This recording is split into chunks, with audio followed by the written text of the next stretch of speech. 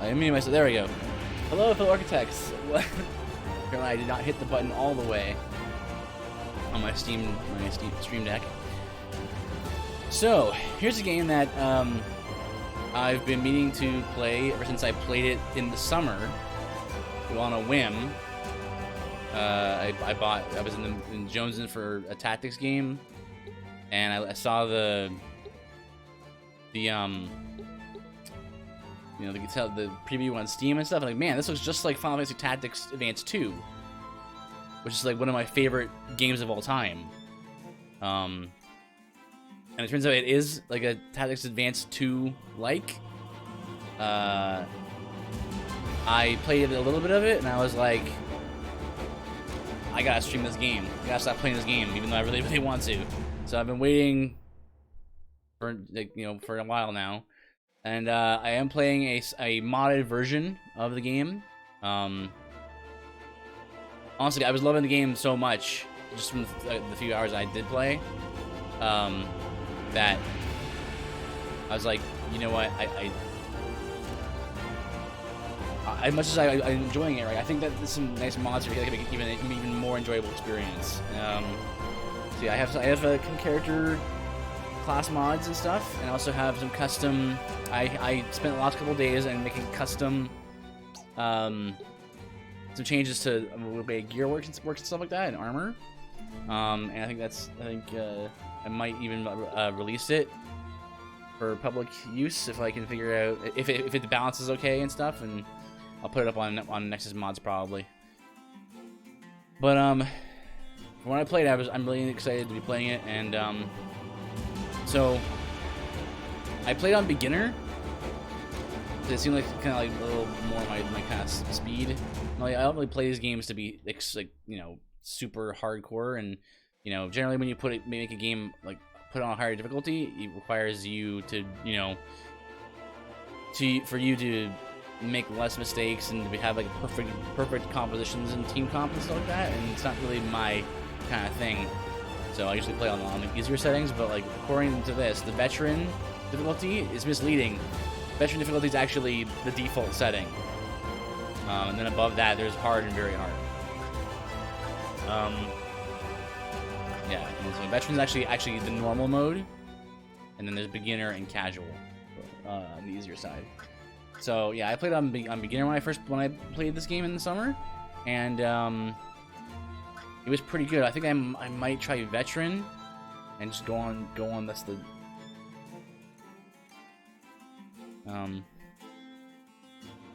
but I don't know. It does warn you. At one sense, it tells you it's a default setting, but also it can be fairly difficult and might not be for everyone. So I'll do a custom thing, I think. I don't know.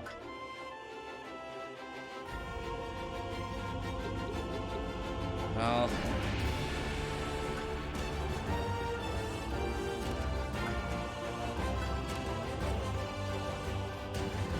I don't know. Now I'm a little bit torn. Maybe I will play on beginner. Now I'm seeing that the default setting, yes, but also is a warning that it can be fairly difficult.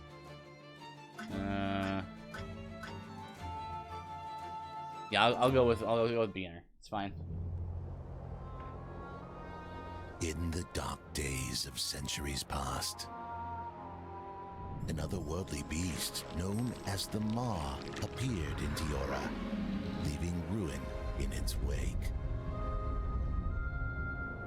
In this time of need, 7 great heroes rose against the threat. The battle was fierce, but the heroes prevailed, and the beast was vanquished.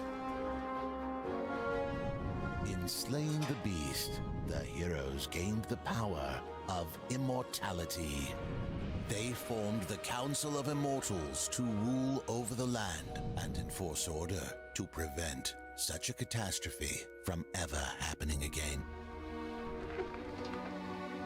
But powerful as the Immortals may be, they are few.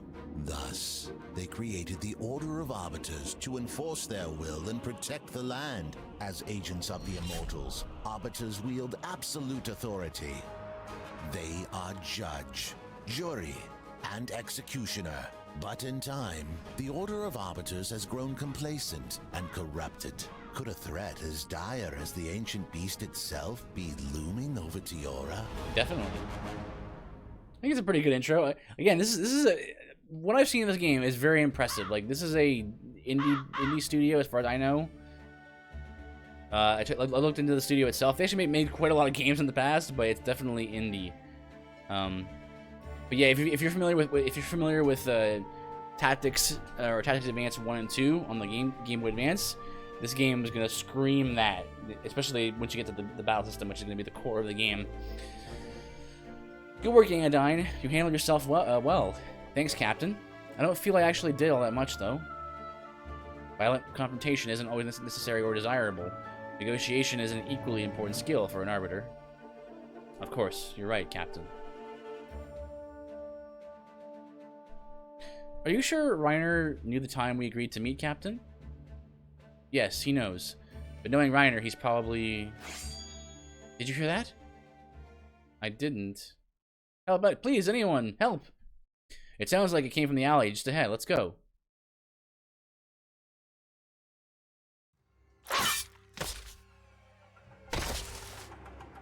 Well, start sort of in media res here.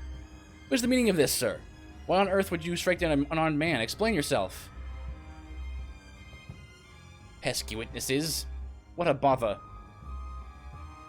You, hireling, earn your coin for once and dispatch these interlopers.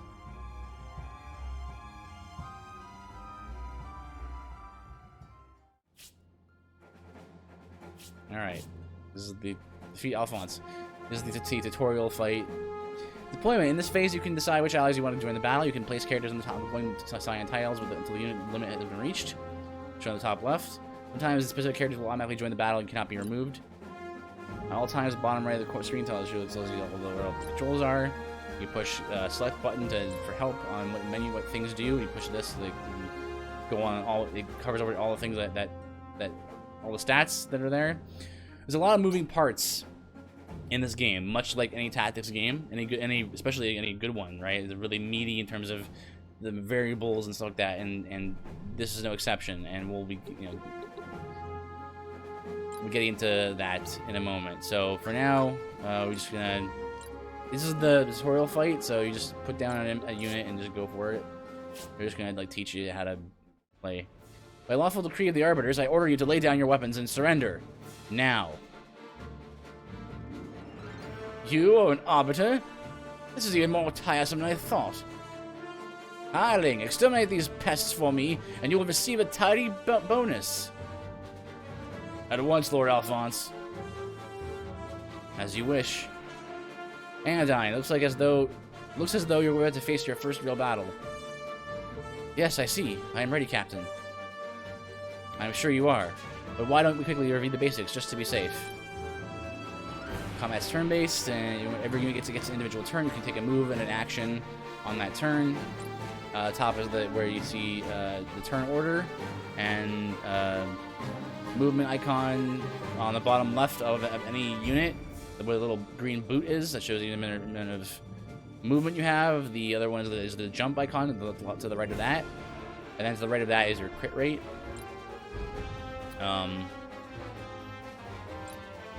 Let's deal with the scum.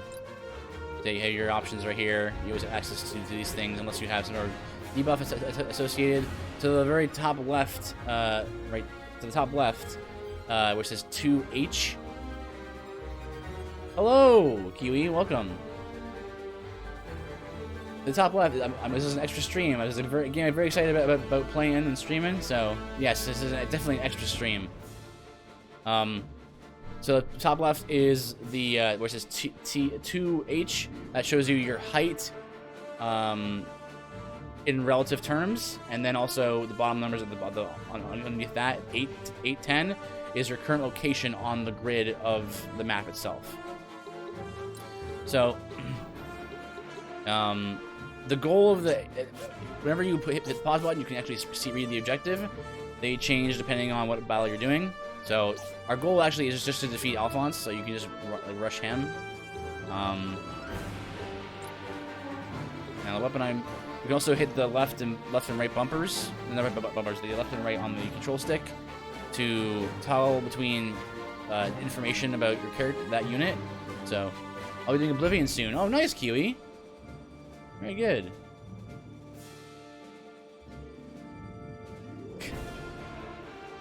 It's quick.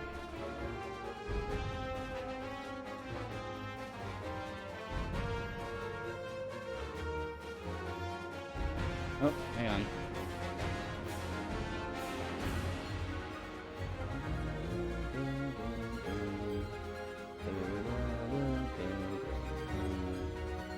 Let me fix the I'll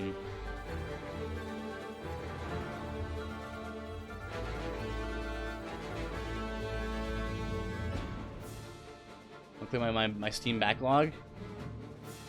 Everyone's got them. Everyone's got Steam backlog.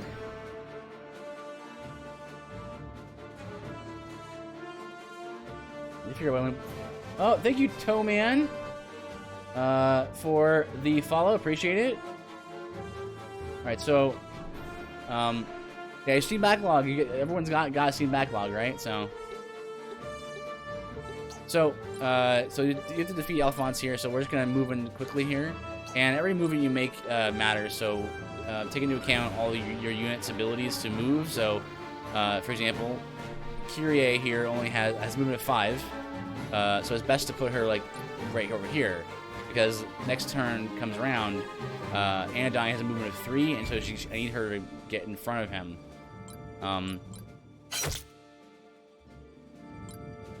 And what also matters here is your placement in relation to other characters. So you deal more damage to enemies from the side, and even more damage from when you're behind them. And then when you've done both your movement and your action, you can then choose the direction you want to face, and you want to always be aware of like what side you think that your enemy will try to attack you from, so that'll help to minimize damage. Kiwi says, mine is Mafia 2, Doom 2016, LA Noire, Half-Life 1 and 2, Oblivion, Skyrim, Red Dead 2, Witcher 3, Wolfenstein, The New Order, Watch Dogs 2, and Hitman. Oh my goodness. Some of those games are extremely long too. Like that's a huge backlog that you'll be on for a while, you know. So we've got some different attacks, hit different targets. 2,000 hours, yeah, for sure. So in the case of the wizard, his spells attack in a plus shape. So I'd like to hit both of these guys, but if I try to hit both of them, it'll also hit Kyrie.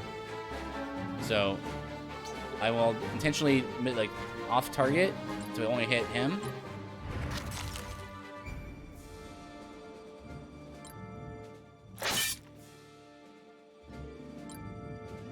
And I believe she has the Realm Razor and passives and all. He moved behind this or in front of this barrel, and now I cannot stand in this position, so I have to actually take 3 steps, right? So either whatever way I go, it will not result in me getting close to him. So unfortunately, I'm gonna have to just get over here, I think, and then even my abilities are only 1 square immediately in front of me, so that's not gonna work. So I'll just throw a potion, I guess, onto Virgil because he's injured. Might as well. Witcher 3 with DLC is 500 hours plus.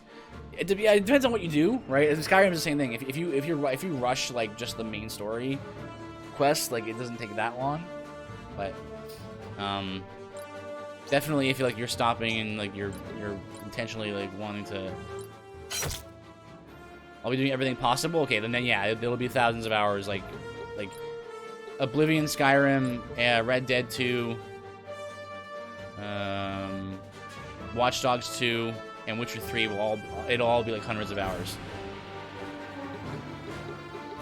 So again, you cannot walk across. You cannot intercept an enemy So like I can't walk over here, but we can walk through the spaces of your allies, so you can walk over here. Not a problem. I still have a movement of 3 though, so you also can't stand in the place where your enemy is enemy or ally is standing. So I'll just stand right here anyway. And then you take your action first, and then also then move. And then I'm gonna potentially turn him this way. This is something that you see me do a lot. You'll turn your back to an object, so that way, even though you're facing away from the enemies, you're up against an obstacle that they can't get your back. So, like going this way would be a bad idea, because then your front is against the wall, which you don't want, because that's where you're most defensive. A wise choice of yielding if you're a bit late in the coming.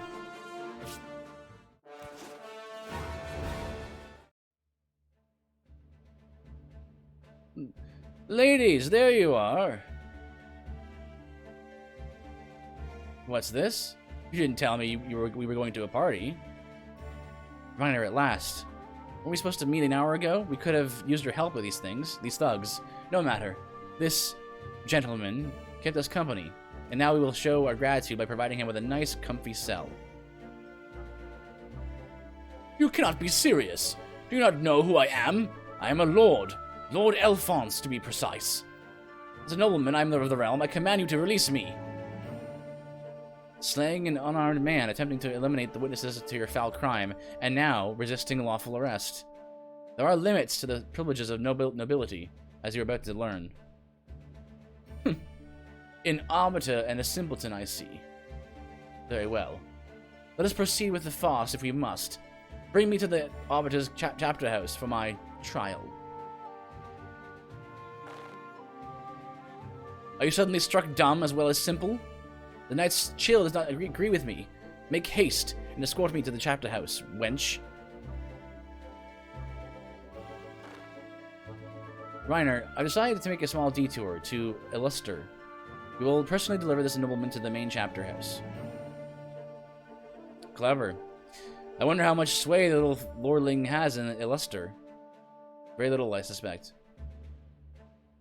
Gather our people and make everything ready. We move at first light. On it. Now, to ensure you are comfortable for the trip... Outrageous! Simply outrageous! Simmer down, or I'll put out a gag next. Pull out a gag next. No one bothers washing the gags in between prisoners, mind you. Very well. What about the other one, Captain? Just a henchman. We'll drop him off at the local chapter house. No need to cart them both all the way to Illuster.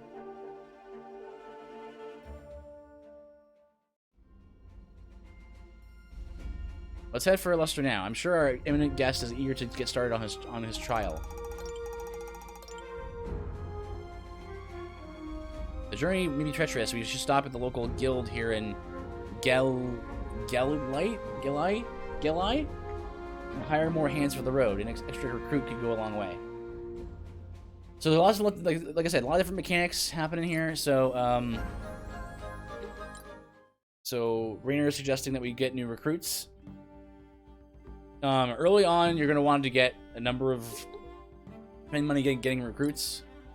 You can basically just like, there's a lot of flexibility in how you can get characters. You can recruit based on level, whatever your maximum level is of your highest level character, and then you can like choose the class of whatever classes that you have unlocked. And yes, there's a class system in this game because that's what makes it so awesome. So we have like the first 5 or so. What do we have a need of? We don't really have a need of anything in particular. I'll take another Mender, which is basically like the White Mage of the game. And I'll put its maximum level. And I'll take. I will also use the. I also tend to use the class headwear and the class outfit just because it's. I think it fits better with the idea Because you can just maybe like, hit random. Like, where's random? It's yeah, X. Like, it's just random stuff. But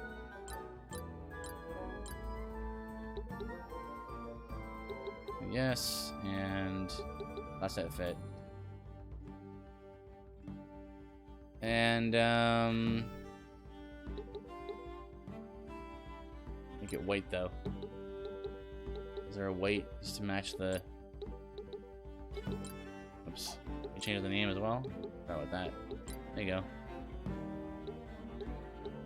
You can even it mentioned in the little blurb there that I skipped past. You can even like install custom portraits and like put custom portraits in the little portrait box. It's really a neat thing.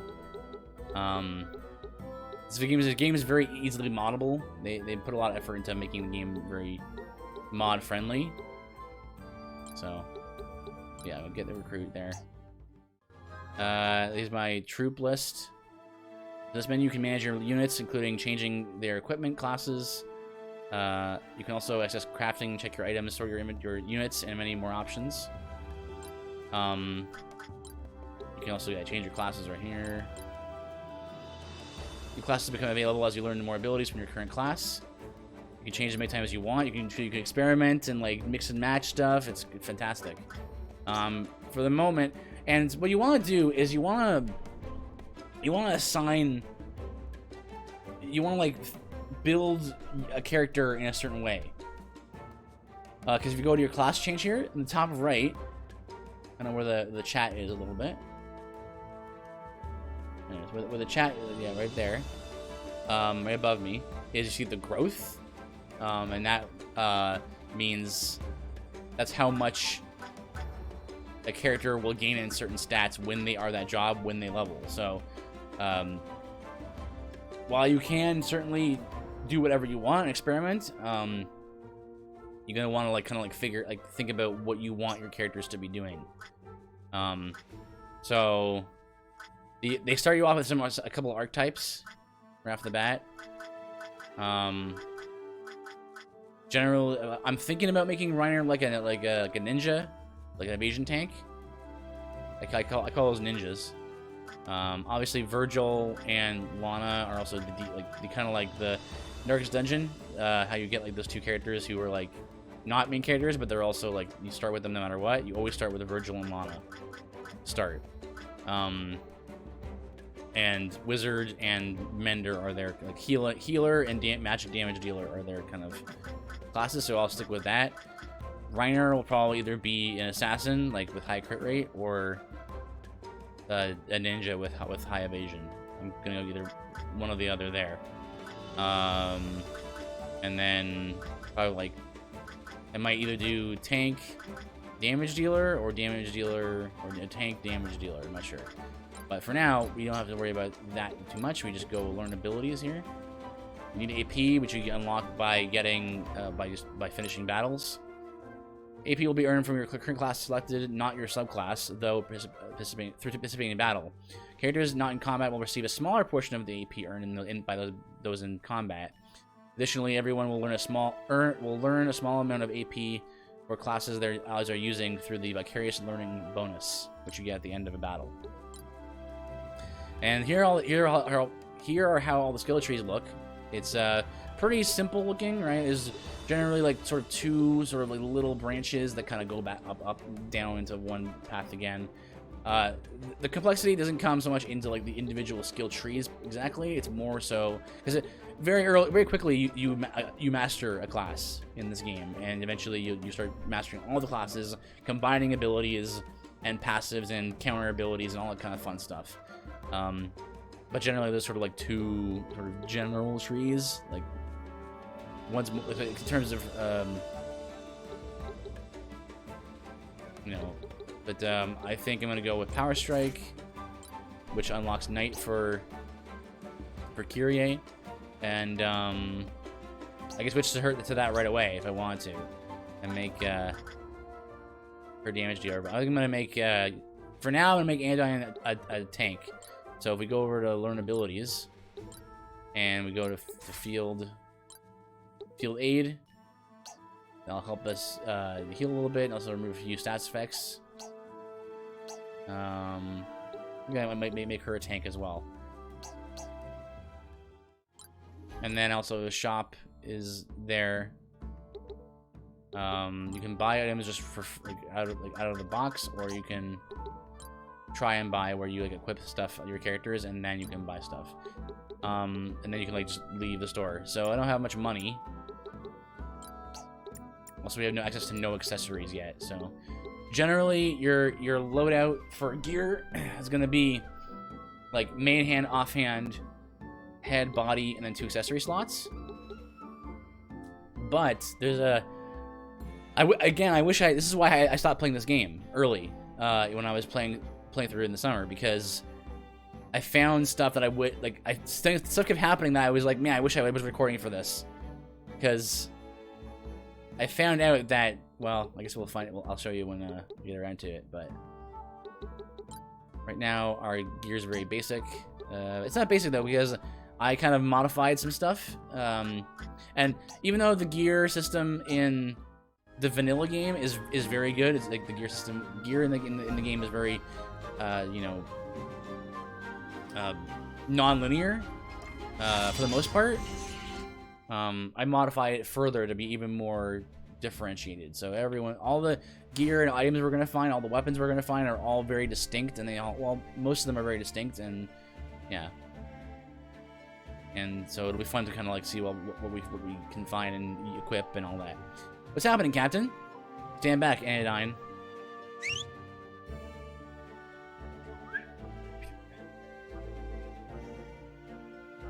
Spotted. Ah, well. You arbiters are every bit as sharp as they say. But much friendlier. Well met, friend.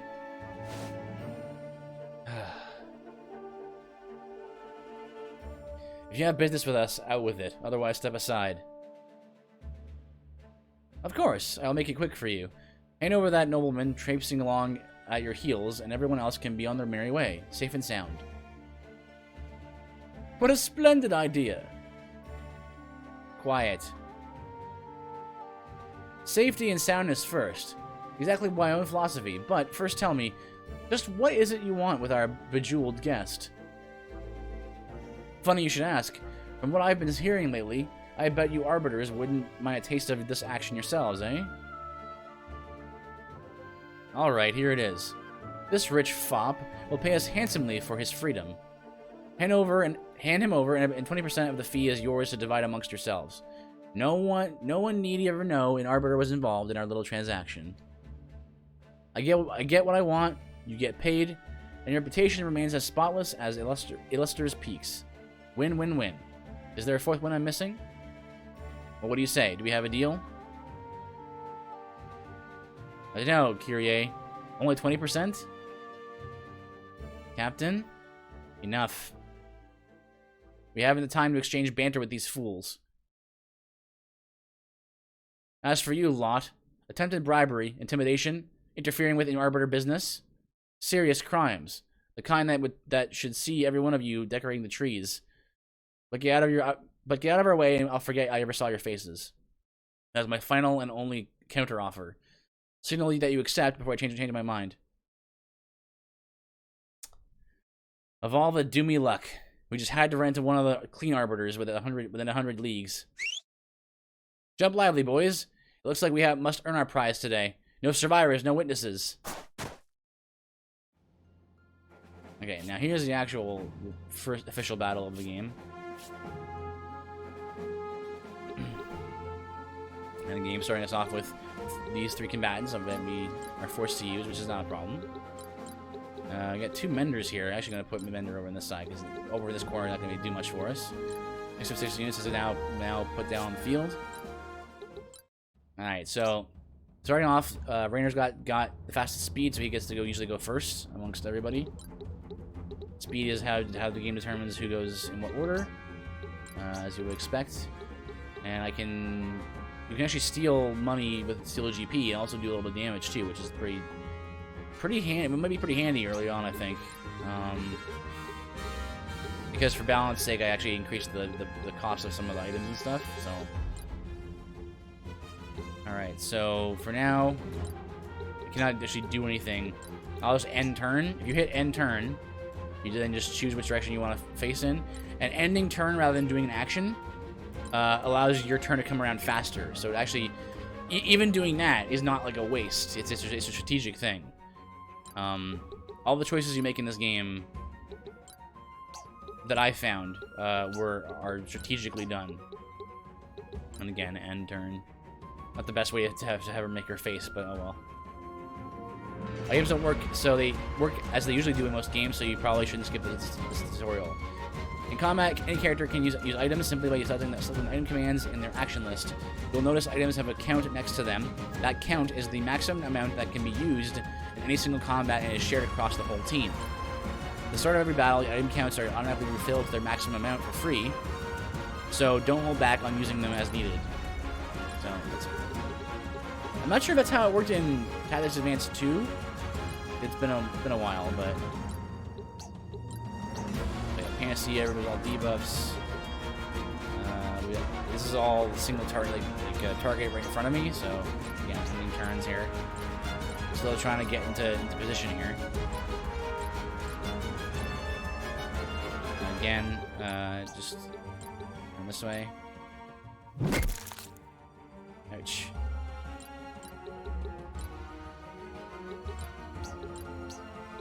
And yeah, items cannot be used other than directly in front of you. I should have a Mifugii 4 mod. Rocks can be thrown up to a range of 3, but not far enough. Kyrie, mark you that sizable trapdoor. I think they might have reinforcements waiting below. Well spied. If one of us stands directly upon it, that should keep it sealed against any new enemies.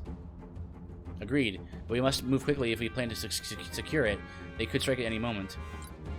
Yeah, so that's kind of an introduction again of like, every map has a gimmick or a like a little trick to kind of mix up the combat.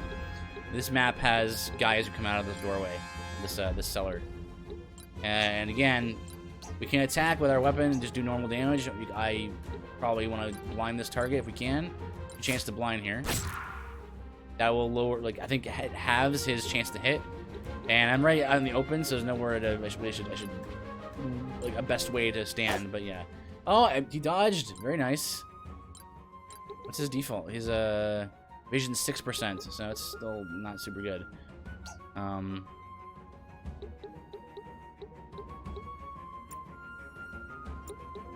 That's right, I have the... that's why... That's right, I have the Cavalier's Robe on Kyrie. Now, much like other games, you want to, like, see if we can burn down people. Also, checking their jobs is important, too. You can also go highlight an enemy and then toggle to see what their stuff is as well, which helps to plan out what you want to do. So, like, we know that, this guy's a mercenary. This is a Vandal, which is a type of monster type, class. Mercenary Scoundrel, this is a mercenary. So, no healers. So we don't have to go for them or anything.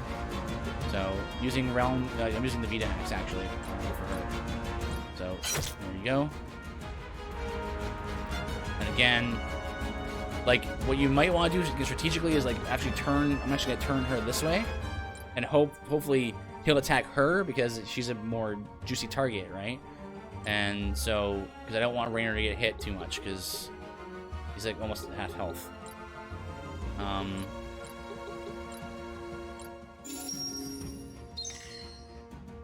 But we'll see. My Mender's out in the open here, and she's gonna take a pretty good hit from, because both these guys have Realm Razors, so which means they already do a lot of damage.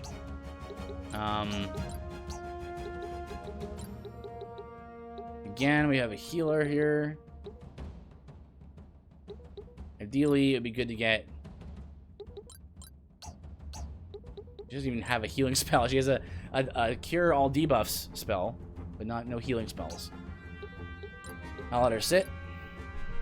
Again, we got Virgil. So Virgil's going to be helping us out for damage. Getting in the right spot is gonna be tricky because of the range of his spells right now, and how squish-tastic he is. I'll stand behind, make him stand behind Lana. Check for elemental effects. Okay, so these creatures, the Vangels, they're weak to fire. So switching to that, I can get 2 of these guys here.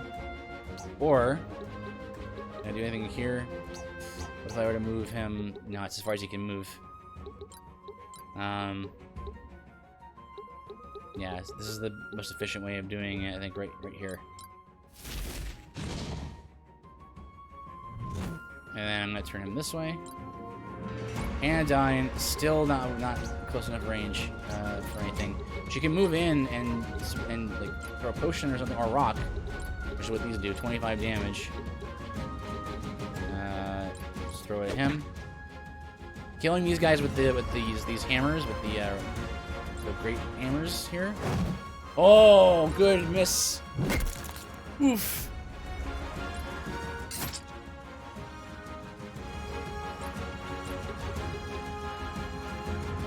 His evasion is 3, and he evaded that attack. Dang.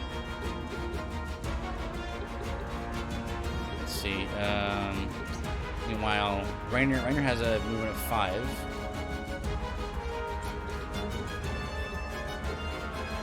$20 HP. Get him on the side here. That's enough. I'm gonna turn him this way. Okay.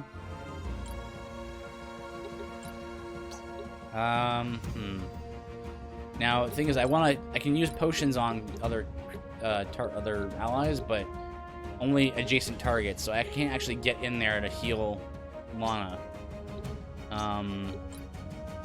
And I don't have Panacea as a magic spell. What has she doesn't even have a weapon. She just has the Cavalier's garb. Okay, that means that she's probably gonna do like no damage, but let me just see here. Yeah, 1. You can move at any time, and you don't actually have to finalize the move until you've taken an action. So you can just like move around freely. I need to make her more useful.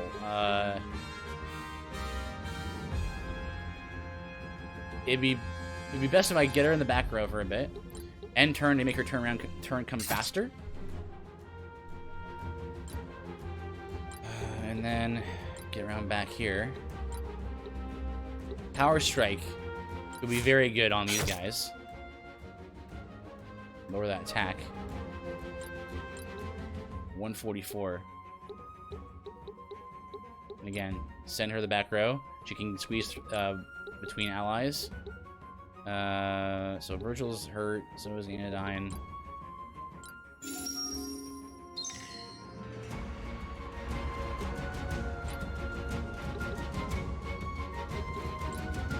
And again, let's get. Oh wait, right. We have to stand on this thing, don't we?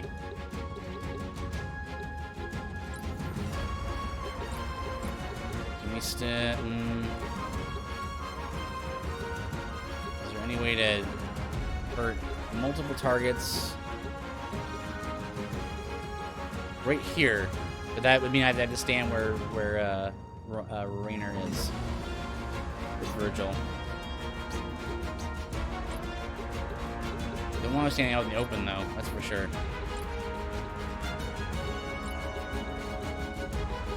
There's no way to do that.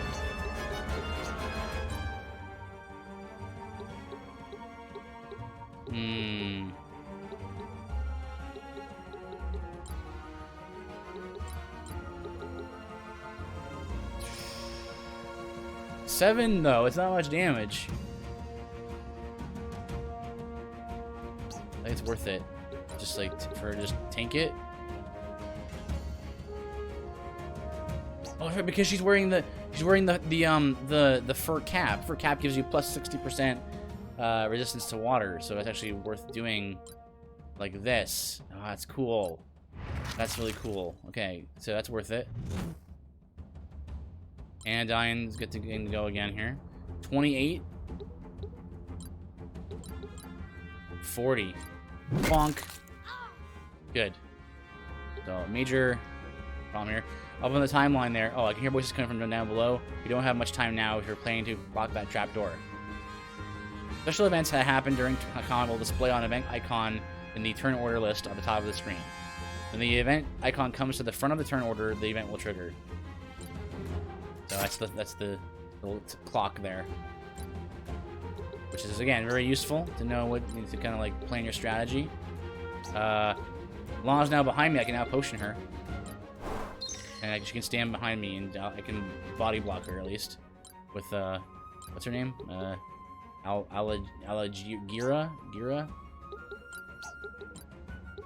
Alright, so the major problems are dealt with. Those two Realm Razor using guys. There's Reiner right here. Let's get a potential blinding happening. Oh, crit, nice. Thorns triggers, so you get a little bit of damage in return. Oh, what's it behind Anodyne? Oh my goodness, are you serious? Another dodge from Virgil. Dang. This one's almost dead, right? Yeah. But I'm using Kyrie.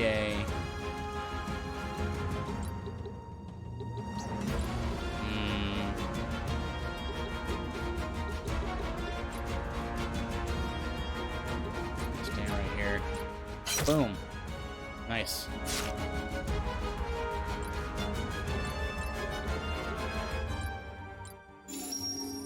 Keep her alive because she's in the front row and taking some knocks here. Should kill this guy, yeah. Perfect. Shellac powder. Yeah. Enemies sometimes drop materials to pick up. I'm actually gonna place him right here. That'll stop the invasion from happening. I'm gonna use Anodyne to attack this guy. She's my very heavy damage dealer right now, at least. And she is not. Oh my, he is injured. I got you, buddy. Battle's pretty much in the bag now, though, I think. So yeah, it skipped the event because the event couldn't trigger, so there you go. Also, it's a good idea to just, even if you're not really sure about how good it, like if it's worth using something on your turn, it's a good idea to always use something, use a spell or a, attack something, because like even though ending your turn without taking an action will get your turn to come around faster, the benefit of using anything is that you get experience points for doing it. So any action you take. So I'm gonna go run over here and kill this guy. And you get little 25 experience points. Every 100 experience points, you get a level up. It's always a set amount. It's always 100 experience points every level. And so you get those actions, those free actions, or any action will level you a little bit, like 9 XP right there. So.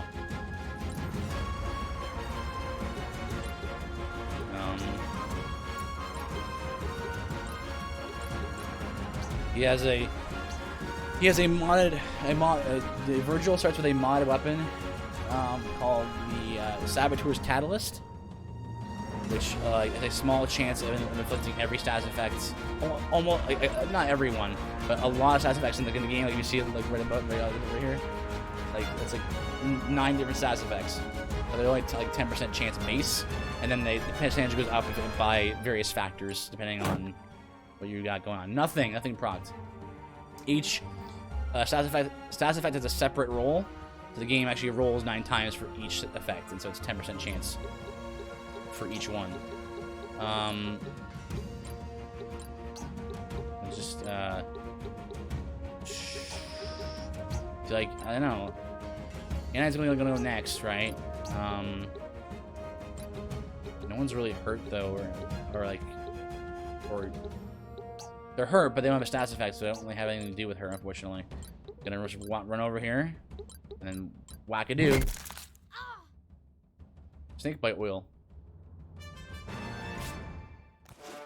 At the end of the battle, you get your gold and influence points, which is something that affects how like missions, which is something else that we're gonna do in a second.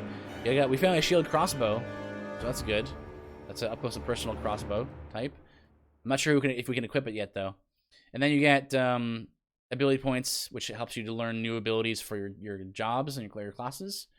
You get a bonus for completing the map, I think, for the first time, and then you get one additional bonus for never having Kyrie die in combat. And then vicarious learning is how much your benched characters get, and all that. Well, a lot of this first session is going to be a lot of explaining all the mechanics. There's a lot going on, even though it's a game that's simple at first glance, but it has a lot of moving parts, which I love. This used to be an inn, quite a prosperous one if I remember all right. Burned down in a marauder attack last year, and no arbiters nearby to prevent it. You allude to that scoundrel's claim about arbiters taking bribes. Nothing but a desperate attempt to talk their way out of a fight. I don't believe a word of it. And yet, here we are, dragging that foppish nobleman around because we can't quite trust the local chapter house. That's a long enough break. We need to keep moving if we're to reach Illuster before nightfall. I'll make sure everyone's ready.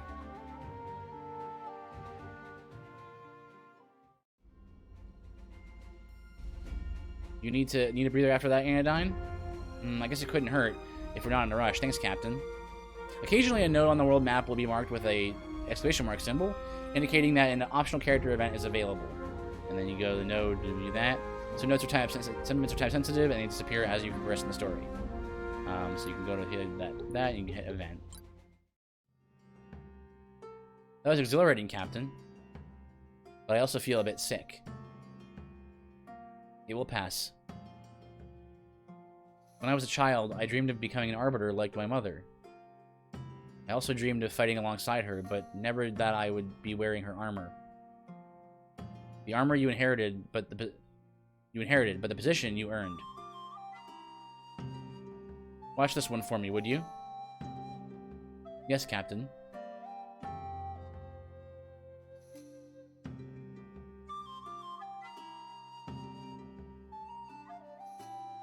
Why would someone with your wealth and privilege stoop to murder? If that man had wronged you, I'm sure the court would be happy to hear your case. The court's manner of dispensing justice is too costly, slow, for my taste. I don't understand. That shocks me to my core. But what did he do to you? Let us just say he strayed from the rut which fate had gouged out for him. I still don't... Just like a pair of little girls I know, he interfered in the business of his betters, and quite... Hello, Carlita, welcome. Good to see you. Welcome. Just playing a game I've very much been looking forward to playing. It's a new one for me, but it's I played it a little bit, and I was like, man, I gotta stream this game. It's awesome. So, if you're a fan of like XCOM type games, like Advance Wars or Fire Emblem, this is kind of what it's like. He interfered in the business of his betters, and quite soon afterwards paid the price forfeit. Perhaps one day you will explain to me how such a powerful lord came to be the prisoner of a pair of little girls.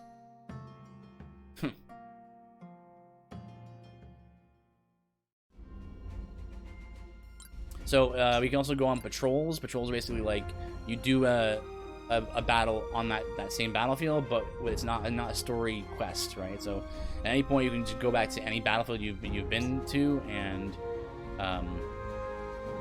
fight different enemies there, and also your formation will be different. So like where you start the battle will be, it might be different depending on the map.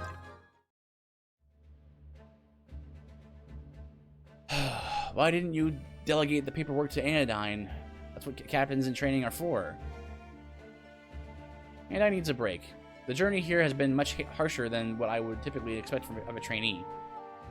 In this particular package, I wish to deliver personally.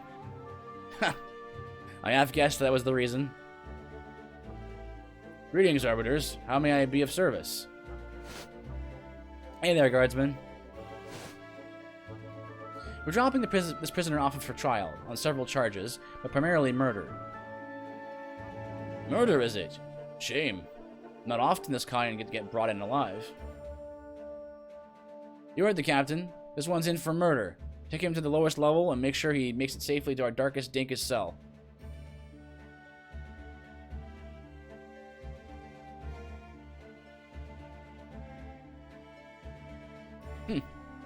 I promise you will regret this entire charade, wench, and sooner than you think. Get moving, you! All the animations are so old-school tactics game. I love it. He's still surprisingly confident, I must say. His arrogance is breathtaking, true, but no longer any concern of ours. Go on ahead, Reiner. I will file with the charges. Apologies, Captain, but that will have to wait. The Immortals have convened a council session, and by their order, all Arbiter captains in the city must attend. Surely it can wait until I have formally submitted the charges. I want this done properly. I am sorry, Captain, but it cannot. This morning's edict was quite clear. This meeting is one of the highest importance, and all captains must appear without delay. But don't worry about the prisoner. He won't be going anywhere anytime soon. Alright, thank you, Guardsman. Come on, Reiner.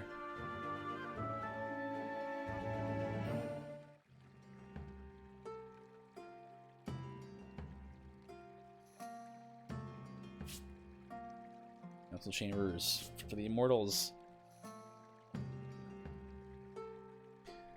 I understand you've got some kind of announcement, Primus. Let's get on with it if we have to. Also, I don't know the plot of this game, but that guy's definitely evil, right? The guy looks like Dracula.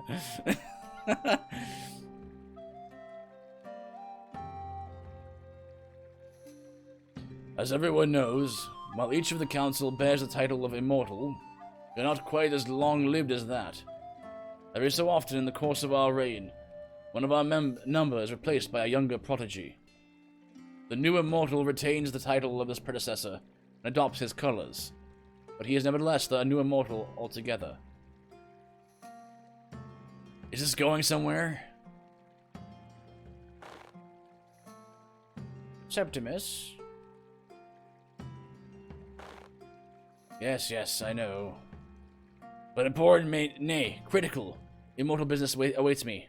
Nothing less would tempt me away from this Congress, I swear.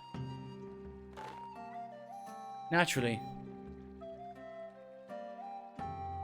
As I was saying, there comes a time for every Immortal to surrender his mantle and step down. Now that time has come for me.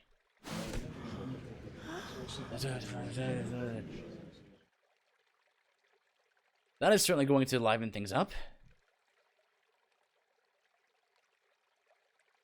Meaning, I will have the opportunity to directly observe an Immortal relinquishing his power.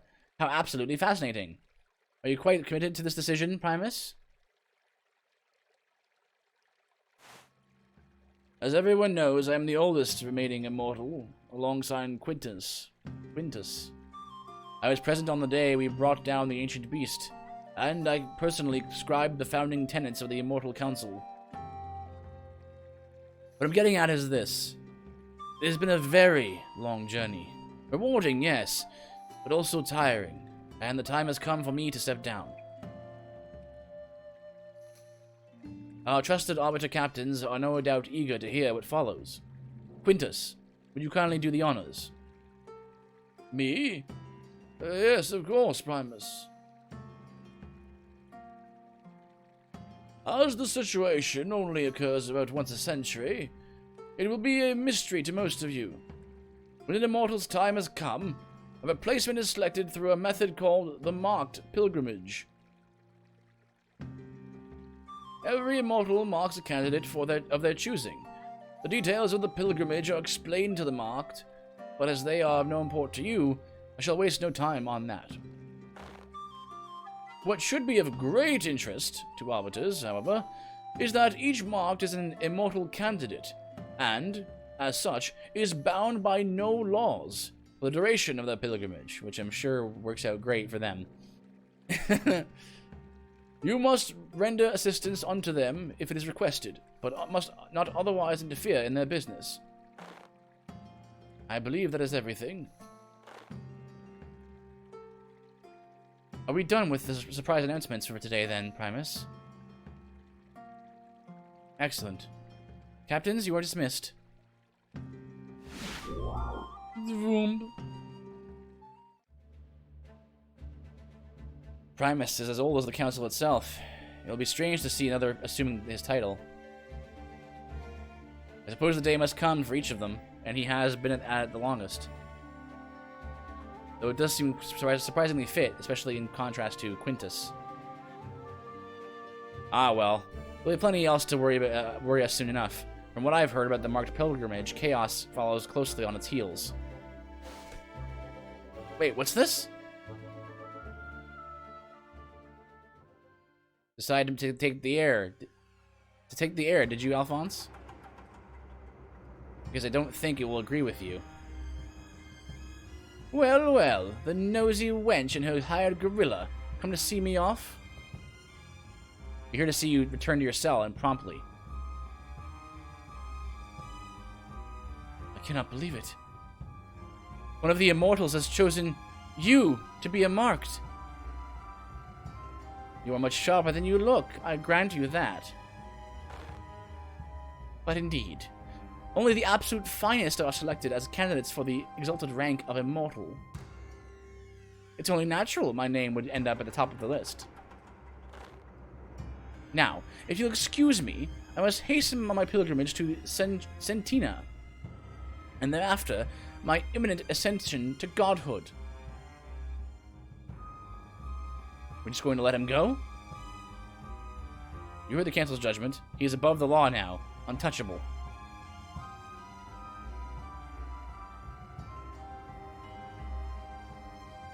I'm already at laws working out just great. No, I can't believe it. The hem was made marked by the council. I need some time to think on this. Spread the word. We leave tomorrow at first light for Sentina. I have a feeling trouble is going to find us on the way.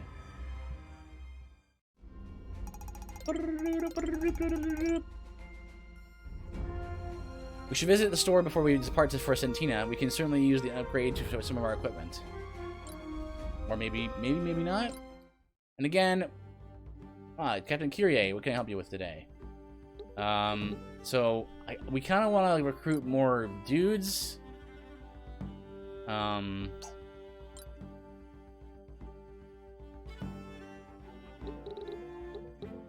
As well. Also, this guy has a werewolf portrait. I'll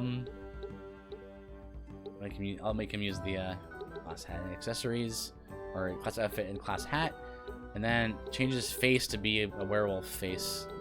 If it's here, it's not here. Maybe later he'll get a werewolf face. Let me just go back. No, because that's like the generic portrait. That's just Virgil. You can like choose from a list of portraits. Here you go. And I'll make him level 3.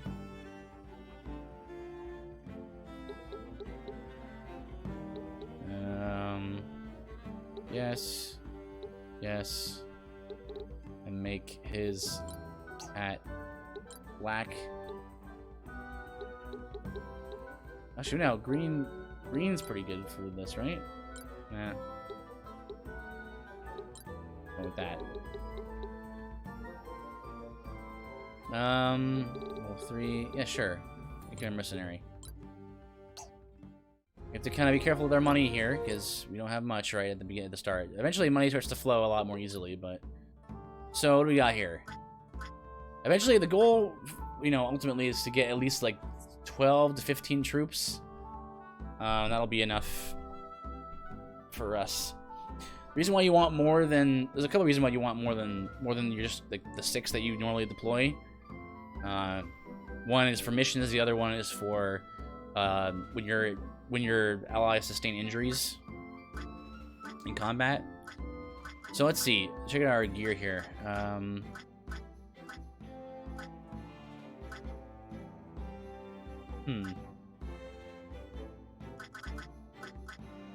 Sword. A knife.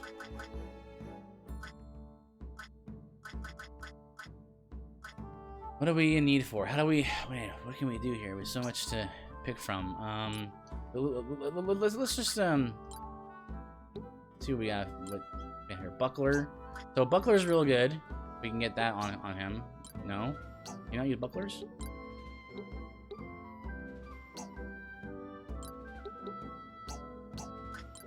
We can stack...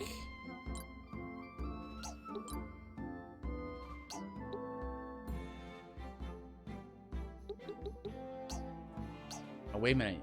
Is that because... Oh, no! That's fine. Yeah, whenever you get... Your characters have new abilities to learn, they have a little arrow under their feet, and you can go into there and learn stuff. Getting counterattack pretty early is a good idea.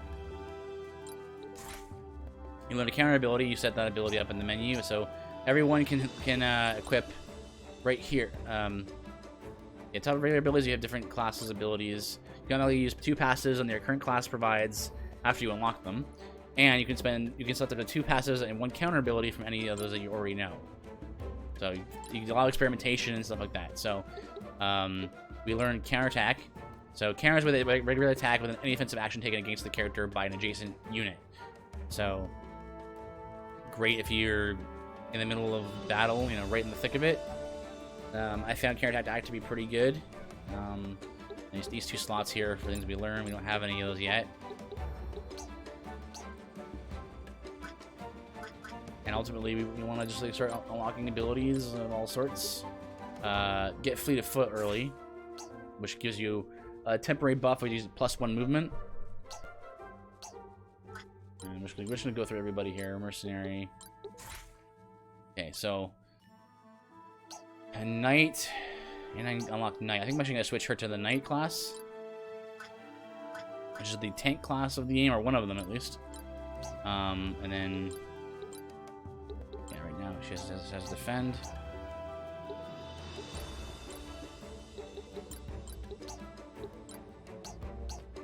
Got her gear here. Aha. You can change your unit's equipped gear here. Each unit has 6 slots to work with unless you have special abilities that influence what you can equip, like dual wield or sturdy grip, for example. You equip 1 weapon, 1 body piece, 1 hat, 1 shield for certain classes, and as many accessories as you can fit. So that's a really cool, like, free-form feature that blew my mind. I was like, what the heck? You could actually equip multiple accessories as much as you want. If you wanted to, you could equip 1 weapon and then just fill it up with accessories and not actually wear armor like a headpiece or a body piece, which is amazing. So we're gonna need a weapon for Anodyne now that she's a knight, and let's get mass heal for an AoE heal.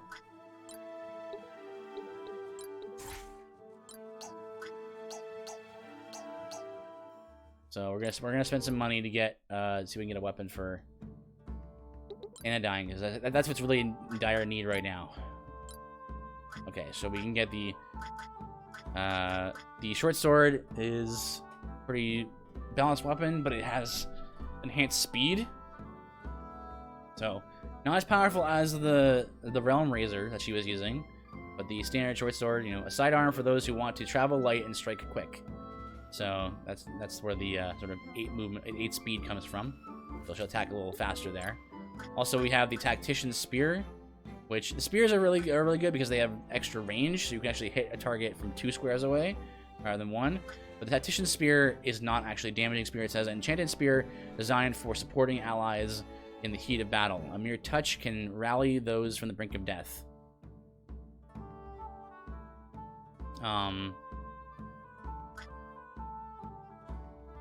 So let's just say on the brink of death, not from. So that's actually an interesting little mechanic where you actually a couple of other weapons in the game have that feature where like when you strike an enemy or you strike a target, it actually heals them rather than damages them. So short sword is the way to go here for sure. And then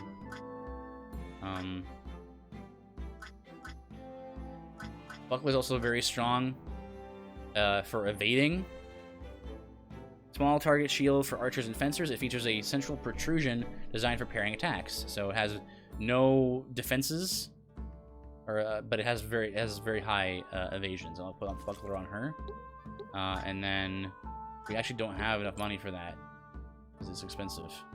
I'll remove that. And what else can we do here? That's why I was so surprised to see Virgil dodging, because he did not have the ability to do much there. Short sword.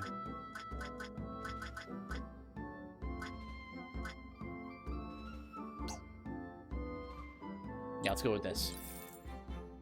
Save the money. I'll save the money. Okay. Now, as far as I played, there were some battles that got pretty hard. There's a battle like right here, I think.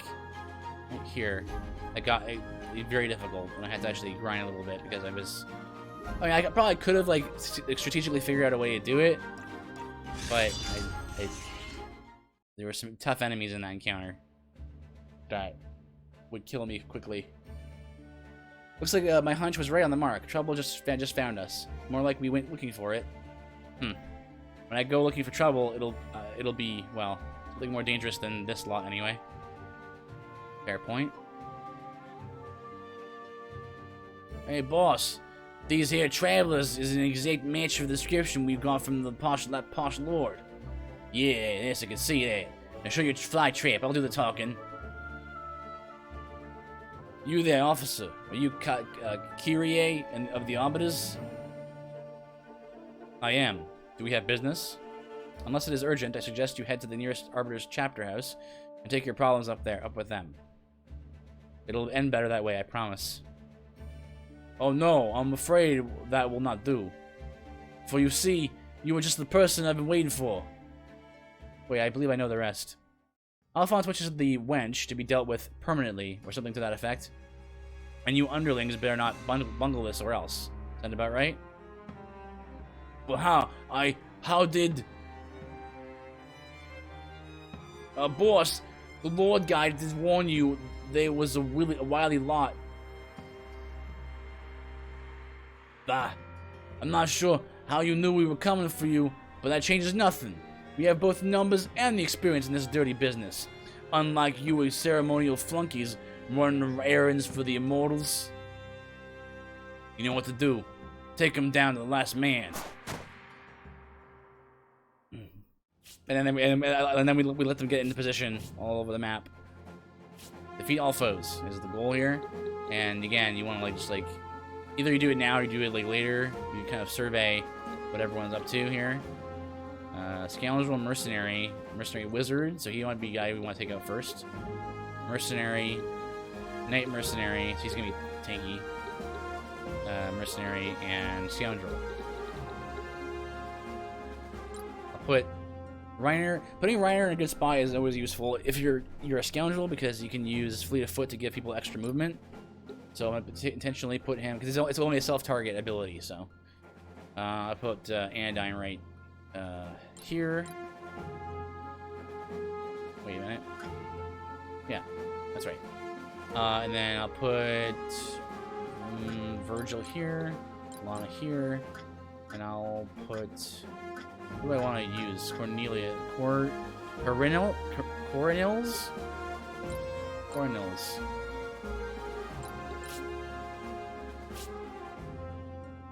This map has treasure on it. Treasure chests may contain a variety of things, including gear, components, gadgets, and badges.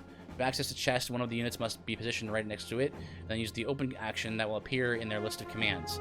Don't worry over much if you are unable to reach the treasure by the end of combat. It will remain on the map for next time. And some of them contain special treasure chests, like that one there. These are usually hard to access and might require you to have specific abilities or equipment in order to reach them. They also tend to have better or even unique rewards. Generally, I found that it's worth, depending on the battle, it's generally worth getting opening chests and stuff because they have good stuff in them. Yeah, look at that movement right off the bat. I use Fleet of Foot, self-target only, but it's in a burst around me, so there you go. And I usually like for this battle, we can already get there right in this go. I'd like to do that. And we can turn him this way. Hopefully he can do all right. He moved down. I thought for sure he would go after Raynor there. Okay, getting rid of this wizard would be good. He's in a good spot to start punishing him. Short sword damage. There you go.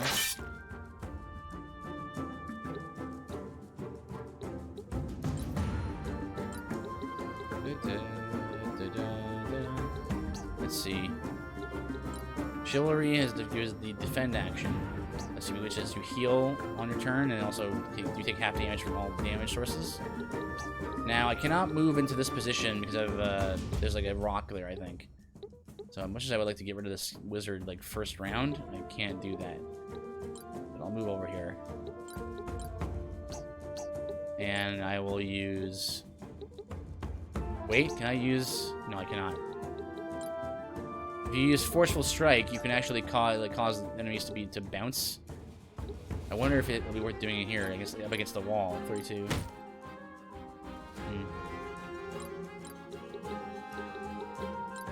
I'm gonna go over here. Forceful Strike. Boom! Pushes them into their ally, and then they take the damage too. That's pretty cool. And again, we got here. Monitoring everyone's damage. She did a little bit of damage.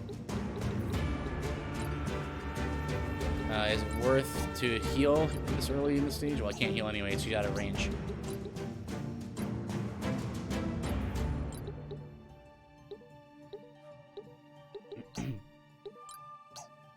Let's see.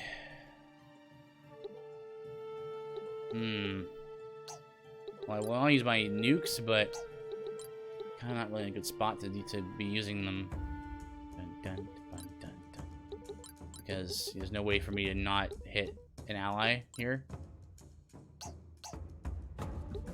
Is it? Let's see. I can get a kill shot though if I. He's not. It won't take that much damage to him. How much?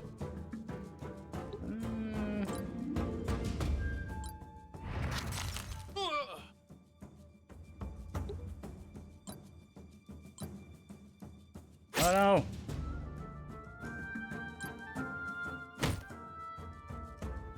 Forceful Strike's all. Yeah, counterattack. There you go. Nice.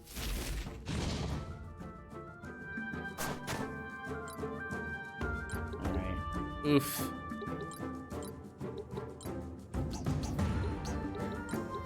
What I found is like Virgil is a very useful unit, but he dies very easily. I guess to be expected, right? He has a mage, like a magic damage dealer mage, so. But man, it's rough. No! I didn't even notice that guy has a tactician spear. Yeah. And a buckler, so that means his evasion's gonna be pretty good. Bronze armor for a little bit of speed, extra speed. And toad boots for additional jump, I think. Open up. Got some fruit.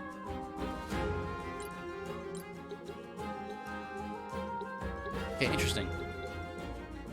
Interesting.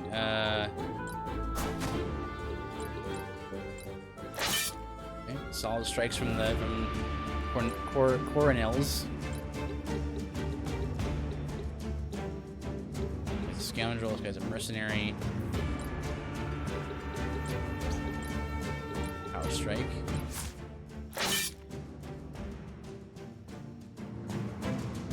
Manage.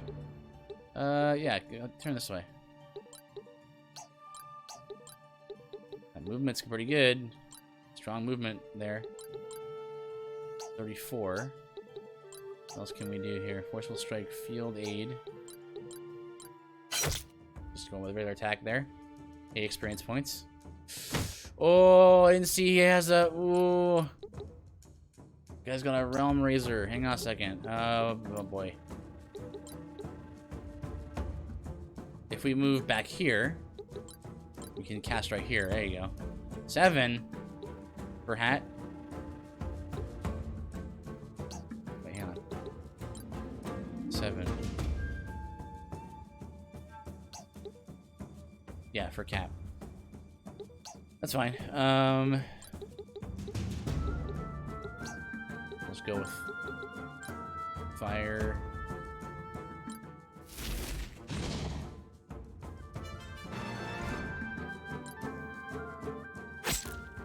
Ah!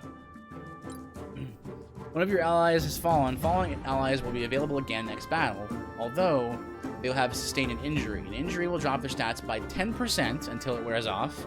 It will wear off after they rest for a full battle, meaning they need to remain on the sidelines and can't participate in the battle.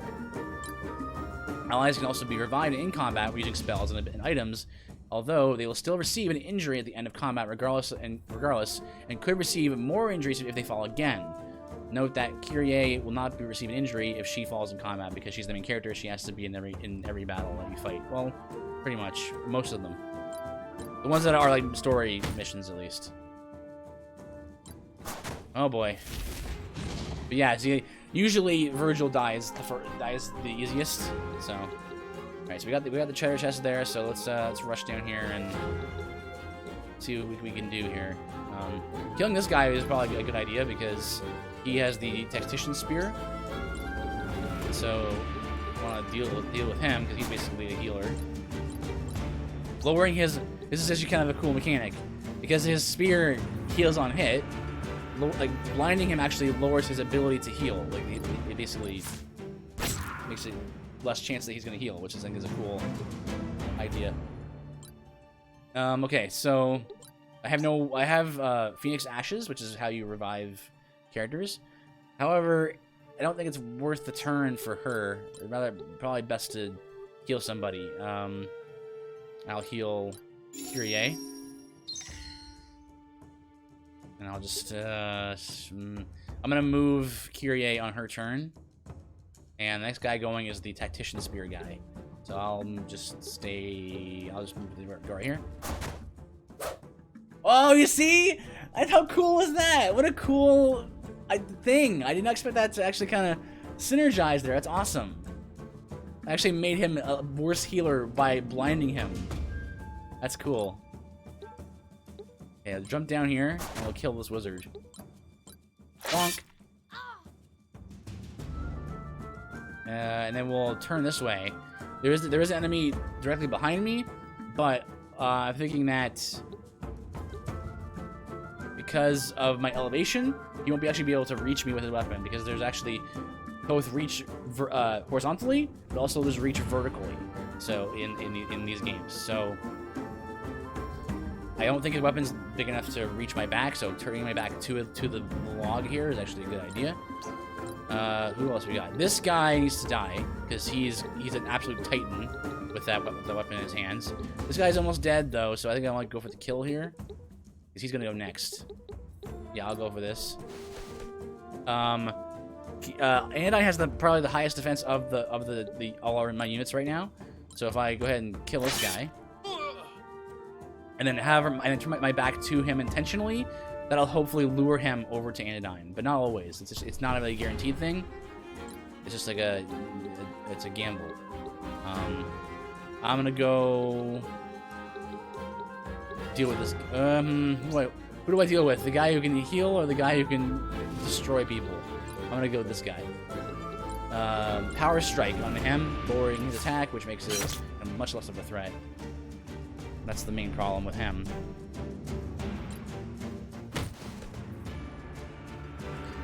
Forceful striking people off of ledges. Yeah, see, that works. That may have actually killed me if he had been hit my back there. Possibly. Okay, so I'm not close enough to actually hit him here. So I can just go down here and go for the Night Mercenary down here. Again, he's still blinded. I'm not sure if you can reapply blind, though. Actually, we'll try and steal some gold. Miss! 144 now. Yeah, like I was saying, forceful striking people off of ledges actually does damage as well as fall damage when they hit the ground. And a cool little detail that I learned, just like very recently, playing through like the beginning parts of this game over and over again because I really wanted to play it on stream. How good you are at jumping affects your ability to survive long falls, which is a really cool mechanic that you just would never think of. Really, it's not necessary to know about, but that's the kind of stuff that I love about these games, man. So I'm gonna actually turn her like this. Hopefully, God, I can't get. See, what I should have done is moved Anodyne right here, so that way Coronils can move right here, and then finish him. That's the thing about these games, where you have to think like steps ahead to actually really do well. And I don't think my weapon can reach this far. If I go right here, oh, I can. It's kind of on an angle. So you see here, like I'm at 7. Top left, it says 7H, and then his space is 4H. And you go to my you go to my weapon. It says vertical 3, range 1, vertical 3. So if it's equal or less than, then it'll reach. So let's go with that.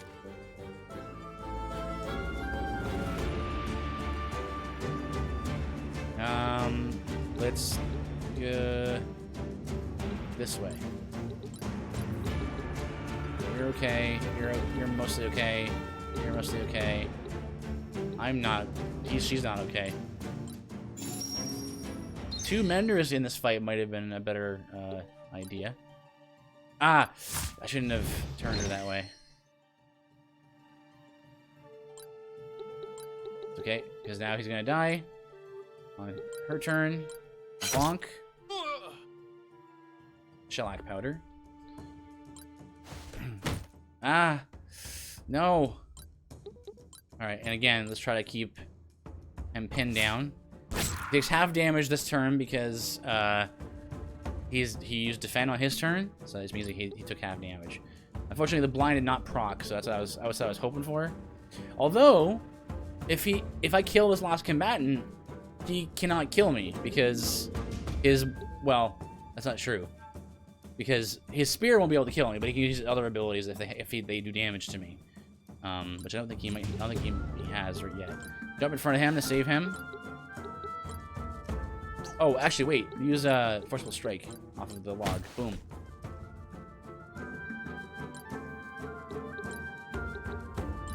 Jump in front of him right here to try and guard Lana. Lana, can you jump up here and kill this guy? Bonk! Good job. Yeah, he has forceful strike, so yeah, he can like shoulder bash, so he can't use the spear anymore because won't do him any good. So his defense is now back to normal levels.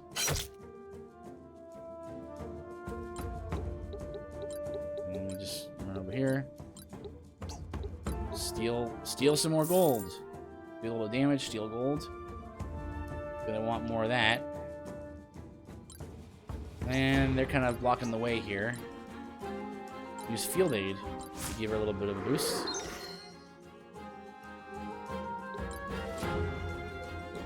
Can we do that twice here? Oh, I don't even know force Field Aid. Put him right here, I guess.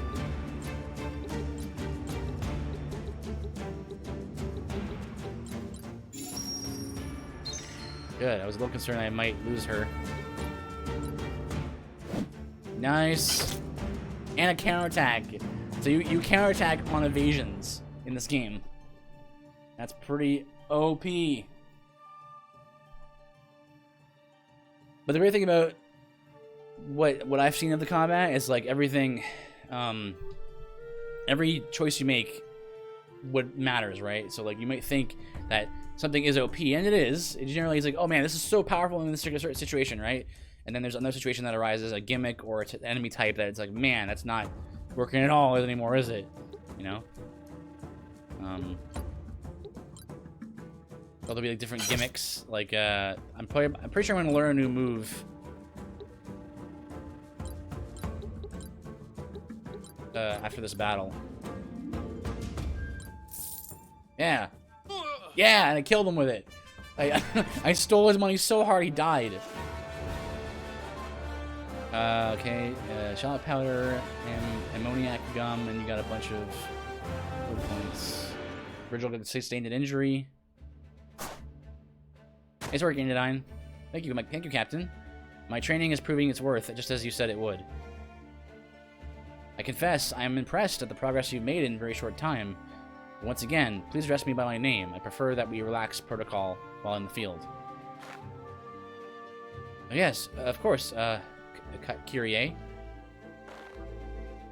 Ready to report my findings, Madam Captain. I wait your convenience. Rainer, you're insufferable.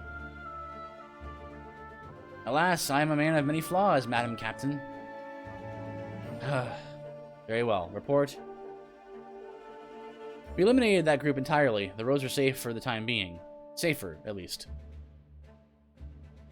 However, it is just as you surmised. The bandits seem to have been in the employ of our favorite nobleman, Alphonse. I recovered a fat purse from the leader, fashioned from purple velvet and embroidered with lace. Does anyone doubt where this came from? That is interesting, but also pure conjecture. You have something in the way of hard evidence, I assume. Ah, you know me too well. I figured that the little lordling wouldn't have enough gold on his person to pay for a major assassination, so I searched the bandit leader thoroughly. And lo and behold, tucked away in his boot was a promissory note for a much larger sum. Said note was signed by Alphonse himself. Quite a gamble for him to take. He must truly hate us. Excellent work, Reiner. Coupled with the thugs confirming that they were in Alphonse's employ, this should be ample evidence against him. All right, you two take a breather. I'll ready everyone for our departure for the temple near Sentina.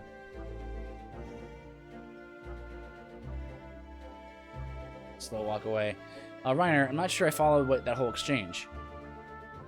And it's hard to tell by looking at her because she keeps her emotions so carefully in check, but Kyrie is actually very angry and concerned. The fact that Alphonse murdered a man right in front of you two and appears to have been cleared by the council, it calls a lot of what we believe into question. But Alphonse is a marked now, and all the marked are above the law by explicit council order. There's nothing we can do. That was my first thought too, but Kyrie knows the law letter by letter. There's a provision related to the arbiter's right of self-defense, which supersedes all other laws, even those pertaining to the marked. By sending those ruffians after us, Alphonse has given us legal grounds to bring him into justice, regardless of his marked status. Ah, the captain's so wise.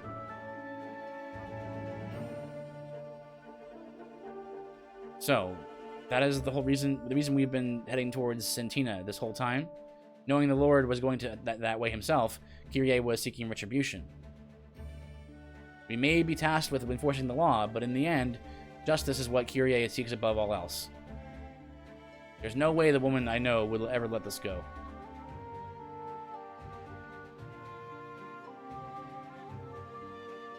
Alright, we've had our break. Let's rejoin the group.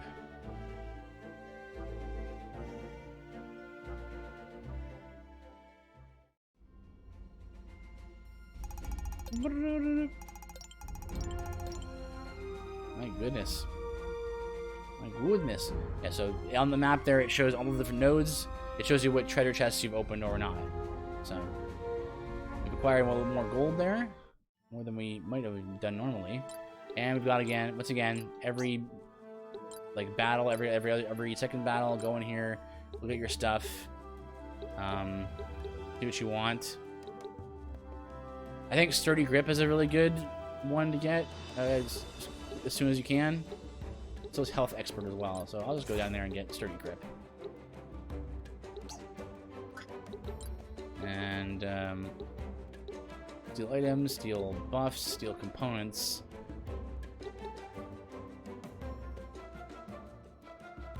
I'll take the arterial cut, I think. That unlocks Ranger, because the Ranger is unlocked with... so it'll show you right here under the classes. It'll say, just below what the name of the class is, it says requires. It says requires Scoundrel 4. So it means 4 abilities up from the Scoundrel class. And then, like, some of these are also, like this is probably one couple, yeah, like, Wizard Star means, like, a mastered level wizard and stuff like that, so. Let's see. Yeah, so Virgil's injured, so I don't want to use him, because he's not going to be of much use to me.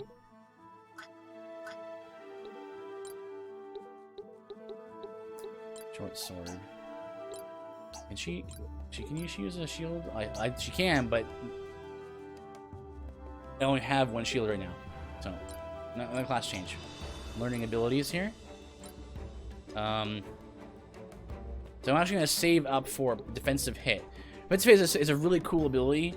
Like, it's a cool attack where you can actually turn your like heavy, dedicated defensive tanks into damage dealers. It's so cool. Basically, defensive hit deals more damage the higher the caster's defense value is. So you basically you shield bash with this attack, right? So it calculates your defense as part of the attack. So it's like you can potentially have you can potentially dual wield shields or something and like just bash people with it's great. I've never actually tried it myself, but it seems like it's potentially you can do that. You have a little more money now, so just trying to slowly get people where they need to be. Fill out their empty slots, right? So I think just getting the buckler would be really good. Even though she's not really built for evasion, plus 16 is a lot. Even though it doesn't give you any defenses.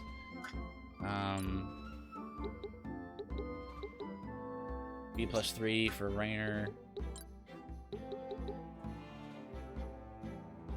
Evasion plus 1 on the Demi Gauntlets. Those are cheap too.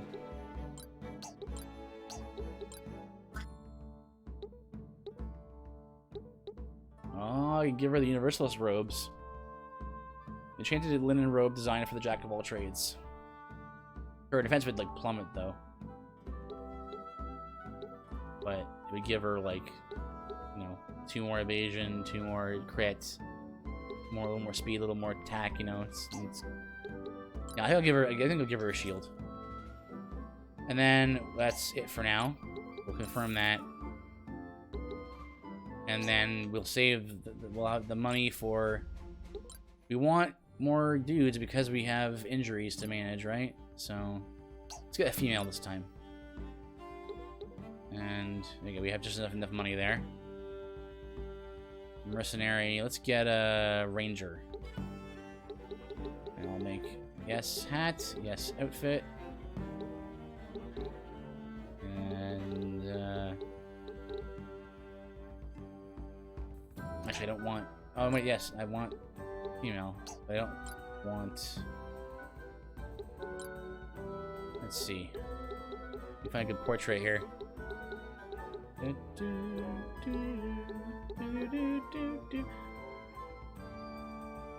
you go. Go with that one, I guess. That's Ranger, right?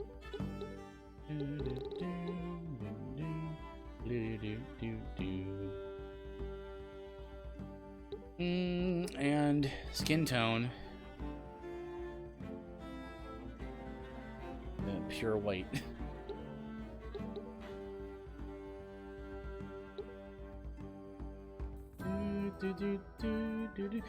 The music in this game is also very surprising to me. It's very, very good. Lacrima? Dun, dun, dun, dun, dun. And then let's coordinate the colors here because the colors are off. Let's make the hat green like that. There you go. Perfect. Matches the portrait. Oh no. Also make her level 3. Perfect. I have no money now.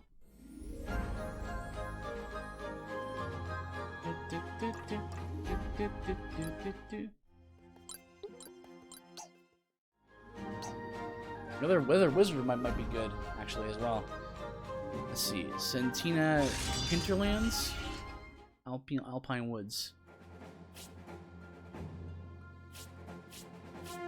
Oh, there's a fight coming up that's going to be a pain. So again, I usually deploy him right where he can get the most benefit from Fleet of Foot. I'll deploy her closer to the battle. Virgil will skip Virgil. You give me the back row. And 2 healers.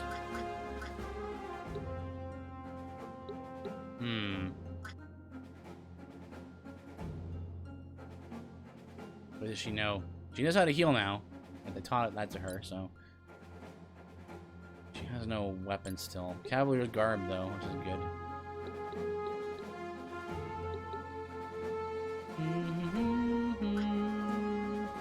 Shield crossbow. Close quarters engagement. Firing this crossbow deploys the shield around the user, protecting them from harm. +5 accuracy. Sure. I think we can use her. We're getting shot. Let's use her. Oops.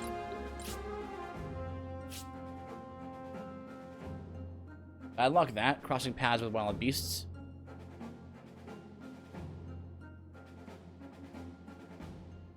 Everyone be on guard. Vangals are quite agile, and in their own way, just as dangerous as his seasoned warrior. Alright. Opening with Fleet of Foot. Opening with Fleet of Foot. And I'll just, I'm gonna need to move this. Oh, the chest right there. I'm gonna get that. Over here.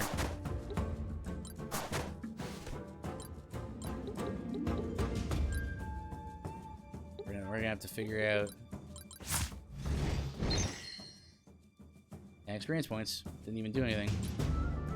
Really? Survival.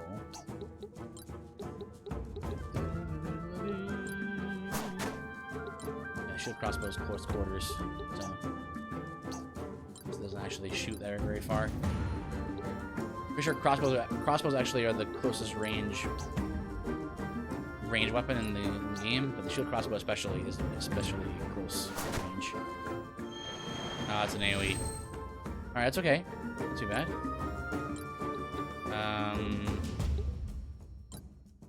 Right here. We have mass heal, we can't use it yet. Stay right there. Dun, dun, dun, dun, dun. That's so unfortunate.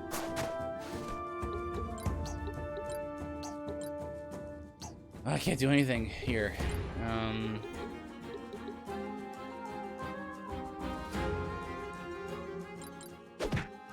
That.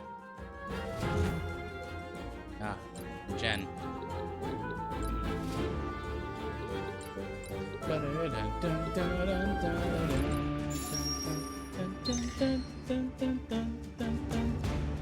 The music in this game is surprisingly good as well. Really reminiscent of past games of the past. Oh, that guy can heal. I forgot. What a pain. All right. We can move right here.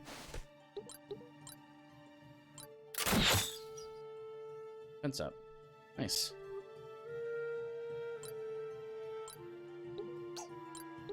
How are we doing here? They're injured. Move over here. 34. That's a bit of an overheal, but not too much. All right, I'm gonna just have him just motor over this chest. Get it. Oh, you know what I could do also? Actually, attack first. and then move.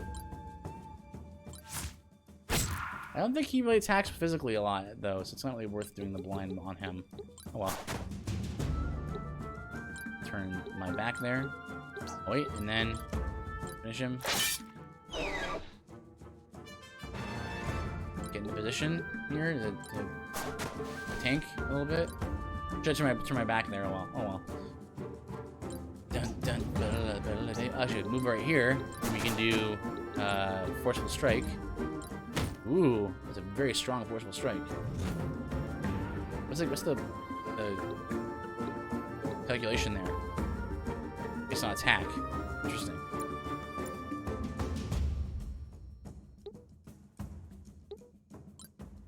Alright. What's she using? Oh yeah, she has no weapon, so she's a weak lady. What's everyone doing here? Yeah, you could use a little bit of heals.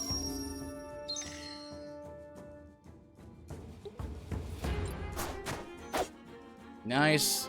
Good job. In there.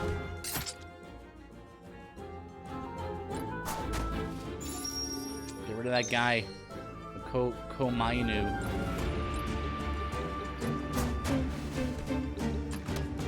Silver spear.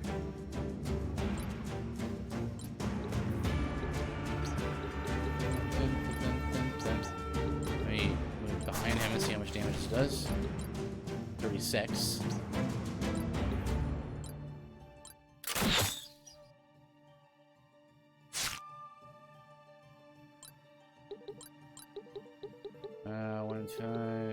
He's fine. He's not so fine.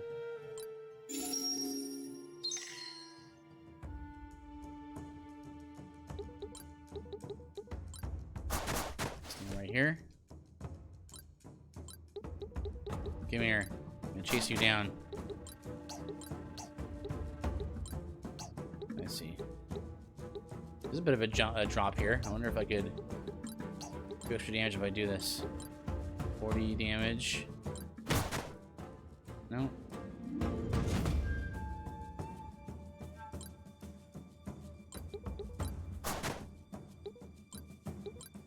$33. Precise strike makes it so you can't miss. Sure, I'll get power strike there. Attack and I'll turn. There you go. And then move up here. Get away from these guys. Just heal myself. She can just be selfish and just heal herself. I'll turn my back to this hole. Nice! Oh, that's nice.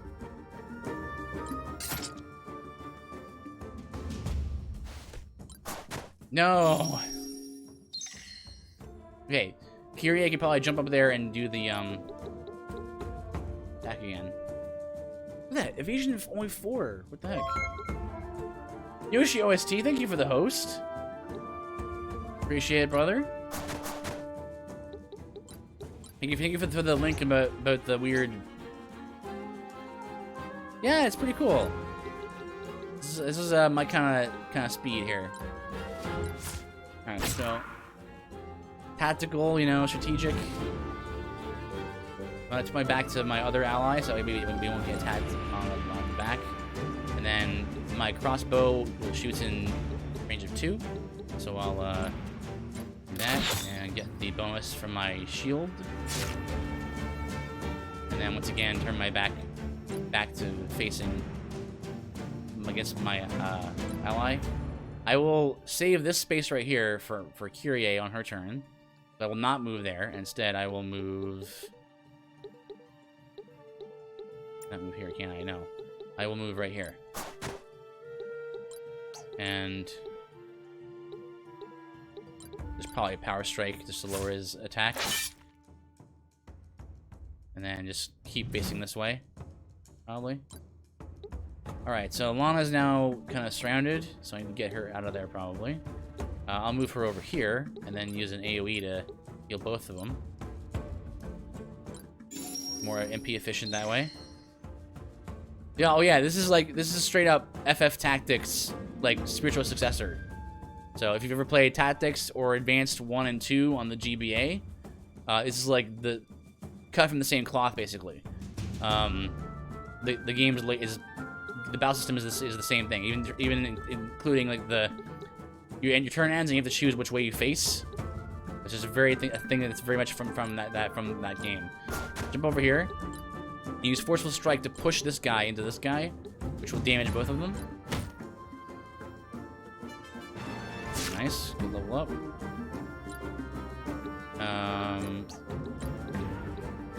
Don't have enough to kill, especially with her, because she has no ability to do damage. Who else is... Everyone's pretty healthy, it looks like, yeah. I will end my turn, which will cause her turn to come around sooner next round.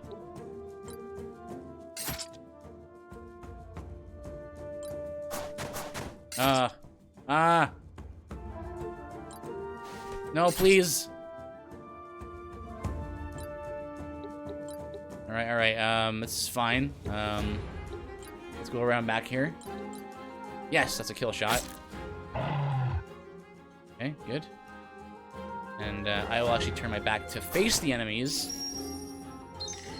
So hopefully they'll be encouraged to attack Raynor. As I said, as I've been saying, it's not always the way that works, but sometimes it can cause them to do what you want them to do.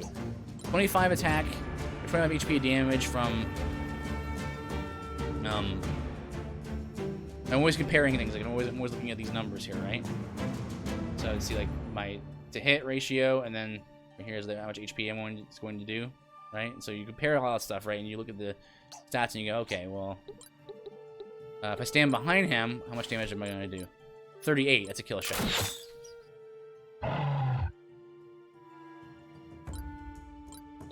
And then, let's see. Over here, yeah, I can't reach him. I'm using the short sword with Anodyne. The short sword has a range of 3 vertical, so it's both a vertical and a horizontal range. So the difference in height here is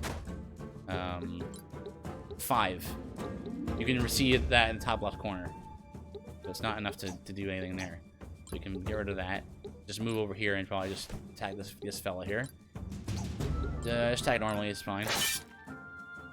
Thorns triggers, which causes him to, me to take damage when I hit things physically. I'm gonna move...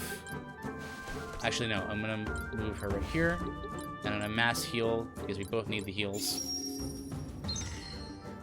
And then my back to Cliff. I'm gonna move her over here, because we need a little more heals.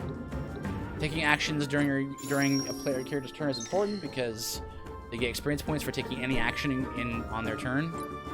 Just jump back behind this guy, and then axe him in the face, or in the back. There we go.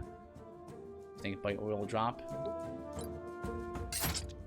Perfect. This is working out really well. Then we just run in here, backstab this guy. Nice.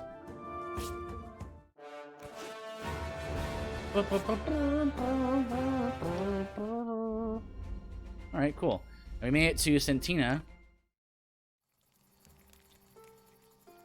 I love the outdoors as much as the next Arbiter, but remind me why we couldn't pass the night in a soft bed at Sentina's inn. We should overtake Alphonse's party by midday tomorrow. I want us to keep a low profile until then. You're sure you want to do this? I understand the finer points of the law place us in the right, but you're being quite literal about it. I wouldn't be surprised if some of the immortals had a problem with it. Especially whichever one is responsible for nominating that walking pile of dung as a marked. We're doing this. Whatever the outcome, I will take full responsibility before the council. Alright, if that's the way it has to be. Captain, Kyrie, there must have been a mistake. Perhaps a clerical error? I cannot believe anyone on the council would choose Lord Alphonse as an immortal candidate. What if he is actually selected in the end? It's a terrifying prospect. I doubt there was any mistake. The timing is too convenient for our lordling. No, this is very deliberate, and I wonder what it portends. It's futile to pursue this line of thought. Our lot is to ensure that the law is respected, not to decipher the motives of the immortals. True. And yet, anyone with eyes can see that conditions have grown steadily worse in recent years. Arbiters skirting their duties without consequence, bandits and roaming the lands unpunished, and vulnerable people left unprotected. As you know, each Arbiter captain is fully independent, answering only to the Council. There isn't much we can do.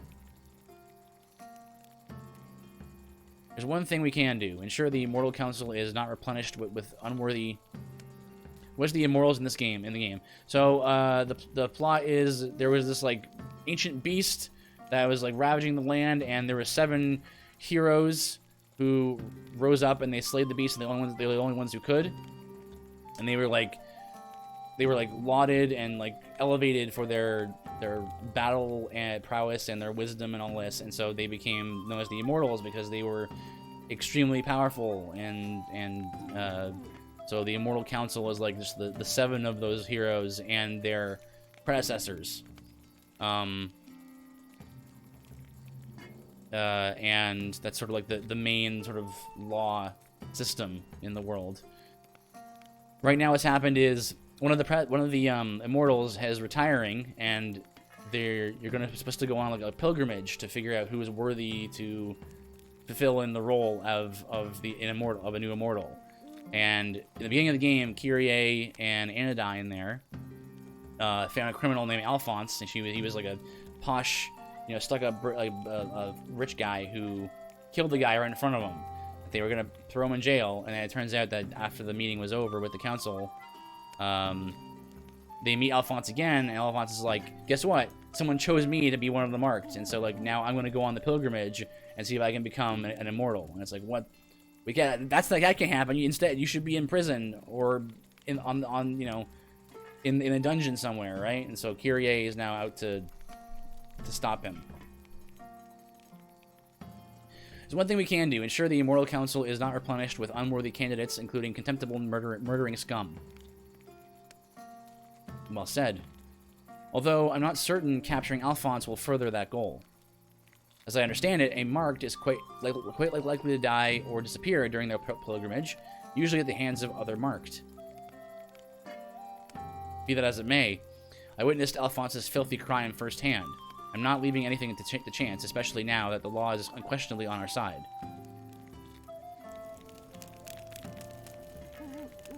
Hey, Raynor, that pot has been bubbling for quite some time, and the smell... Ah, yes, you're in luck. Tonight you get to try my wilderness stew. It's from a recipe of my own devising. The secret lies in my method of condensing the different flavors. Come closer to the fire and I'll tell you about the process. Here we go again. With the pilgrimage underway, the Arbiter guilds throughout the land are busier than ever. A mission board has been set up at every guild, and we can use them to send some of our people on various missions. It'll be a formative experience for them, and we'll earn extra GP and gather more influence points within the guild. Recommend you look into it when you get the chance. Lastly, with enough IP, we'll be able to upgrade the various guilds, which should provide us with numerous advantages in our duties. So, this is something that was added in a later update as part of DLC. You go to the guild here, and you can go to your missions. And so you get a bunch of... This is, well, it says right here. You can send non-story units on a mission to earn a combination of AP and XP for themselves, as well as IP, GP items, and special rewards for your whole crew. Missions are split between multiple regions, and completing all missions within a region will yield a special reward. Each mission takes a certain amount of time to complete. That time will keep counting even if the game isn't running. So, for some easy rewards, try sending units on missions before taking a break from playing. Most missions can have 3 different outcomes: success, failure, or exceptional. A success will yield the expected rewards, a failure will only yield partial rewards, and a critical success will usually double most rewards. So this is one of the reasons why you want a team of like 12 to 15 people. Probably maybe even more. Is because you want them to go on these missions, so that way while you're doing combat stuff, they're off doing their missions, and that way you can get a little extra gold and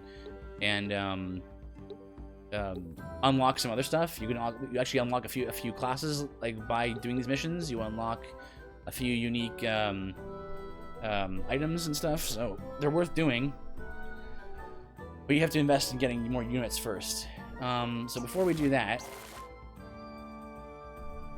can you have 15 people in a battle at once? No, usually the maximum is 6. There's a special battle that takes place in the arena where you can use 9. It's like it's a bigger, wide-scale battle. But the other reason why you want to have a roster of like 15 people minimum, 12 to 15 minimum, is because when one of your units falls in combat, they get injured, and so like an injured character has lowered stats, 10% lower stats, until they rest up and they don't fight for a battle. So you want to like cycle through some guys if they're dying. So we use our money here to recruit new characters. Let's get a male character this time, I think. Okay, this guy's very beefy looking. And can we get, let's get a knight here. There you go. And then, match the colors up a little bit.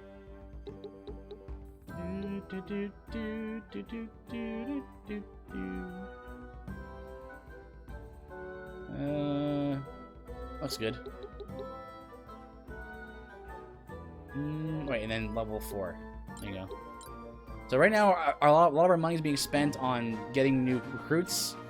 We're gonna have to get a lot of more money to actually get our people up to speed in terms of gear wise.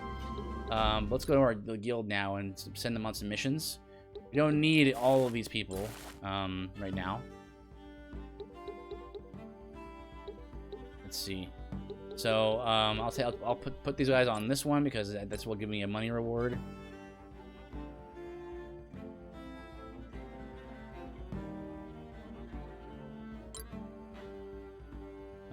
Yeah, so you can only send non-story NPCs on these missions, and so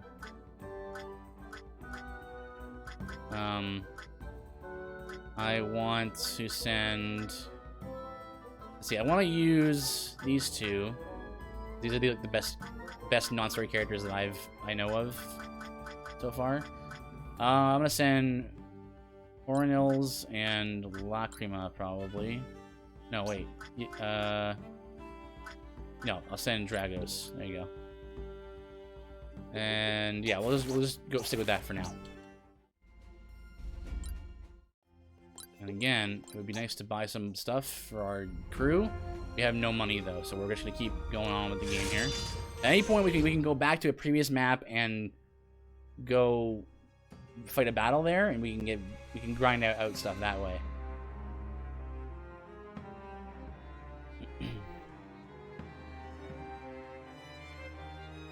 The way forward is clear, my lord.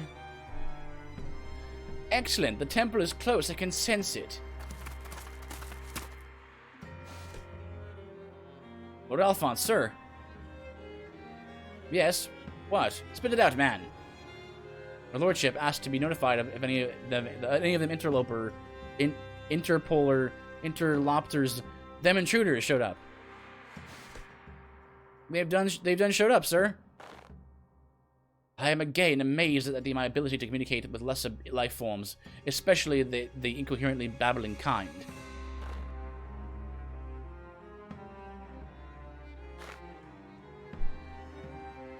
No, not you lot again. Lord Alphonse, fancy that, the two of us crossing paths out in the hinterlands. I suppose that band of buffoons I sent to deal with you have bungled it again. Never send a common thug to do a nobleman's work. That's the lesson here. Then you freely admit to contracting a group of brigands to kill us? Yes, I most certainly did. How embarrassing for them to have fallen to your feeble little band of ne'er-do-wells. And now what, wench? Your precious law forbids you from so much as barring my path. Or Are you planning to bore me to death? Don't think I'll let you off so easily, though. I believe it is past time you were taught to respect your betters. Oh, yes. I'm going to savor this, my dear. I'm going to put you down like the cur you are. I was hoping you would say that. I hereby invoke the right of self-defense in the face of mortal danger, bestowed by law upon all arbiters. Whilst their life is at risk, arbiters have the right to defend themselves under any circumstances against any foe, even be they immortals or marked. Shh. Wait, what? What is this law? That's not how it's supposed to be. I haven't time to spar with my lessers. Underlings, I shall proceed to the temple. Remove the interlopers for me.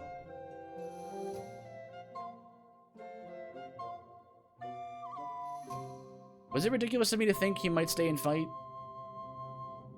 There are more of them up on the ridge as well, Captain.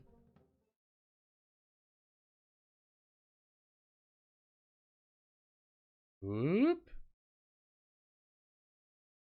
Well spotted, Anodyne. It appears we must go through his henchman to get to Alphonse. This can be a bit of an annoying fight because of elevation. Unless you have ways to like really get up a lot of like elevated platforms, it can be a tough spot to be. So I'll send Reiner right here. I'll put Anodyne right here. I want guys who I want to move forward faster. I want them to be near Reiner, and I will send out Lacrima.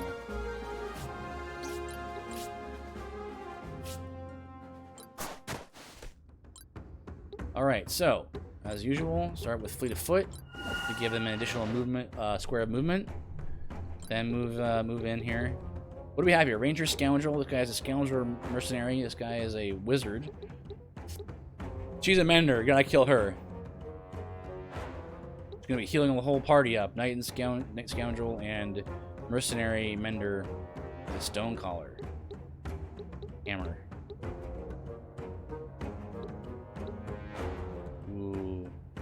Rack staff. Barbaric staff. Longbow.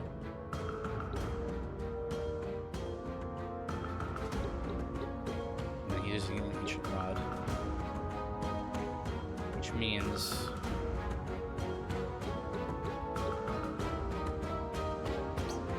okay. Yeah, I was like surveying all their gear and stuff. I'll move in here. Got pretty good jump. I will move right here. What's her jump? 4. She cannot jump this.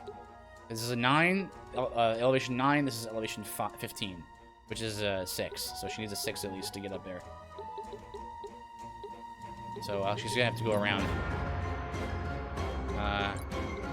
There. 5. She can't reach up there. Unfortunately, my ranger's gonna have to also go around because she doesn't have enough jump. No, don't root me! Ah! Alright, it's not a... you could access a lot more information. Yeah, we've been doing that the whole time. She can jump up there.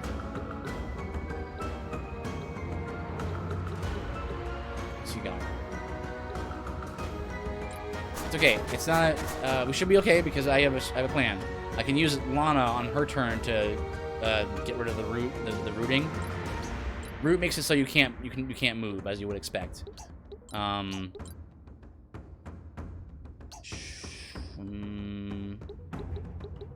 guess I'll just use Langley. Hello. How are you? Welcome. Been just playing a game here I've been meaning to play for a long time. Been really enjoying it so far. I'm gonna go with power attack or power strikes to lower his attack. Just set up for incapacitating him. So yeah, if I move Lana here, she's very slow right now. She's got only a movement of 3 and a jump of 4, so she's gonna be pretty much grounded here. And I can either heal him or cure his his route. How's your evening going, buddy? Really, really good. It was a good day. Uneventful. Just had some calls to make.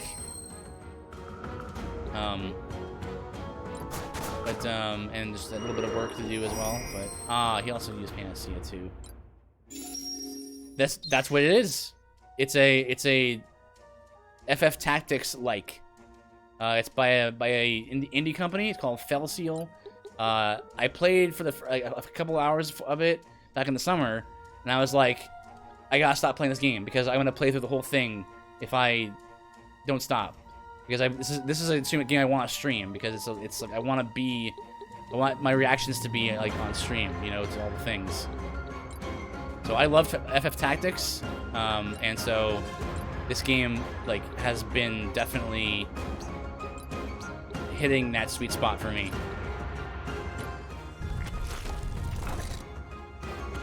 Yeah, the artwork took some getting used to for me. Yes, good dodge there. Took some getting used to for me, but I actually really like it. Okay, so there's the Mender. So let's go and rush her. And let's see if we can get her down quickly. I'll put my back to the cliff, I think. Oof. Oofus. You see that? See what I was talking about? So this guy is a knight. His defense is high defense. So when he has defensive hit there, it did a good chunk of damage to my scoundrel. Oh my goodness, that was rough. What do we want to do here? Oh boy, I think I need to pull Reiner back. Unfortunately, the crossbow I have on my ranger right now is very short range, so now I can attack first and then run if I need to. Is it worth more to? No, yeah, I think I'll attack first. Let's let me see if I can blind somebody. Let's pick Scoundrel here, and then we'll dash over here to where Lana is, which you can hopefully help out. Go around the corner here with Virgil, and check out elemental affinities here, and then we're good there. Unfortunately, Anodyne's in the way of me attacking the Mender, so if I do this, it'll hurt her as well. So not really worth it, unfortunately. 22 damage from Fire 1. Sure, I'll go with that.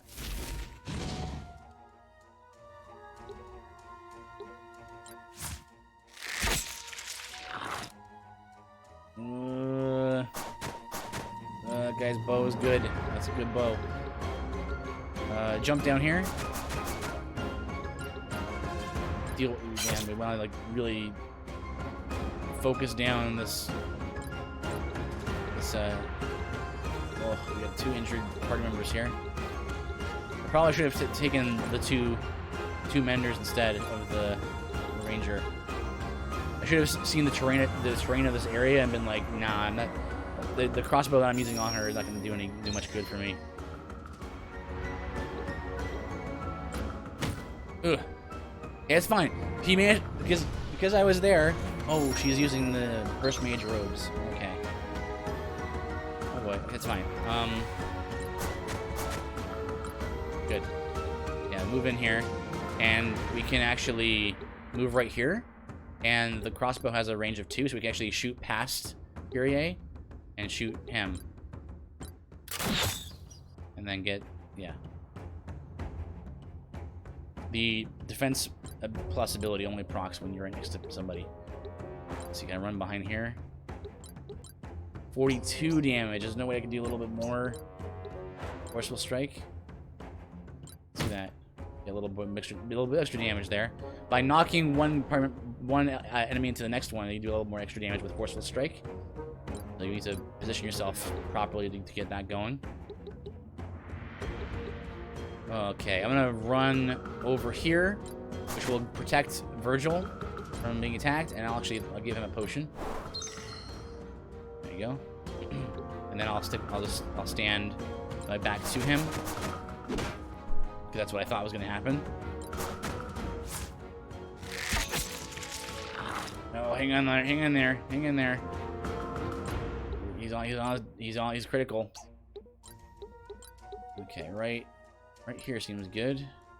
Or if I can't move, I'm rooted. Let's see. 2 HP. She's gonna go after Lana and Kyrie, so I want to kill her before she gets to her turn. Let's see. Give her a rock. Not enough range.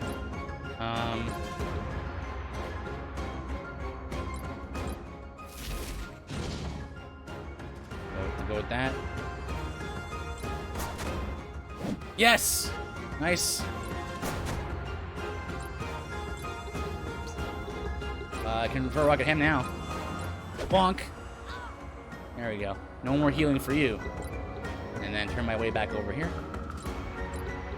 Let's see. In terms of injuries, Rainer's looking pretty bad. Kyrie won't really survive too much longer. Let's go right here. Can I hit... Wait, hang on. I can hit Kyrie if I go right here. I can use the AoE to hit both of them. Yeah, there you go. Right there.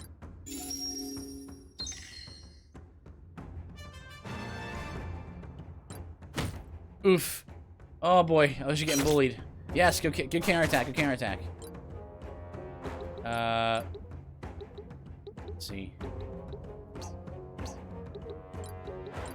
7. Oh boy. Defense attack is not very good right now. Mostly because she has no gear on. She's just using her weapon, the shielded crossbow. And then I will use a potion on somebody. Let's use it on Rainer. Only because if he dies, he'll sustain an injury, and if Kyrie dies, she will not. So I'm a little bit in favor of her. I want to kill this guy. I have no means to do that though. So hanging out in the back row. You're a scoundrel mercenary. That defense though is pretty good. Is it? You know, let me just check here. Attack 16.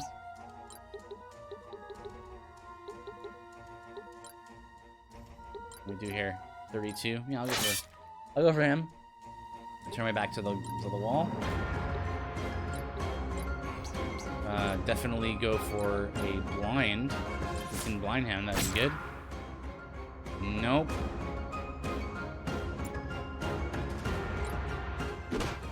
Oof. Oof. Oh, good dodge. Alright, it's alright. It's alright. I do something right here. 16 and 21.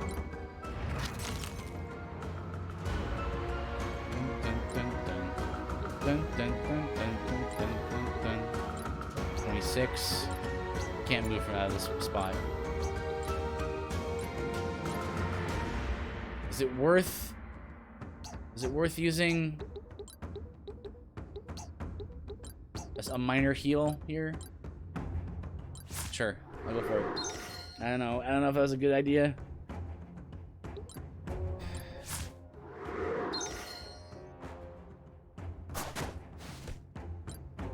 Okay, okay. It's Lana's turn again. I wish I could have gotten him right there. That would have been best. Let's heal again. Okay, she can just stay right there.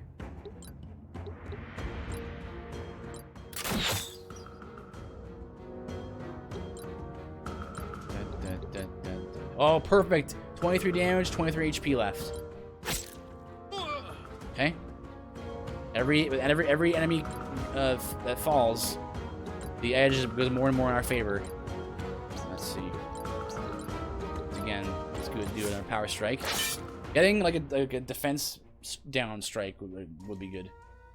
Shield strike, armor strike. Oof. No. Hang on there, Virgil. Please don't die. Again. Let's see, 28 damage remaining. 21. No, that's less. Is there a rock still? I know I used the rock. Because the rock, it does fixed damage, does 25 every time, so I'm not sure if I wouldn't have done enough to kill.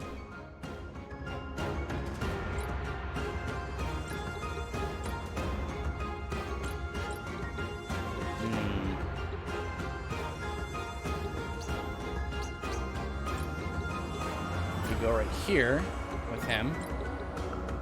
After that, finish him off like this. There you go. I'm gonna shoot. He's gonna shoot me. That guy, but that guy, the archer is gonna shoot Virgil. Oh, yes.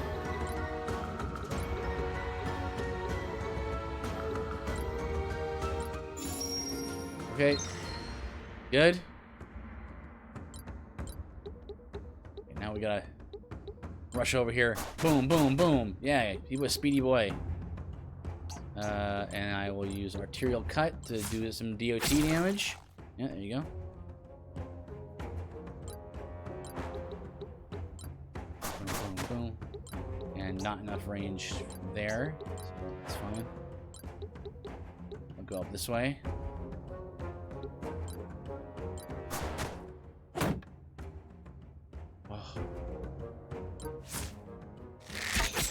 Oh no, again! No, Virgil!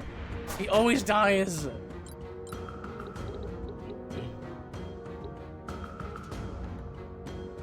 Oh, that's what happened. The vertical on Ancient Rod is vertical 12. What the... I guess because the idea is like it's like a magic rod, right?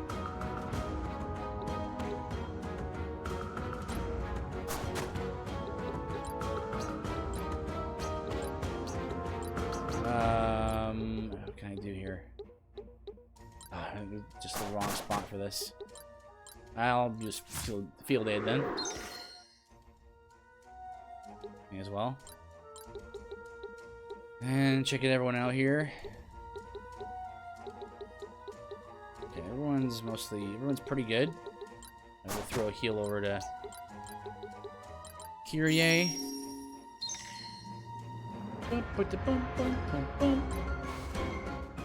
Oh. That would be Stonecaller doing that. Up his defense.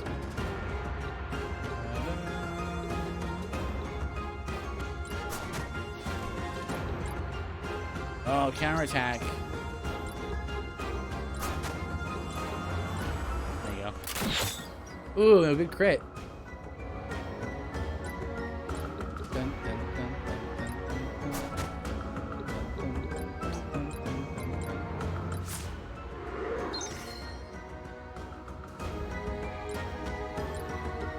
Let's see.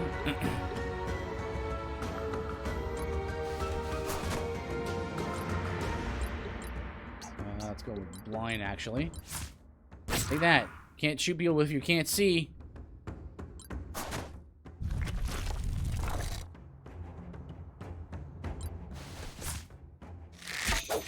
Yes! Yes! Blind paid off. Now I'll just go ahead over here and finish this guy off. Bonk.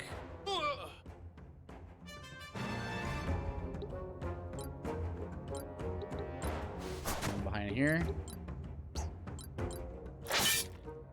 Yeah. Yeah. That's it.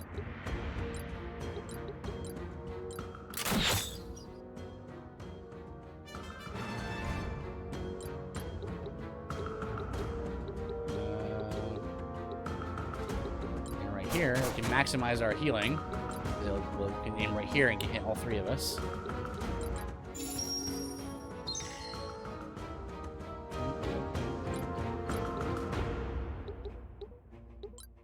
Oh man, I'm hunting this guy down. Get over here.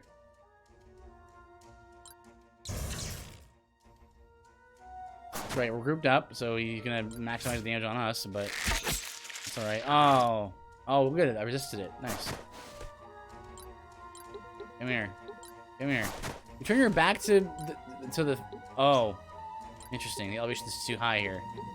I can't reach him with my dagger.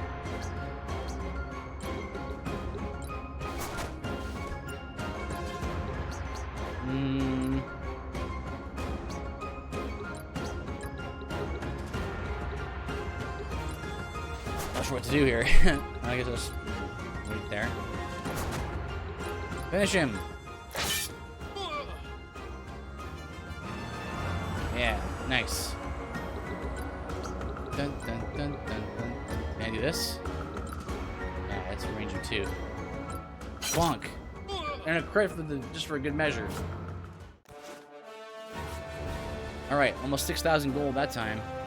Here you got MVP at battle, so. And Virgil's injured again. Unfortunate. Got some extra gold there. Alright, check out our abilities here. So we got Sturdy Grip, which allows you to hold a melee weapon in a 2-hand melee weapon in one hand. So you can use a shield with a 2-hand weapon. So that's really good to get early on. And you get passive abilities. Known passive abilities from your current class are automatically equipped, but you can also choose 2 passives from other classes in the set abilities menu if you learn some. So right now, we don't have any, but you can equip 2 more passive abilities here. If the kind of combinations and fusions you can get are super cool, like the synergies, really fun. I'll save up for Health Expert, I think, next on her. Just go with Power Strike again. Next class unlocked there. Scoundrel. I will probably want to work toward Sneak Attack. Or Attack Expert? The Attack Expert, and then go for Sneak Attack. Knight. Defensive Hit. You want that. And then let's get Thorns. And Mercenary, let's get Mind Strike. Let's get Thorns. Thorns will make it so combatants take damage when they damage you. Just a little bit, but it helps. Get that, just like burn stuff there. Now this is a good one. Smart Casting. Smart Casting makes it so your AoE spells no longer hit your allies, only your enemies. That's worth the investment, and let's also get tier 2 spells. So yeah, we automatically have equipped that because it's part of our class feature. But once we change classes, we can then equip it onto this side of the screen. So that'll help Virgil be a little easier to use.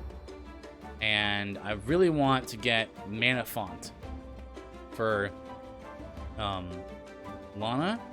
So Mana Font, the character recovers 1 MP with each step taken. This is a pretty useful skill. It's really cool because like if you can get a build going where you can give her like lots of movement speed stuff or movement plus stuff, she can move around the battlefield and also that gives her MP. So it's like a win-win. So I definitely get that. And then Revive 2 probably. Also Blessed 1 is also useful. Every time you use a single target, the character uses a single target healing ability or item on a target other than themselves, they are healed for half the amount. So that's pretty useful. Keep your healer alive.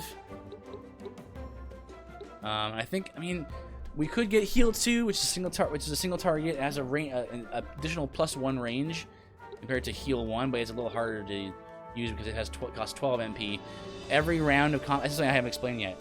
Every round of combat, you gain every unit on their turn gains 10 MP. So it means like first turn you could use Heal 1, but Heal 2 requires you to wait a turn unless you have some other method of gaining MP, like Mana Font. I'm gonna take the Heal 2. And then Mercenary, just pick whatever, because she's not going to be using her stuff, that stuff anyway. And again, we're just gonna go down the list here and all the things.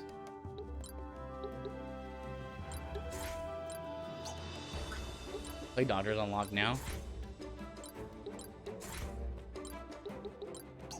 Oops. There we go. And the reason why you'd want to just like learn everything on a class is because you get. Let me show you. Let me show you that. So in the little box up at the top, where there's an orange star, a yellow orange star, that says like HP +5, attack +5, evasion +1. That means that if you master that class and get all the abilities in that class, those stats are added to that character permanently. So even if you're not even using a class's abilities at all, it still can be useful to just like may as well just have them learn everything. Because all the different classes have different like bonuses for mastering that class. Okay, so yeah, she's a ranger. So you get Balm, which is a close range, removes most stats effects from the target.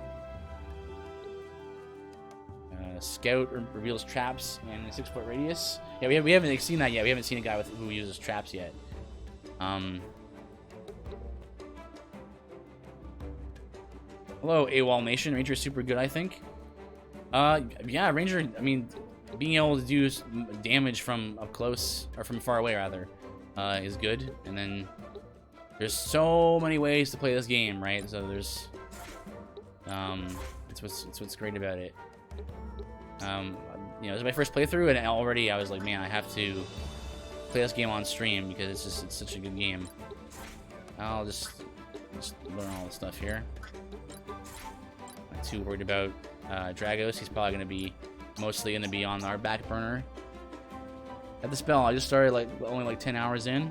Yeah, so right now I'm using a it's my first playthrough, but I'm using a couple of mods.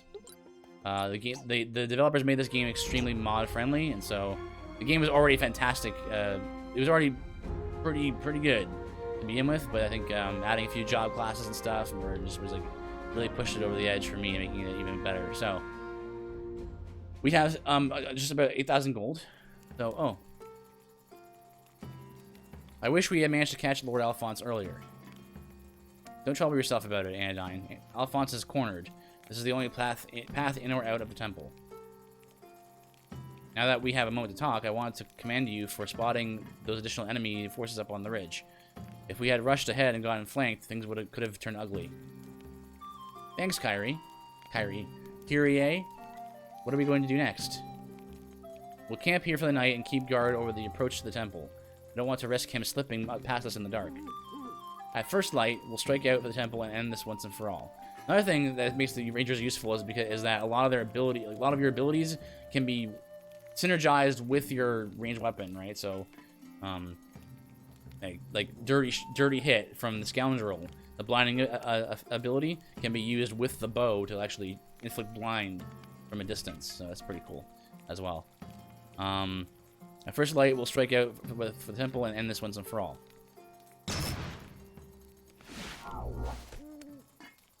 What the?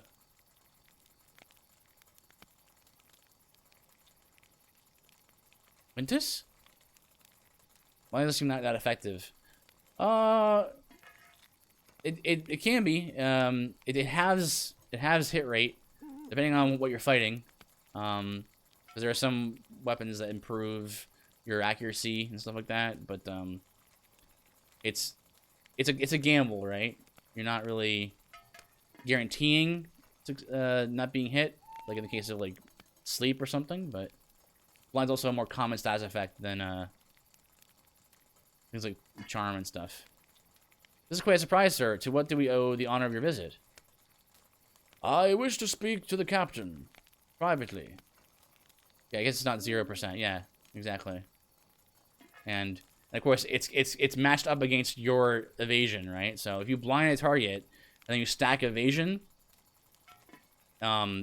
like you're impossible to hit, physically at least.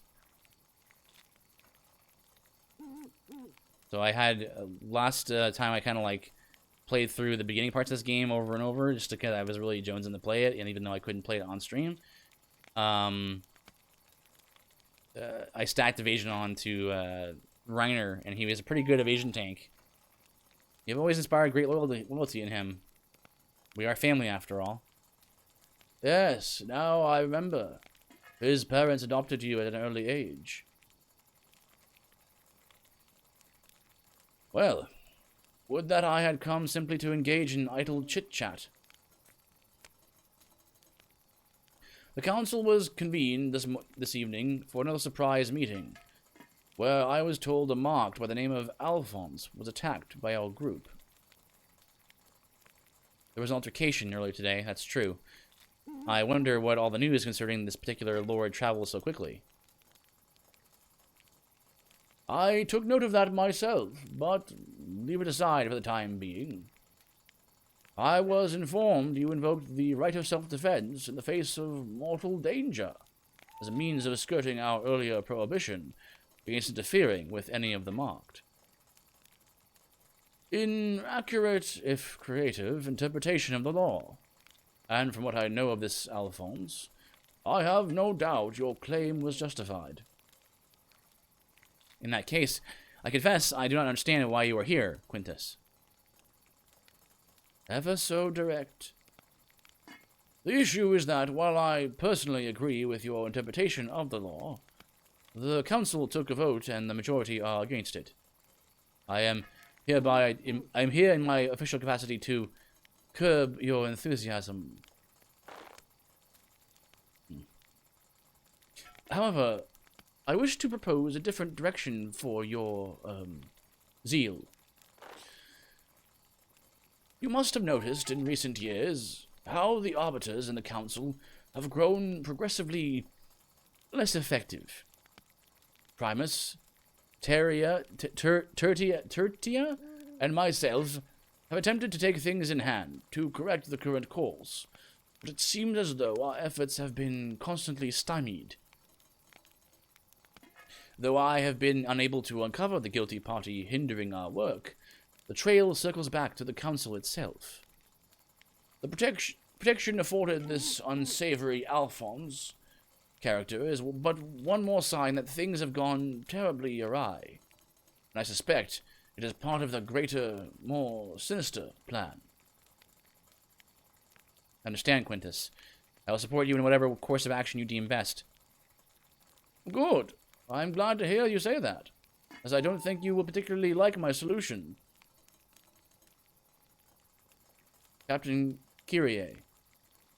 I have not yet nominated my own marked, but I believe I have found just the right candidate. To have a reliable and immoral candidate on your side would certainly be welcome. My thoughts exactly. I need someone who champions doing the right thing above all else. Someone with integrity. Someone incorruptible. Kyrie, I'm nominating you to be my marked candidate. Me? I'm flattered you would trust me with such a grave responsibility, but I must decline. I have no desire to join the ranks of the Immortals. I know, and that is another reason why you are so perfectly suited to the task. I will speak plainly. I sense a growing corruption within the council. As you can imagine, rooting out this evil, and quickly, is of the utmost importance. I need an ally, Kyrie. As a marked, you will no longer be bound by the law. You will be free to pursue Alphonse, and investigate the situation in any fashion you see fit. And, once the conspirators are brought to justice, the council will have a worthy member to fill the void of Primus's stepping down. Primus stepping down. There is a certain sense in your plan, but surely there must be someone else, another candidate you could select. You are trying my patience, Kyrie. I presented this duty in the form of an offer, but no one may refuse the candidacy of a marked, especially not an arbiter. I see. When I became an arbiter, I pledged to obey the immortals in all things. I am glad we are finally in accord. Come, come. Being a marked isn't some kind of curse. You will find yourself even more powerful than before.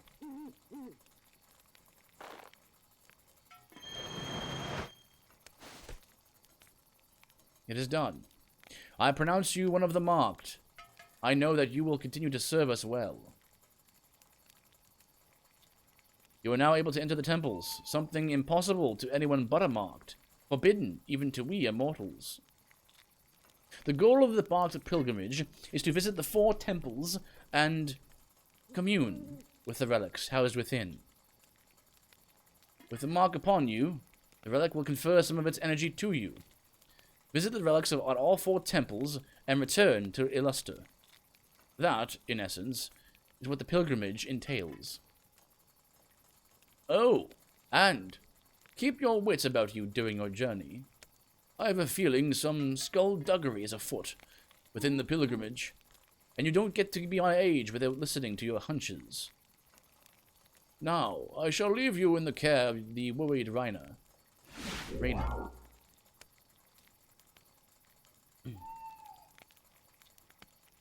Kyrie, is everything... oh, okay, what just happened?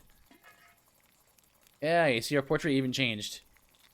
Yes, I'm alright. Quintus selected me to be his marked candidate. The magic takes a toll. The feeling is strange, but not entirely pleasant. But I will get used to it, I must. Oh. This is big! You could become one of the immortals! Indeed. I'm going to need some time to get used to this. Now that I am undertaking the pilgrimage, our new objective is to visit the temple. Though I'm sure we'll still have Alphonse to deal with on the way. Alright.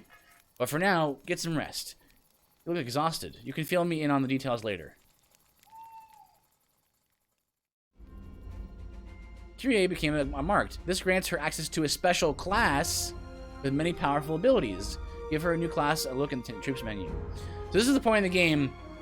Like, I was enjoying it like up to this point, so I knew that was gonna happen. This is the point of the game where I was like, "This is so cool! It's already like so much to like, so many options and stuff and classes to choose from." And now it's like, I don't know if there's gonna be like future classes like that are based on story and stuff, right? So she has a unique class to herself, and it's like, oh my goodness, like who knows how many classes there are to be unlocked, you know, through the story, you know, and that's really cool. So we're gonna make her a marked. Basically, marked are like photomancer, umbramancers. Like they're like light and dark abilities.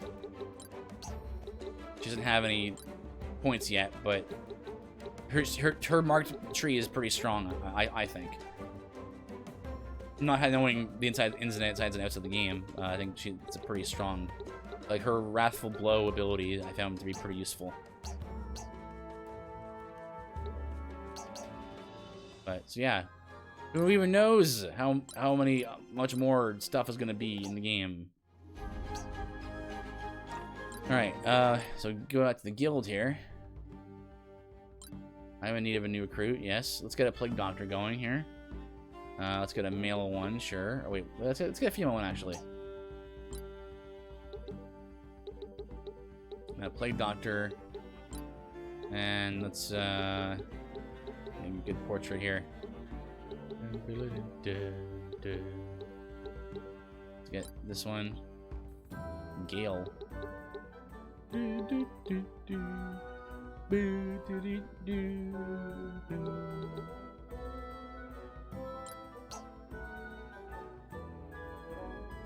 That's pretty good. Is there an actual like doctor mask for the females? I know there's one for the males. It doesn't look like it. That's fine. Go with that. And then make her level 5. There you go. Let's go to missions. Let's see. And let's check. Let's just do some of these missions here.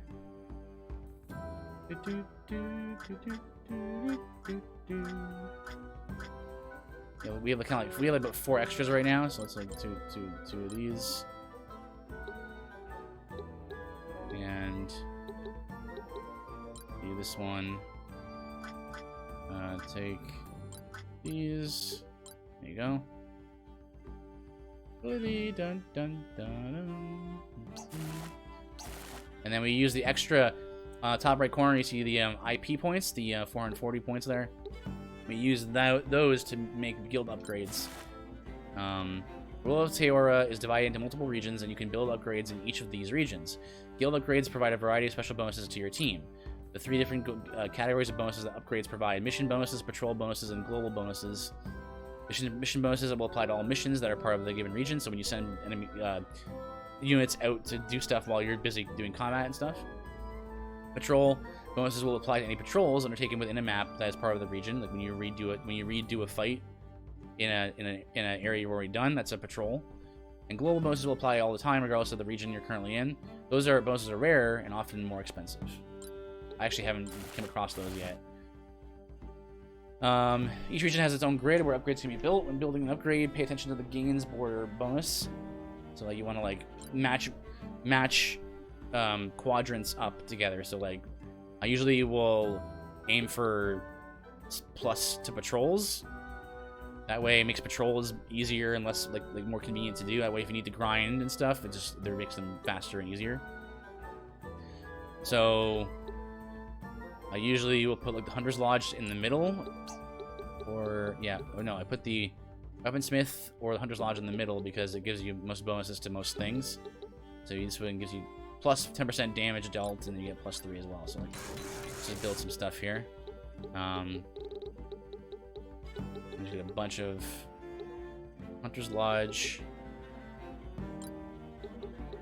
Put that right there. But just push X to get some details there. There you go. We use most of our IP now. And then go into our weapon shop. My weapons, as I said before, my weapons and armor have been modded. I went and modded, especially because like vanilla, the gear system in the game is really good. Most of the gear and items and stuff are unique and they have different effects and all that stuff, right? But I went ahead and I changed a few things. Spent a few days modifying some things further, and found a mod on Nexus Mods to kind of like diversify effects on armor and weapons a little bit more. I think it's working out pretty well. So yeah, Kyrie can use the Realm Razor because she's now marked, so that's what they can use. So right now, she's a good damage dealer now. And Diane's got good defenses now, and pretty good evasion too.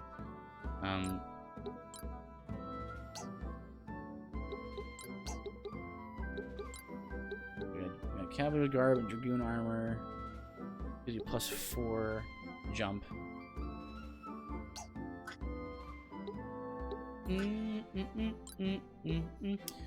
Unrestricted armor worn by warriors known for their prowess in aerial and mountain combat. So lots of plus to jump there. And a little bit of defense. The way everything, this is one of the things I love about this game and the original Tactics game, and even the games like Dark Souls, like 1, 2, and 3, is there are games where like stats have a very narrow range, and so by that, what I mean by that is like in FF Tactics 2, Advanced 2, the starting weapon of a class and like the ultimate weapon are only different by about double. Like the end game weapon is only like double the damage of the, you know, the beginning game weapon, right? What that means then is that because the range is narrower between like the vertical scaling is a lot less, it means that weapons from the beginning of the game can still be useful. Whereas if you have a system where like it's a lot of vertical scaling, where you have tons of greater numbers, you know, gear from the beginning of the game is totally useless and worthless, and I'm not a huge fan of that. I'd rather have all the gear you acquire is useful, has different niche functions, right? That's kind of what you have in these games. Okay.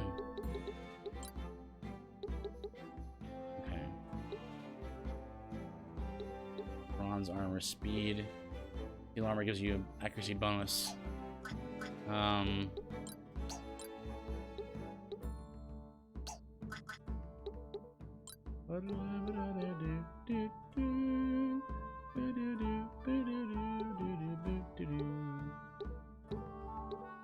gonna give. That's only +8.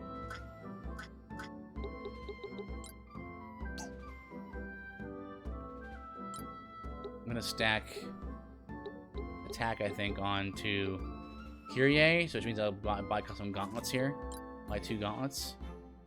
Like here's what I mean about how like crazy, like I accidentally found this out because I was just seeing if the game would let me do it, right? So I buy 2 gauntlets, right? So like there you go, accessory slots are filled, right? And you go over here, right? Take this fur cap, right? And you just go over here, gauntlet. It makes no sense because you're actually wearing 3 gauntlets, but it gives you +8 attack per gauntlet. So like you can actually stack 4 gauntlets, 5 gauntlets on yourself, and stack the attack stat. Like it's just so cool that you can do that. I don't actually want that though.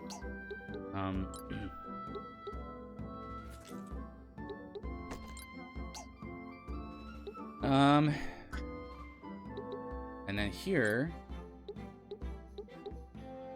demi gauntlets are cheap, and they give 1 defense, 1 resistance, and 1 evasion.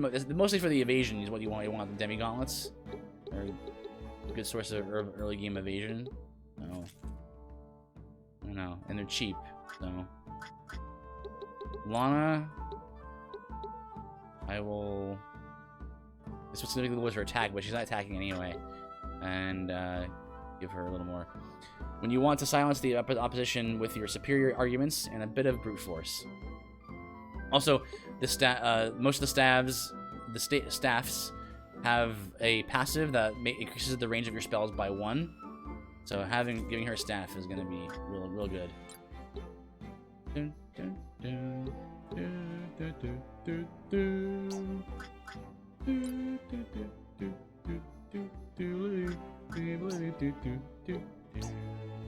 All right, I think that's good. All right, that's a lot of money gone again, but we have we're in good shape, I think.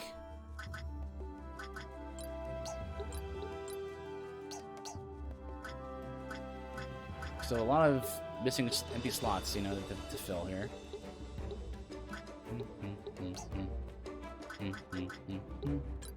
Dun dun dun dun.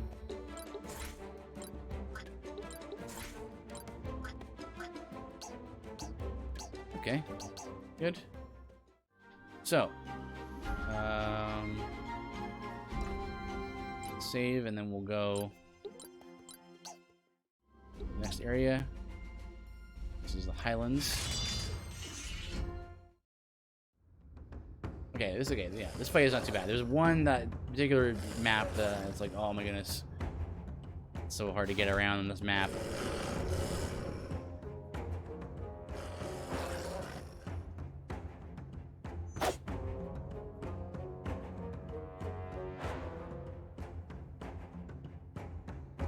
I don't like our odds, little friend. Stay behind me. I'll keep you safe for as long as I can. With my horrible bug eyes. I is very grateful to kind Arbiter. I is able to help many potions.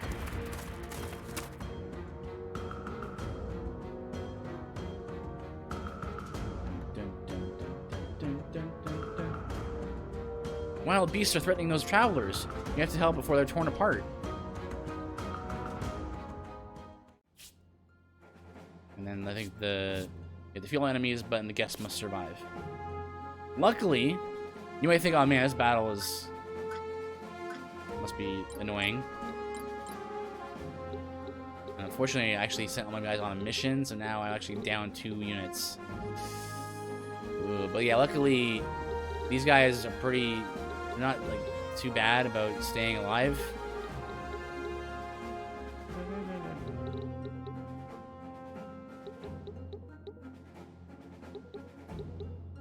Oh man, this is not good.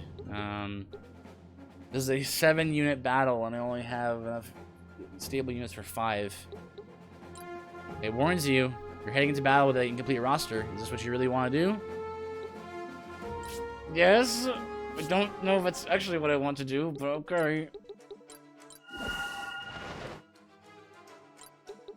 Hopefully it's okay. It's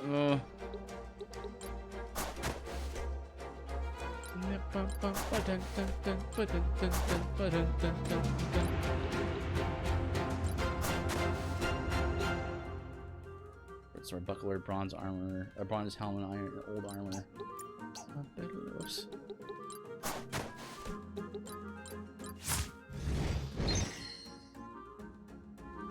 I should have given her like some new armor. Like giving a knight armor is like giving them more attack because of defensive hit.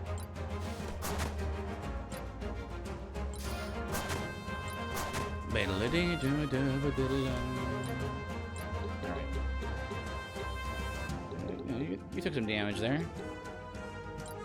Now that I have a new staff, I should be able to reach him. Oh my goodness, the range.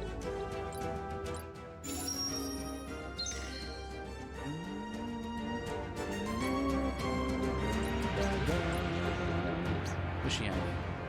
Oh, she doesn't have a weapon. I'll just wait.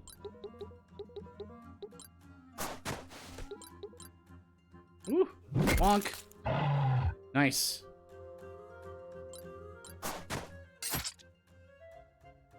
Hang in there, guys.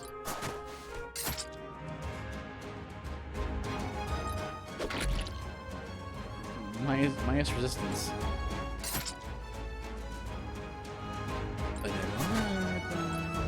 Okay, so these guys traveling in packs, surrounding Rainer there. He's getting a little low on health there.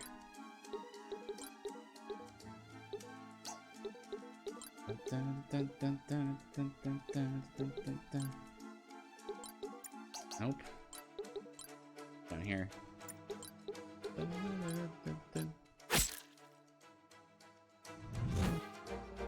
Okay. So we're just gonna have her spam her heals. Doesn't heal for much, but it's mostly like a heal plus a cure. Status cure. Kyrie, is that a Kawa beside Bizarro? Bizarro. Yes, you've never met their kind before? Not surprising. They're a reclusive race, and in general only the merchants venture beyond their own lands. Although occasionally some rogue Kawas turn to banditry, just as with our kind, sadly. Banditry does seem to be a popular pastime throughout the lands.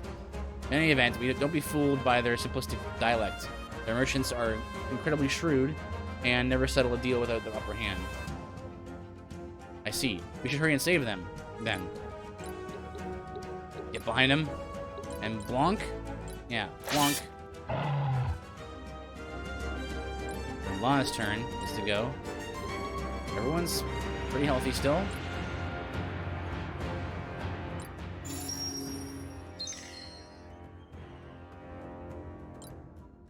I'll move right here. That's right, Mana Font. I forgot we have Mana Font.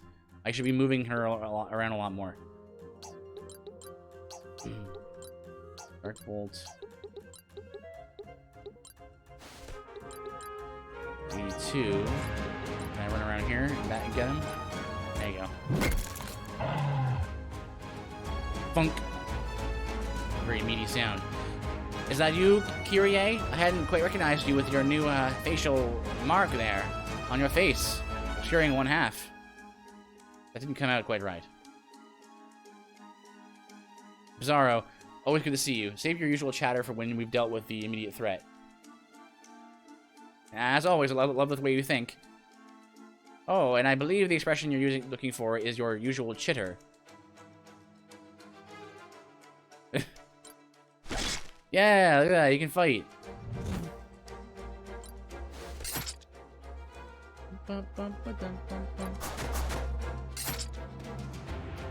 Okay, Reiner's still in the upper half of his health. I'll reposition Lana to AoE heal probably here. There you go. He's got many potions. Boom.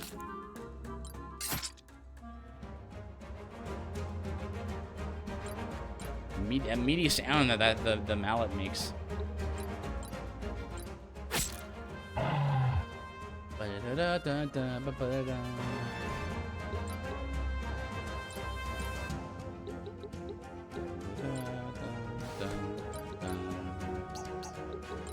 Let's try. What do we do? Defensive hit. Does more damage than her sword. It's pretty cool. Pretty cool.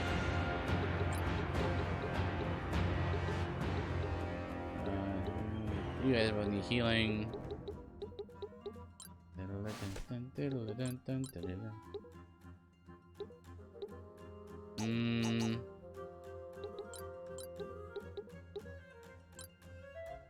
Well, he's at full health already, and you can't over heal normally, so maybe this would be a good idea.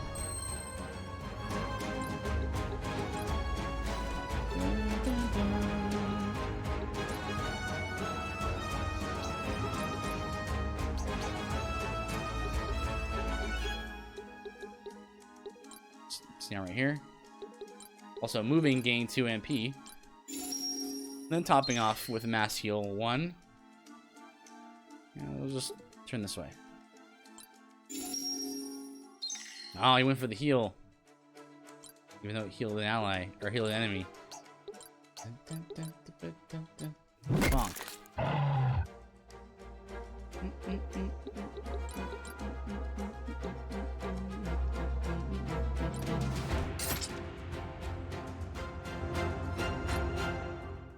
Oh, went right for the healer there. Makes sense.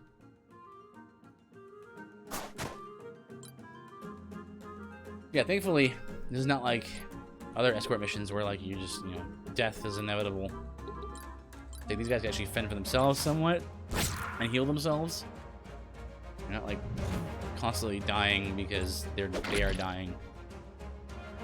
It's worse. It's worse when like when you don't die, but like someone else died in the fight dies, and so it's game over and you die anyway. How annoying.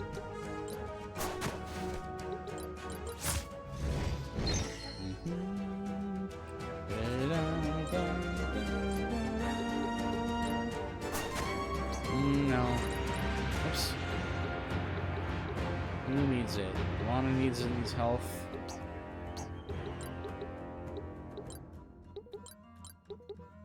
Nope. You have to move right in here. Right there. Using abilities there.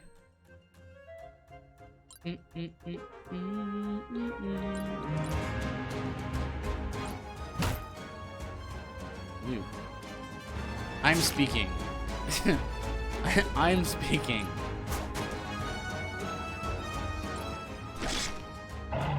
Nice, good job. Kill one.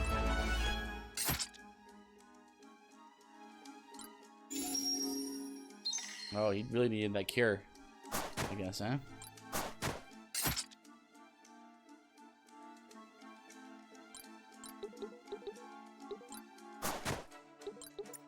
Oh, nope. There's a vertical 2, which is enough. Ow.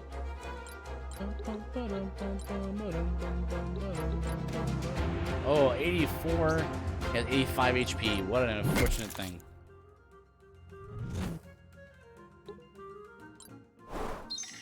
Good. Potions are going. I'll kill him next because he's going to go next in the combat round. Although right after him is going to be the next level guy.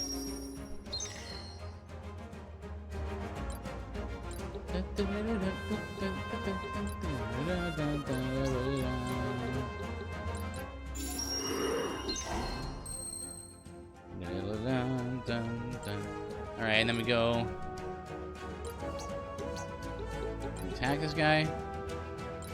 Bonk.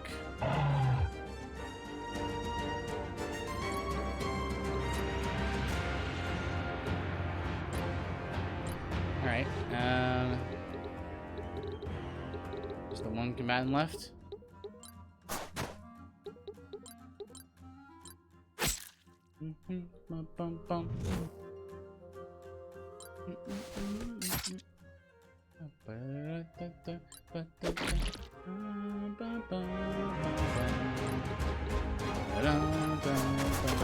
Okay, some characters can swim and stuff too. Haven't really messed around too much with that mechanic yet. Yeah.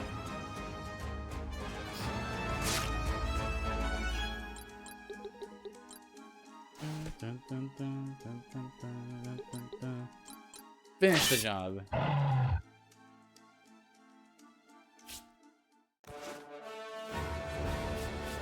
Special bonus, map completion.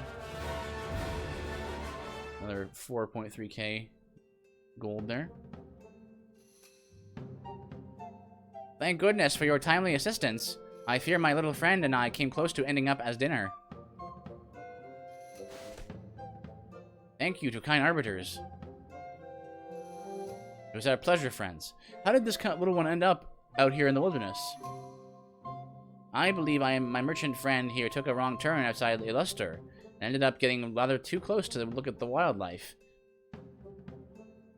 Human roads is very confusing. Uh-huh. What about you, Bizarro? I'm guessing you're on your way to the temple? Yes, on official arbiter business. But first, little friend, do you think you could make it on your own now? You should be safe if you stick to the road, though I will accompany you if you wish. I be fine. We'll follow human road this time. Big thanks. The turtle walks away. Lumbers away. You're sure he'll be alright by himself? Certainly. The little folk are quite resourceful. Now that we have some privacy, the body of a marked was found near Azure Fields, and I've been tasked with investigating what happened. It was most likely the doing of another marked, but in case it wasn't, I'm to ensure that there is no outside interference with the pilgrimage, even be it from other arbiters.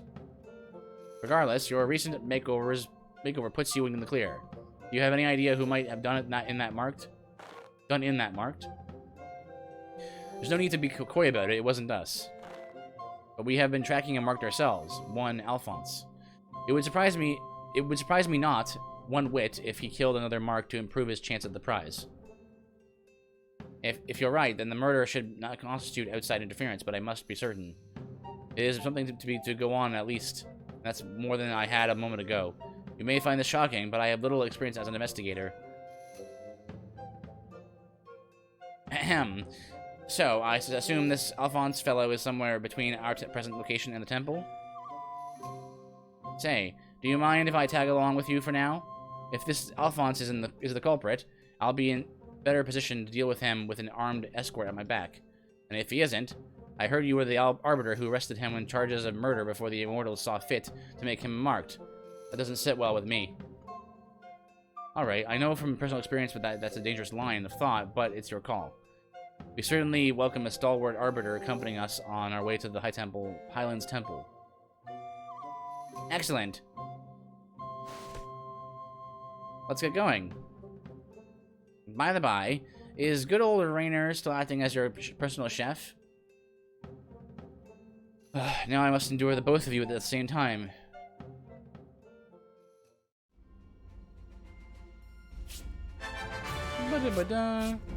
Success. Event. This is gonna be his food related thing, right? What's this? Did you all eat already?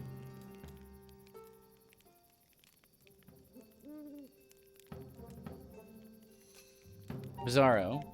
Have you eaten? Boy, have I. That stew was amazing. But you really need to make more next time, Rainer. Everyone will be so disappointed that it's all gone. Bizarro.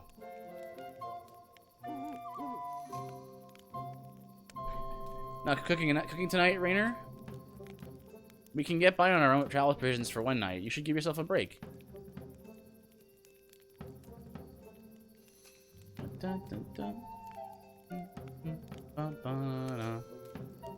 Bizarro. Rainer is such a delight. I wish I had a partner like that to keep me company on the road. I've been giving some thought to your special assignment. Oh, yes? And based on the timing and location of the Mark's murder, Alphonse can't have been responsible. Oh, no.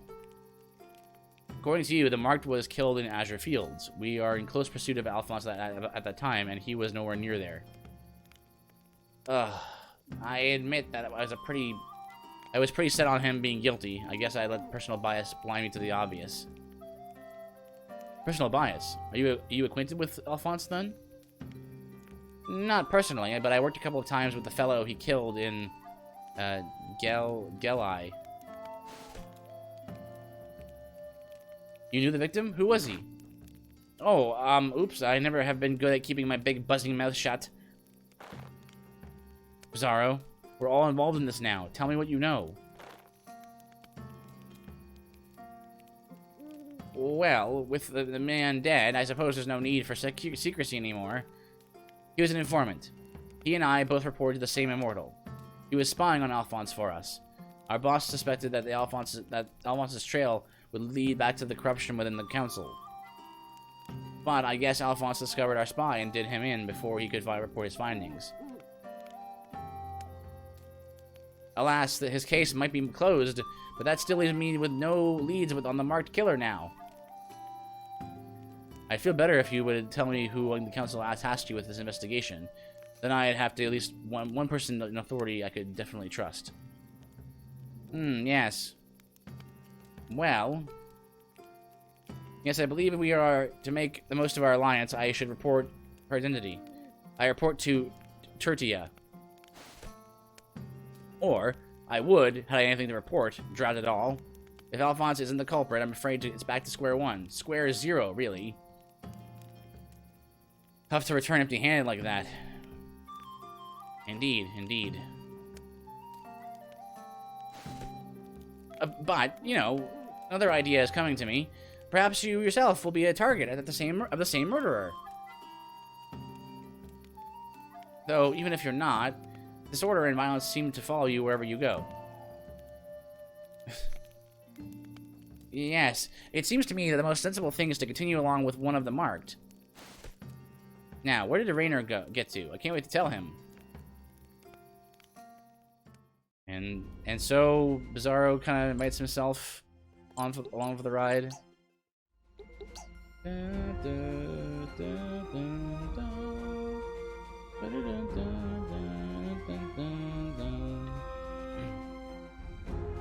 Well, I might I want to keep playing, but let's see if we can do one more. Let's see if we can do one more. Scarred Summit. Defeat all enemies, right? All foes. Alright, so we got 1 in the 6 here. And Virgil was out the last battle, so he's back in. Yay! And then I'll put... Actually, no, wait. I'll put her here. Virgil will go here. No. Virgil will go here. And then Lana will go here. And then... put... Here's Lachman will be there. There you go. We have business in the temple. Let us pass and be on your way. As sellswords, we don't always have the most honorable contracts, but we do honor every contract we make. Then defend yourselves. All right, so let's take a look at the field here. We do have a chest. We should go get that. We got a Mender Titan, Knight Mercenary. Mender Titan is kind of a weird setup. Alchemistic Scoundrel, Plague Doctor, Alchemistic, Knight Wizard, Reaver Mercenary, and Wizard. Now let's see here. Ravenous Rod, Sniper Crossbow. This is the Vita Axe, and this is the Ancient Rod. Okay, so start with Vita Foot. I'm gonna have Raynor dash over that chest, and hopefully, all right, he's getting right in there.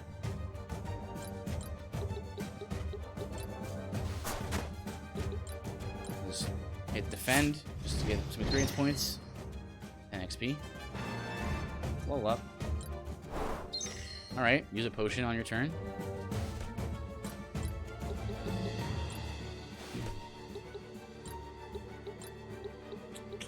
And I do not have enough movement there. Nice. 4 MP right there. Oh!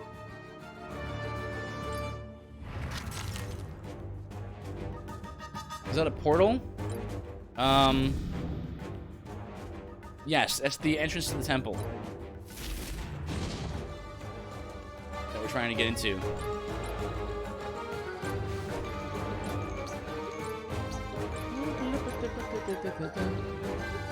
Let's see. Oof. So he's pinned in right there. I can't really do much. I use my ancient power abilities to use dark on him. Dark bolts. Dun, dun, dun, dun, dun. It's kind of a waste to see her.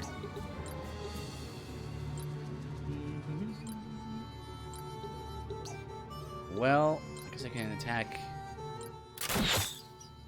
Great for 15. I wasn't flanking, so I didn't get a bonus.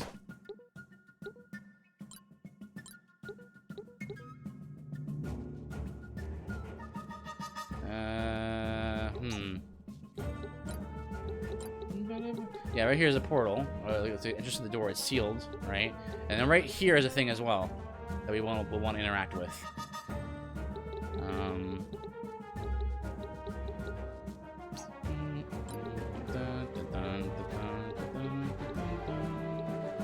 Ooh, yeah, Bizarro.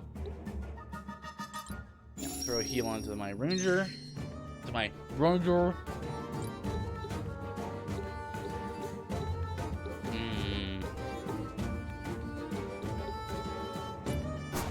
Walk over here.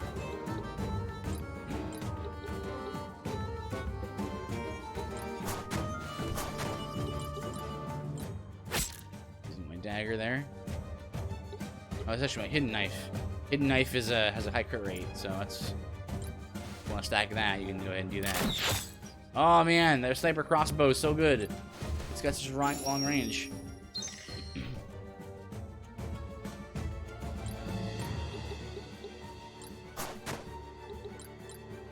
No, I'm gonna use my attack first. Maybe fire 2. 23.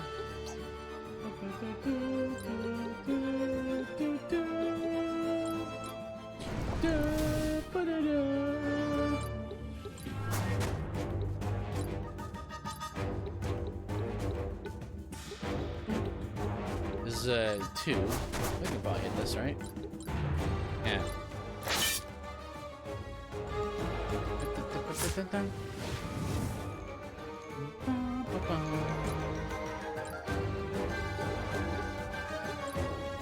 Let's see what she do.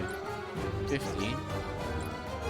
Actually, I want him down here just so she can like help protect. Lana. Ah, the spear that reach, man. Hang in there. Don't die on me. That's Aegis. That's yeah, resistance. Resistance is like magic defense in this game. You mending monkey. Heal my dudes. It is a healer, my dudes. Monk. No, proc.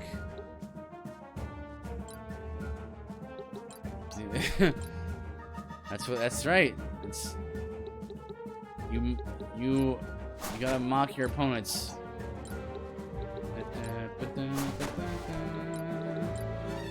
16. Right, so that was. No, it doesn't matter because oh.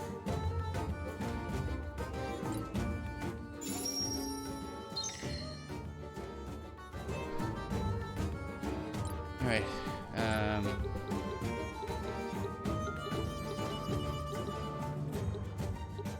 Everyone's at full health now.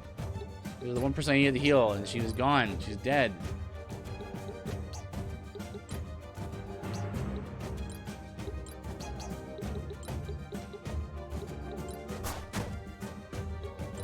I'll end my turn. It's fine. 50 damage left. 29. 35. Fail seal, eh? Hello, Logan. Yes, I'm enjoying it. It's a spiritual successor to one of my favorite games of all time. Once a team member loses all HP, is it permadeath? There is a mode for permadeath, but no. It's when an ally dies in combat, you can bring back to life with spells or items, but they sustain an injury. An injury means they have 10% less in all their stats. So you can use them again in a combat, but they will never recover from those injuries until they rest for a battle. And if they die again when they have an injury, they sustain another injury. So it is possible to to sustain so many injuries that you have basically no recourse, but they're just useless, right? So you want to rotate them out. Let's see here. 27. 23. I want, like... Let me deal with this guy. Oh, man. Hang in there. Take that ice sword.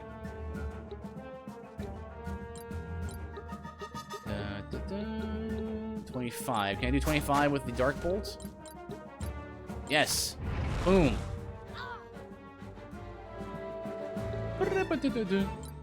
No. Oof. She lived. He lived, rather. No, Bizarro. Oh.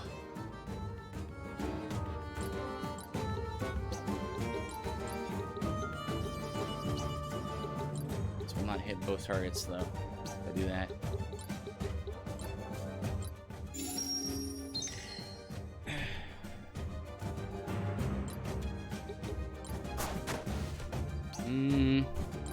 Can't move over here, though.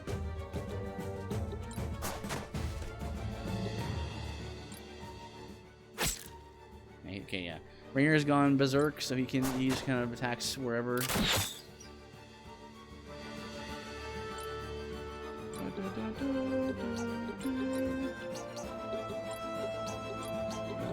a defensive hit. Just like I've got the wizard pinned in over here.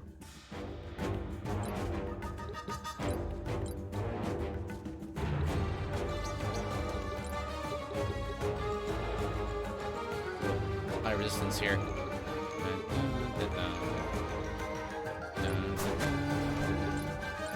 Just kind of using all kinds of magic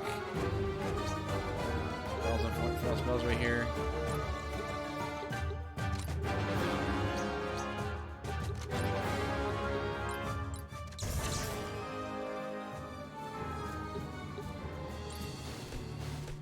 Ah!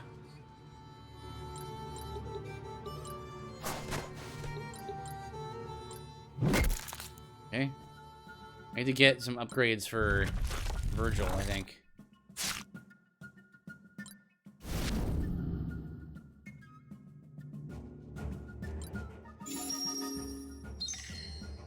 How dare you heal him? Oh, he's still berserk. I can't do anything. Ugh.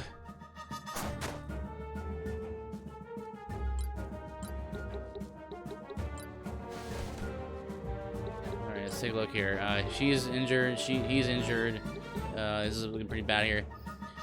We're sort of productive in the middle, been really in a low energy week. Alright, yeah. Yeah, understand that. See, Blessed One would have been a good passive to have right in this kind of the jam I'm in right now. 30. It's 35. So you got 20 HP left. I'm gonna keep him locked into this pin down here in the corner.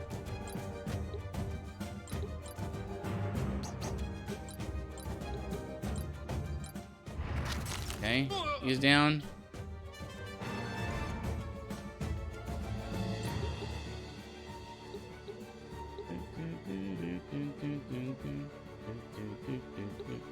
I'll position you right here. Oh, he also has... Ah! He's got the burst mage robe on. That's why he got a boost there. So I'm trying to set up for Lana to heal. So that's why I moved with Virgil here, and then I'm gonna move Kyrie here. That way Lana can heal an AoE right here.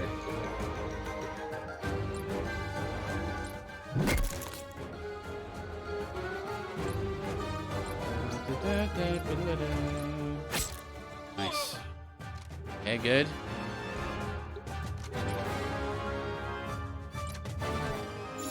Ah!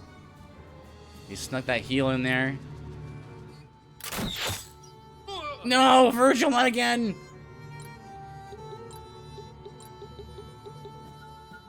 Oh boy. Oh man. What do we do here? Dun, dun, dun. Dun, dun, dun, dun, dun. Oh boy. Let's see. Potion. There's a chest there, yeah. I'm trying to figure out how I should go about getting that. I'll probably need it closer to the end of the fight where you can deal with this with some more of these dudes. Get out of here.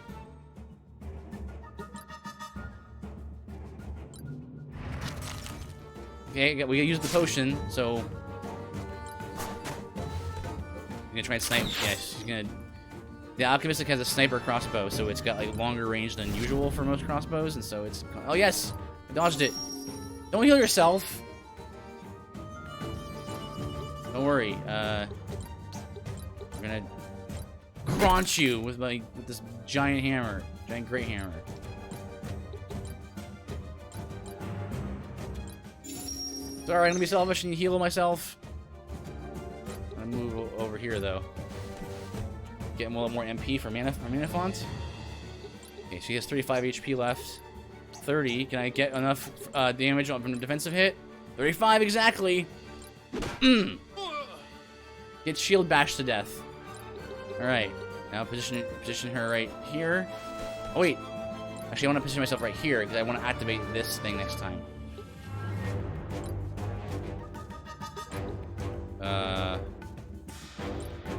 Yes. Kill shot.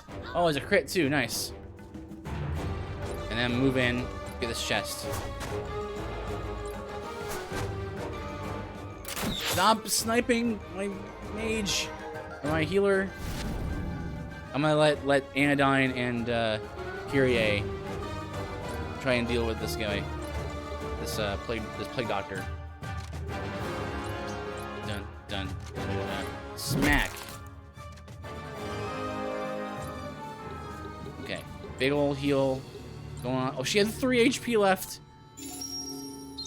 Way to go, Anodyne. This is where those moments where like even having a little bit of extra defense or a little bit of extra magic defense can really come in handy, right? Because you got like 3. She had 3 left. Move over here, get more extra defense. Turn her back, face so that's behind. That's at her back. Create back, and then 23 defensive hit for 28. I'll take that. It missed. Hello, Kiwi. Welcome back. Look at this chest. A Dispelatron. Dispelatron.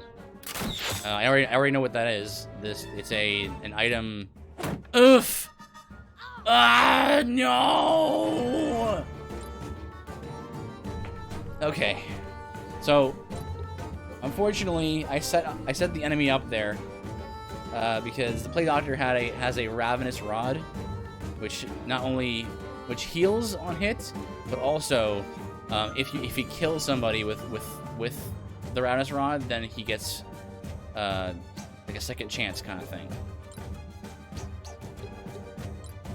So I will use Power Strike.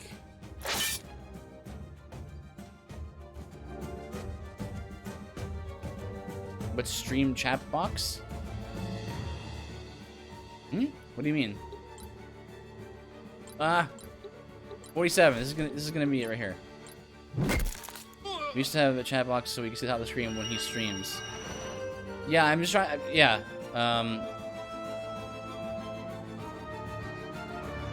Oh, so no stream chat box today.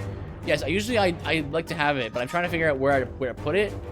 I mean, I can just put it on. You can turn it on, like there, but it's kind of hard to read. So I can put the overlay out like that. Is that okay with you guys? Do you want to do that?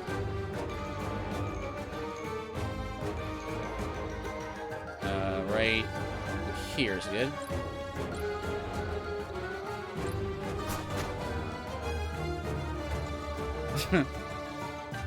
Yeah, I'm trying to find. Usually, I like to have the chat on screen too, but I'm not sure where to put it right now. I'll have to find a place for it. But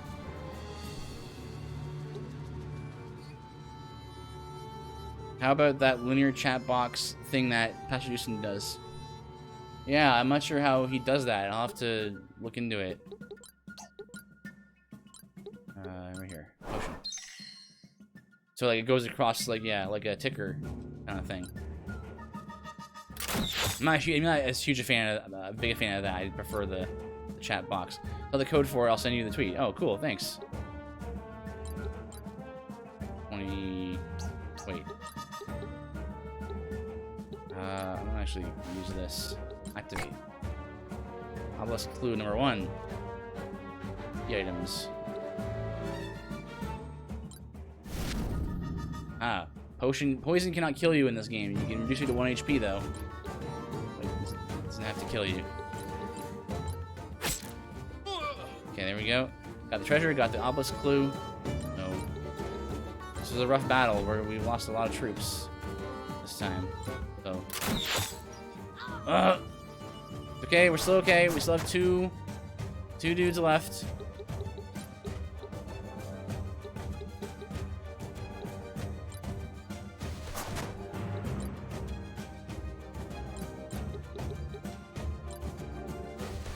Use Dark Bolt. I can't reach.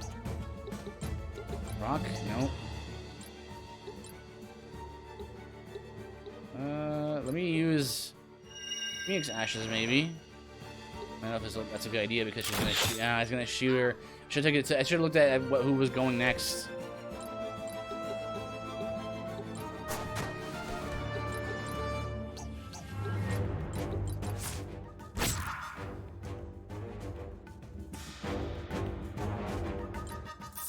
No!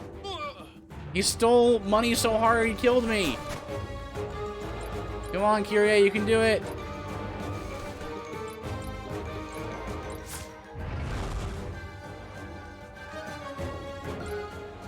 Oh yeah, this is in the bag right here.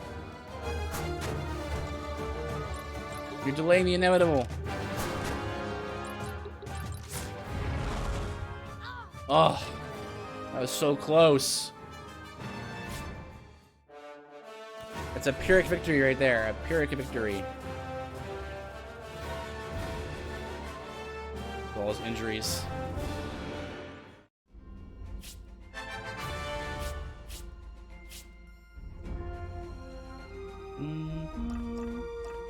Did we interact with all the map stuff already? Yes, in that area we did.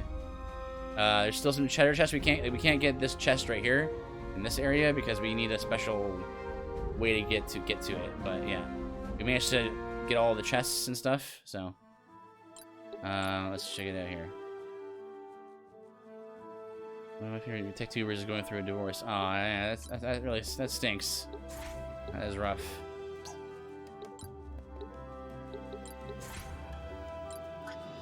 You hate to see it, you know. Give him a healer. We're gonna have to go back to an older like zone and do a few. I'll get life font. And then we'll get. I see. You mean BTWT? Question mark? Deals damage equal to 1/3 of the target's current HP. That seems pretty good.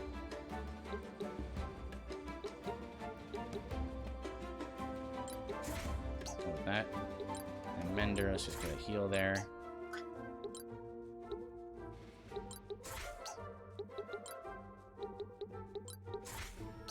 More diversity there. Revive 2 would be good. It costs 22 MP though. That's pretty expensive. Blessed 1, I think, though. And then Revive 2.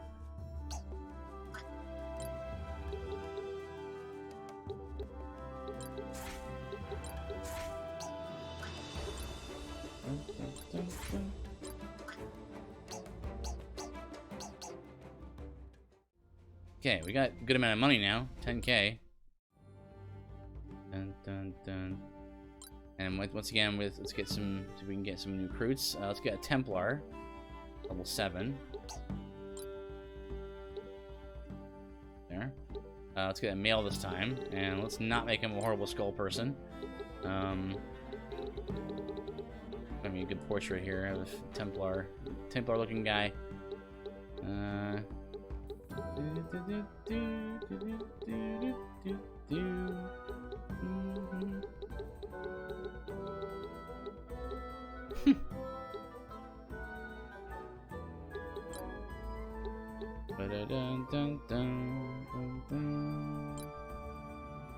Random. Roy the Great. He's not even really much of a Templar looking guy, more like a barbarian or something, but let's give him red color. Oh, no. That color, hairstyle color. There we go. Give him the red there. Level 7 Templar, it costs 3,500. I'll recruit him.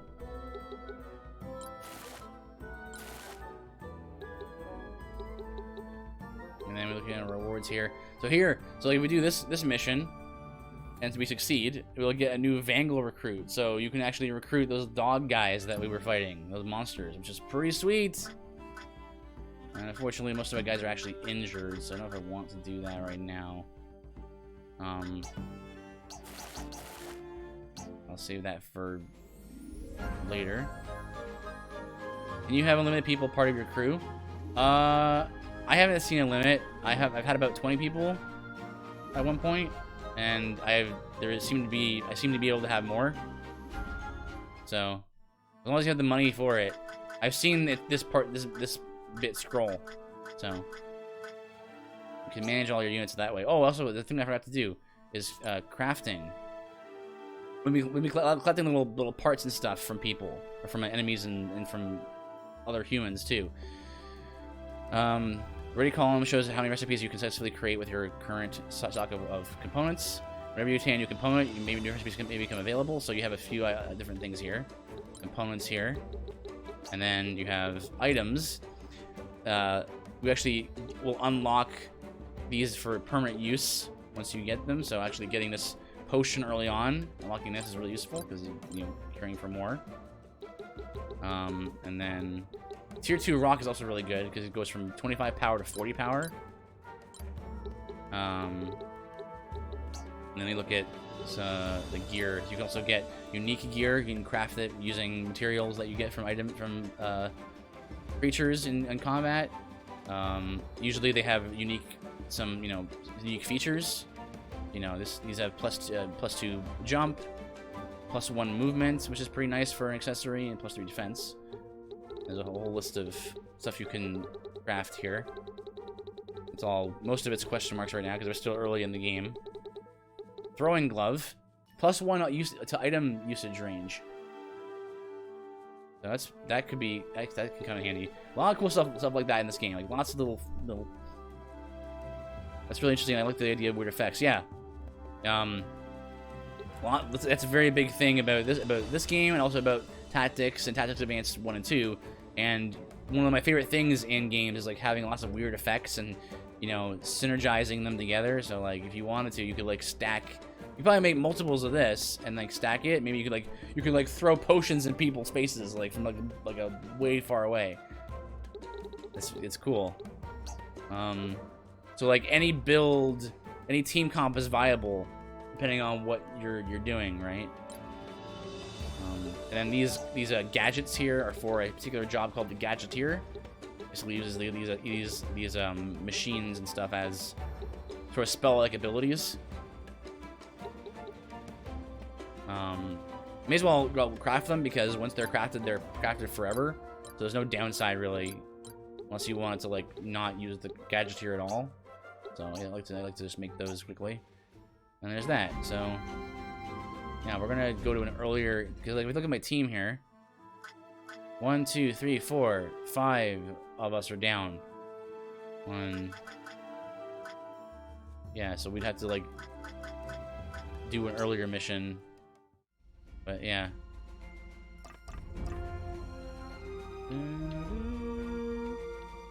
Let's see. Yeah, I'm gonna save the game, and we're gonna try to do this with our like kind of like jank team right now. Let me shop. I have some money still. I've already outfitted. The bronze buckler. The buckler that gives you really good evasion, but has no defenses. Bronze shield has a little bit of speed bonus and much less evasion, but has defenses. You might want that. I don't know. Not really stacking evasion anyway, so it's not really as good. Okay, so who else who are we gonna take here? Okay, so Allegria, she needs to eat something. So give her this staff. There you go. Short sword, she's down. Using the silver spear.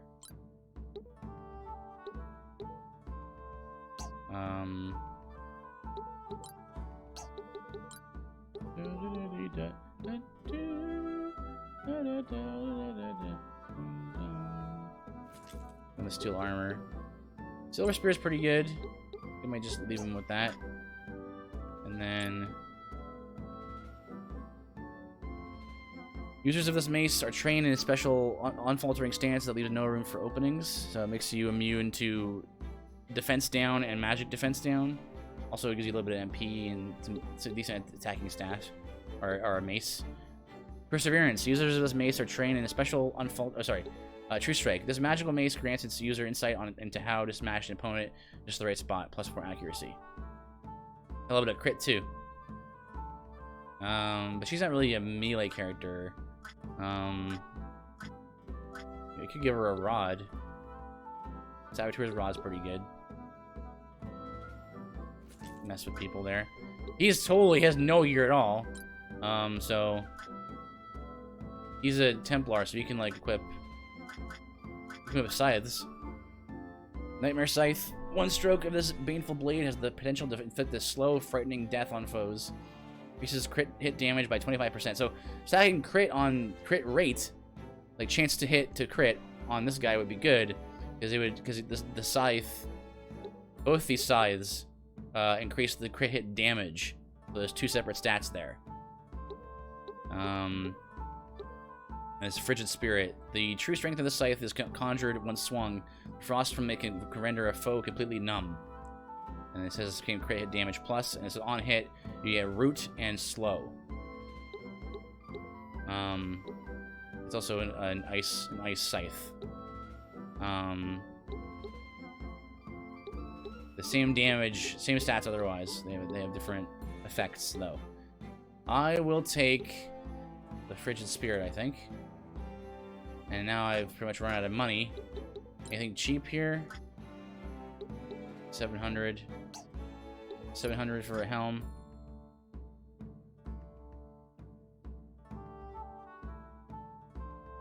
Slow versus Frost seems same.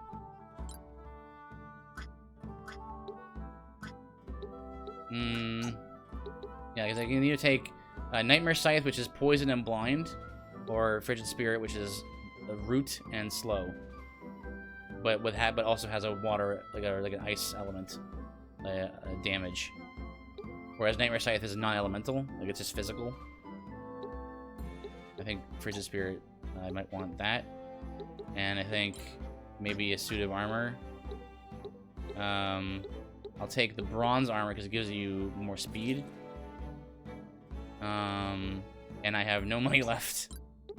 I'm outfitting all these extra dudes I wasn't planning on using because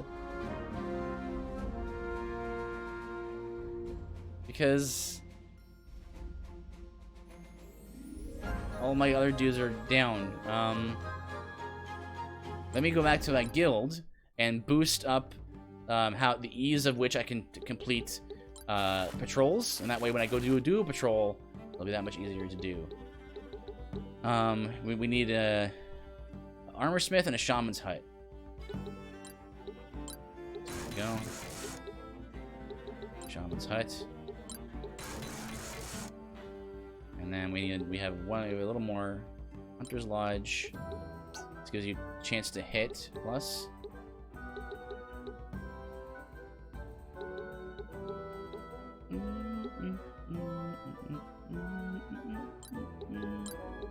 Alright, build one of those. Okay, good. Alright, let's do a patrol because we need to help our guys get back into the game here. Let's do the patrol here. You can use the patrol command to enter battle in the area you're visiting. This will let you earn extra experience and AP to strengthen your units. Please note this is completely optional, and you do not need to run any patrols to finish the game, although it might be more difficult that way depending on the difficulty settings. Each node on the world map has multiple different encounters. Please note the enemy levels section on the screen when selecting a patrol. This range represents the minimum and maximum levels enemies on that zone will have. If you're not comfortable with the levels, it might be wise to attempt a battle in a different area. The level range of each zone will adjust as the story progresses, so you can always find a mix of zones above and below your unit's levels. The first 5 zones will remain fairly low level throughout the game to always provide a fallback area to go to. And control that area. Honestly, this game is really well thought out in terms of just the depth of covering all the bases and stuff. So, all right, so Kyrie is always good to go into combat. He's injured. She has 2 injuries, unfortunately. There's a bad mistake I made on with her, reviving her right into the line of fire. So I'm gonna bring out this healer instead. He's injured. Let's bring out the Plague Doctor and then bring out the Templar. Okay. Just throwing rocks right away. As the game progresses, our recruits higher level. You can choose what level you want to buy your recruits at. I believe it's 500 gold per level. But also, if you do recruit any recruits, and via not buying them from the guild, they will also be around your level. So yeah. This guy's name is Hatman, Hero of Old. this scoundrel over here. All right, so we got scoundrel, we got a mercenary. There's a ranger, alchemistic, knight, reaver. Okay. Oh, no, that's one of my guys.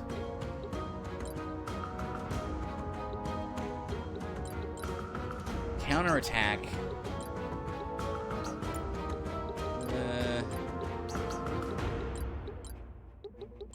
Rocket him.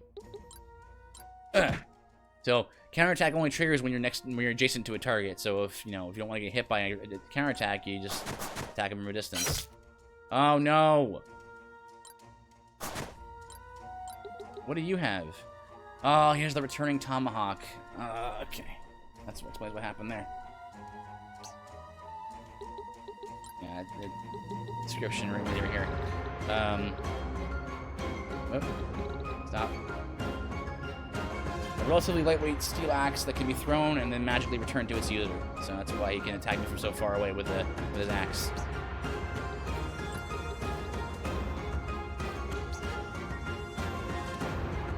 Okay, so let's just engage with this guy right here.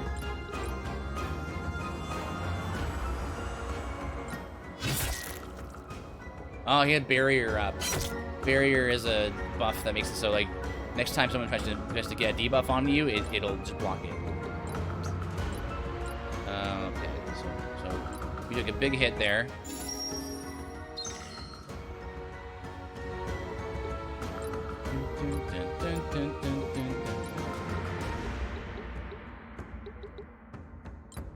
That's what I'm just gonna heal myself.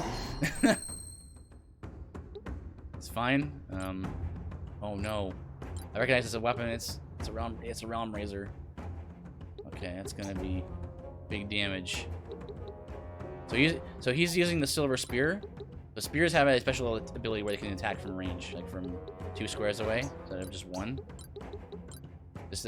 All spears can do that. So unfortunately, he's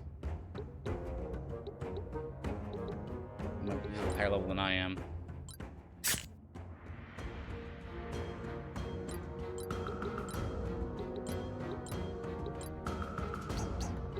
Can I kill him without Wrathful Blow? No, I cannot. This is why Wrathful Blow is so useful. Because Wrathful Blow deals 1.6 times your attack stat in dark damage. So if you can't just barely kill a guy with standard attack, you can use a Wrathful Blow to do the job. But it also damages your character by 1/4 of their current health. So that's the downside. You need to kind of have a little more support if you're gonna be using Wrathful Blow a lot.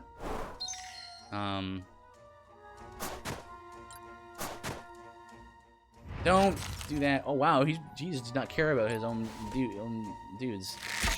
Oh, good dodge. Oof.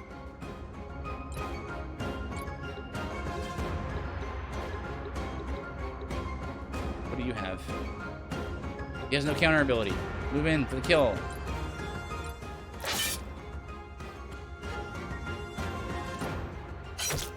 No, don't use a returning tomahawk on me.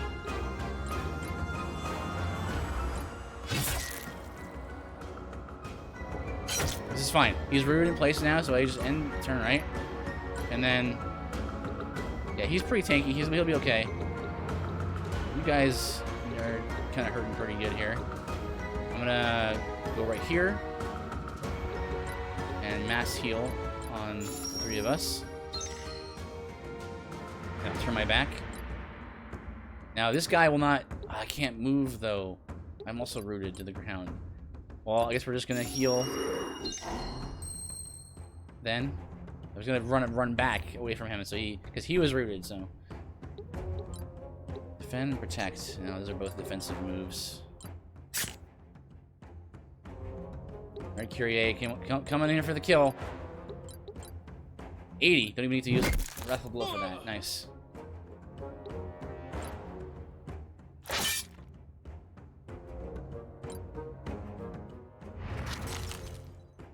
You are trying my patience.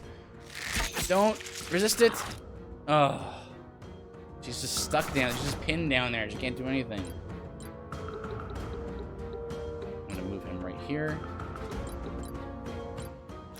Alright, doing that triggered his thorns counter, so now he's got the spikes that will hurt me if I...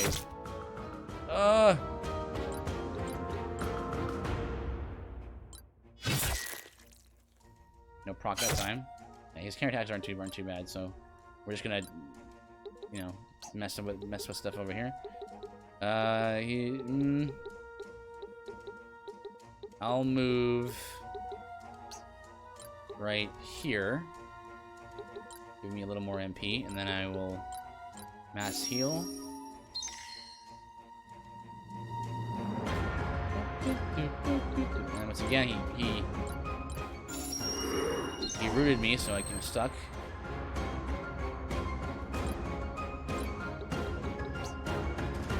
Knight. You can move right here.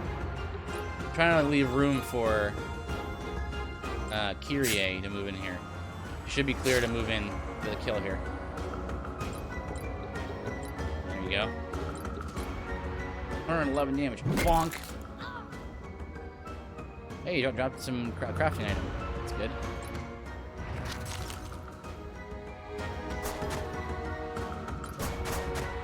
This ranger. Ugh.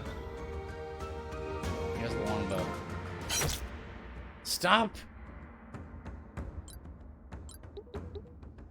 You're good. I'll use some field aid just to may as well, because you're here. Right? And we I've been like dueling with this guy forever. Too bad he's dead. Take that. Way to go, Roy. That's pretty good. Right back there. Actually, the ranger can probably shoot me from up top, and actually, depending on what the ranger's passives are, you actually get a height advantage bonus from shooting people from above. But it's a special trait you have to equip. So, let's see who's okay. You need to heal the most.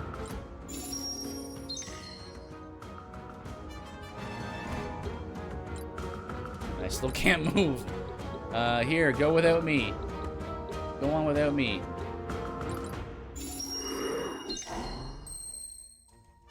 I could use a remedy or something to cure the root, but it doesn't seem worth the turn right at the moment.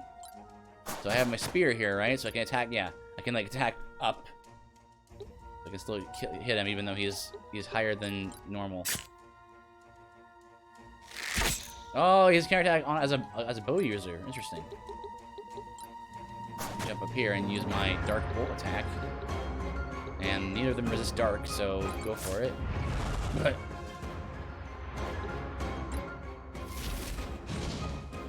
no problem.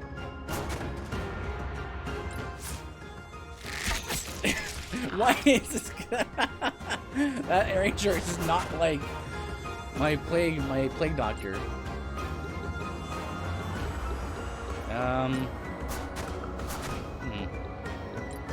Just use field met aid again. Just get more experience points. Oh, here we go. Come on in here, Roy. Bonk. Slow.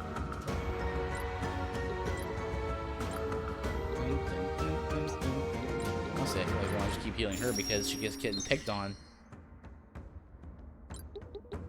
There you go. Should be alright. And we got some MP back from moving around. She still can't move. Remedy. Get off of there. Now I can move.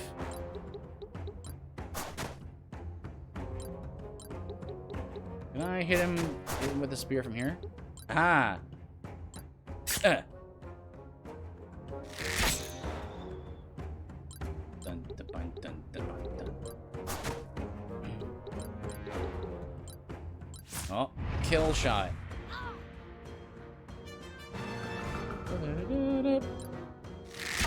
No! How did you arc that over to me? You master archer, you?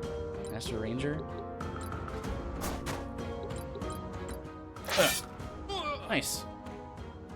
Oh, crafting item. Very good. So now that we've done a battle, everyone who had 1 injury, they're okay now. Unfortunately, yeah, my Lana had 2 injuries, so she only recovered 1 injury. It's 1 injury per battle. Let's see here. So Execute is a good passive. During damage from offensive abilities is increased by 45% when target's HP is below 50% of their maximum. So as long as you're using abilities specifically, then this is a really good, you know, combining the Execute with even Wrathful Blow is super good. So I will get that. I'm gonna save. I'm actually gonna get Mind Strike here. Then Scoundrel. Let's get Exploit Weakness and Steal. And with that, I actually want to change jobs. I think I'm gonna make Rainer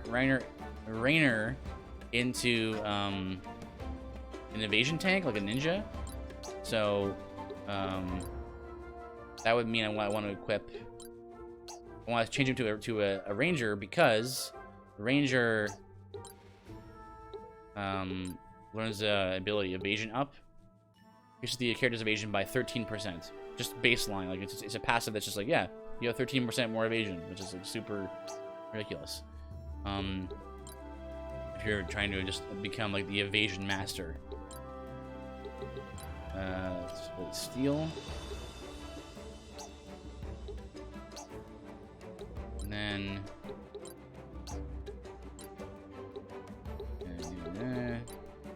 I need more things to buy. I don't know. It's fine. Just like that. Keep staying a knight here for Anodyne. Wizard's got some new stuff. Boon, which is when you kill an enemy with someone who has Boon, the next time they cast a spell, it'll crit. Even though normally, I don't know, it's his character will get a guaranteed crit on their next action, so regardless of whether it's a spell or not. Which is good because it can cause things to crit that normally you can't crit at all, like a spell or something. Yeah, well, it requires careful timing to get it to work right. You know, like you can set it up so like a guy's low on health, and then you run your wizard in there and you nuke him, and then it's like, okay, now I have the Boon buff, and that gives you that crit. Get Health Expert for more HP. That gives you increases base maximum HP value by 25%. Good thing to have. It's usually good to just have all the passives you can find, because it's just they don't require anything of you, you know. Also, no weakness is crit hit rate by 25%. Right? The way that these games kind of work, and the way job systems kind of work in general, which is why I love them so much, is that everything is good. There's always a moments in the game where you're like, man, I wish I had this or this or this or this, right? It's like, yes, crit hit rate is like 25% is super good, but you only have 2 passive slots, so like everything's equally good, and so like, man, you're always kind of like thinking about, oh man, everything seems equally OP, you know? Like, do I want crit rate 25%, or do I want counterattack, or do I want, you know, evasion by 13% and all this kind of stuff? It's like, oh no, it's just the choices. I love all the choices. It's good. I'll take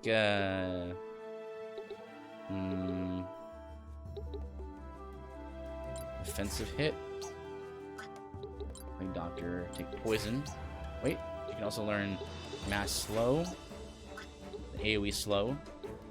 Definitely learn some healing there. The move there. Okay, I think we're all caught up there. Now we can go on with the rest of the game here. Let's do one more battle.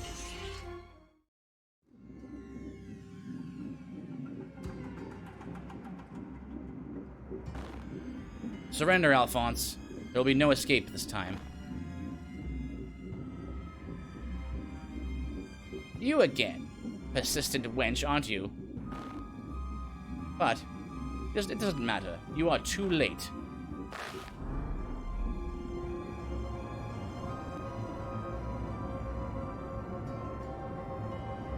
Is that supposed to be part of the pilgrimage?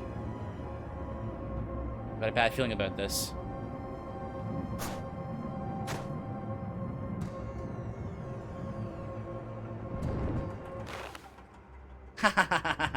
Yes! This is what I was promised. This is the power that is my due. Now, I will demonstrate the difference in our upbringing. Something is wrong. Ugh.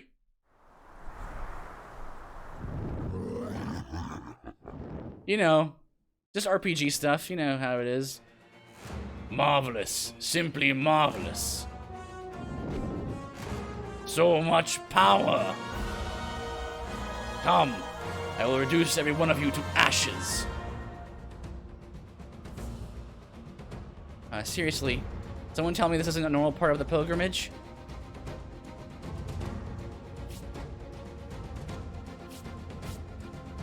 Defeat Alphonse. Okay, that's the goal here. So we have a maximum of 5 units that we can place because Kyrie is there automatically, and so is Bizarro. So I'm gonna place him here, and then Anodyne can be here. Have Virgil. Virgil's so squishy. Oh boy, Virgil here.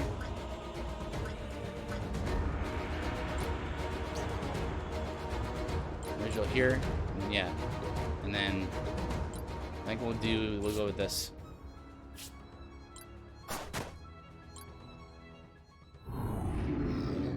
Yeah, so Alphonse is kind of hard. This is kind of the first boss of the game. Most of it is his abilities. Like, he can wreck you with Nightmare because both these abilities do sleep and slow. One thing that when I first fought this boss, I fought up to this point, and was his Plague Bearer passive. Because when using regular attack, unit transfers any debuffs that are afflicted with onto the target. So using debuffs on him is not a good idea because then he'll just debuff you. Unfortunately, now I cannot move. However, if I use Field Aid, I can heal myself and also cure the cripple. So may as well. They can't do anything anyway. Now that I've cured the cripple, right? Wait, no, yeah, I can't do it. It's fine. Okay, so I can run up here with...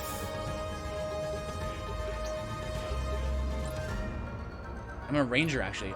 Oh, no! I forgot to get a bow! I'm a ranger, but I can use axes, but I should have gotten a bow for Raynor. Oh, shoot. Okay. Let's make him run up here. Throw a rock at him.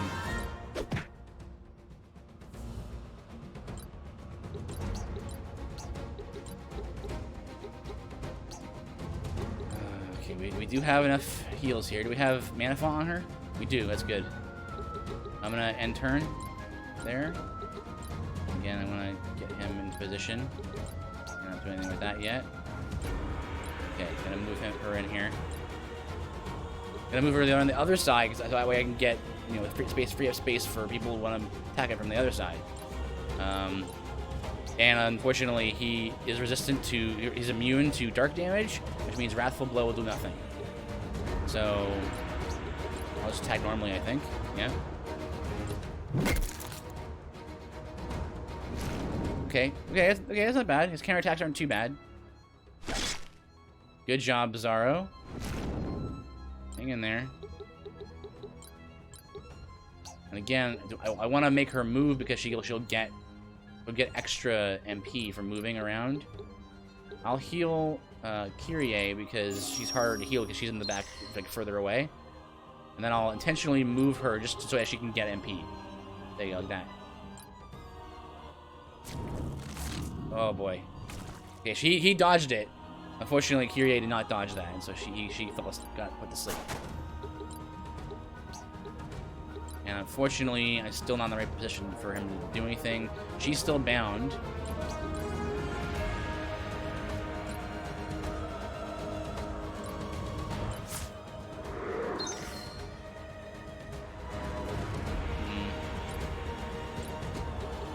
Let's see, what do we got here? Rooting shots. Let me check to see his stats here. He's immune to blind, he's immune to sleep, he's immune to berserk.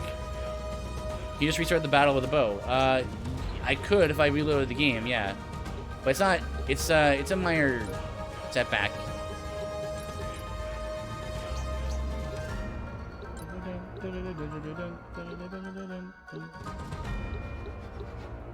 Bleed? You can bleed. There you go. Bleed and poison are very effective. Oh, it's right, freaking. He transferred it because he has the plague bearer passive. Ah, I talked about it and I immediately forgot it. Well, thanks for the heal there, Zaro.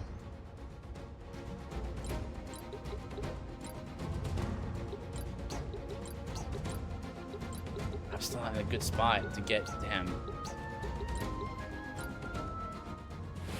Miasma. Miasma. Oh, they're all asleep now.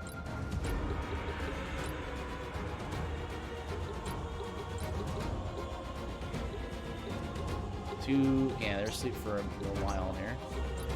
Don't have any AoE heals. Other classes. So did the boss lose bleed or just spread it? His passive makes it so when he attacks,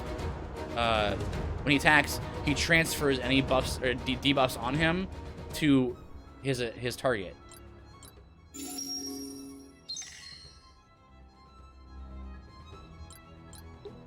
Oh, so slow. I'm coming, guys. Just hang on. Yeah, everyone's taking their turn. Okay, I'm gonna have to. Can I move in here? Is he weak? What's he weak? Probably weak to light. It's a radiant, right? Yeah, he is. Also, lightning. Like this. Oh, I have smart casting. So, with my wizard, my Virgil knows not to attack an ally. Controlled casting. Nice.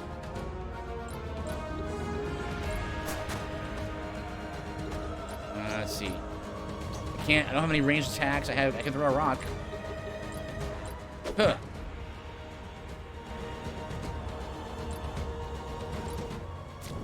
Oh no! It's okay, it's okay, we're okay, it's okay. He hit the guys who were already asleep, and so because he hit them, they woke up. That's how sleep works.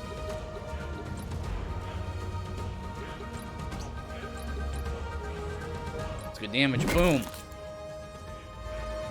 Also, Bizarro, also awake.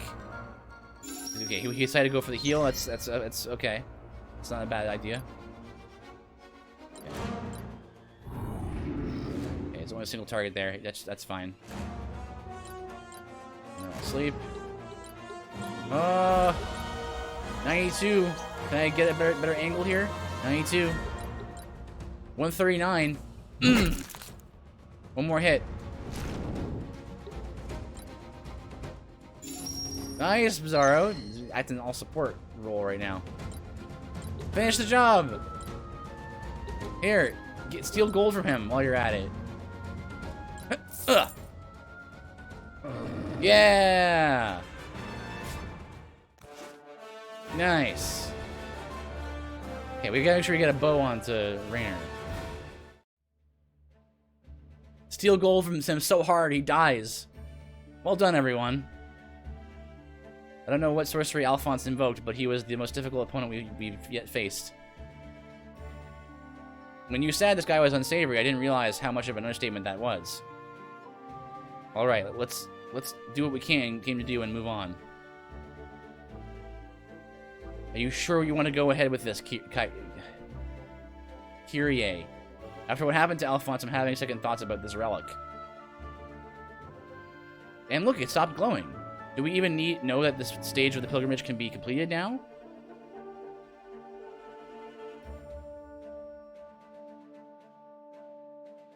There is yet a faint power radiating from the relic.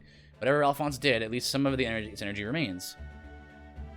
The pilgrimage has always involved risk, though I admit the risk now appears to be higher than I expected. Still, I have to proceed. I know you are pledged to the immortals to complete the pilgrimage, but surely the circumstances... I don't like it either, Raynor. But I am already one of the marked. It is too late to back down now. Honestly, I don't believe all this concern is necessary. Alphonse was using some kind of magical device on the relic. I warrant that's what triggered his transformation. Very well. I will abide by your decision, Kyrie, whatever it is.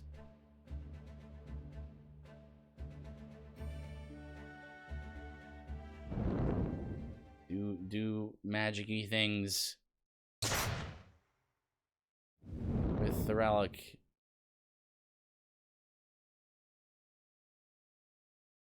It is done. Oh, I feel the dark energy of the mark. Very unpleasant. It has grown stronger, but I can manage it. I was looking forward to the giant purple Kyrie, but I suppose this will have to do. Don't look at me that way, Raynor. It was just a joke, a harmless joke. We should bring this device to the council.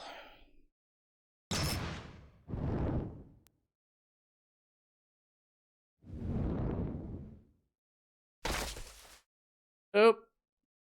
Anodyne. She's burning up.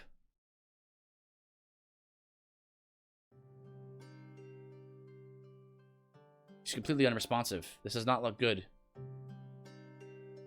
Bizarro, can you report everything what's happened here to Quintus? We have to find someone who can help Anodyne. Now I'll do whatever I can to help, naturally. But why do you ask me to report to Quintus rather than to the council? Whatever's going on here, the council needs to know. I understand little of Alphonse's schemes, but to become a marked, he must have had backing from someone on the council, which means at least one of them cannot be trusted. That is why you must report directly to Quintus and bring him the strange device. Whoever Alphonse's master may be, I'm fairly certain it wasn't Quintus. This traitor has placed us in a difficult position, but I see your point, and I concur with your opinion of Quintus. I will go straight to Quintus. He will know best what to share with the rest of the council and what to withhold. Thank you, Bizarro. Of course. No, come back. We need you. We're down on that person. You guys focus on getting help for Anodyne. Raynor is grouchy enough without having this on his mind, too.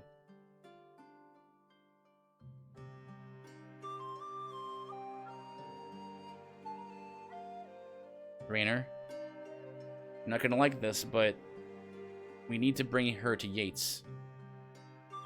What? Yates? You can't be serious. We can't trust that illegitimate child with Anodyne's life.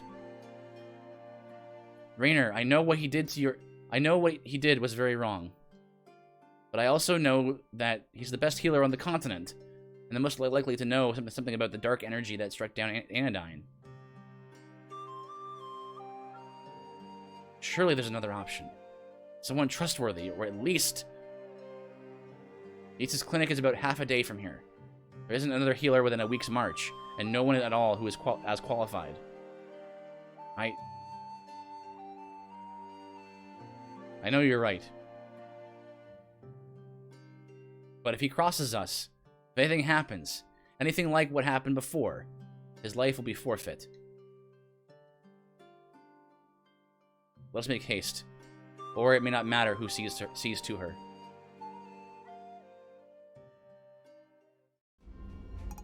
Boop. It's his cabin. We're gonna rescue Anodyne. Man, this game's so fun. I want to keep playing.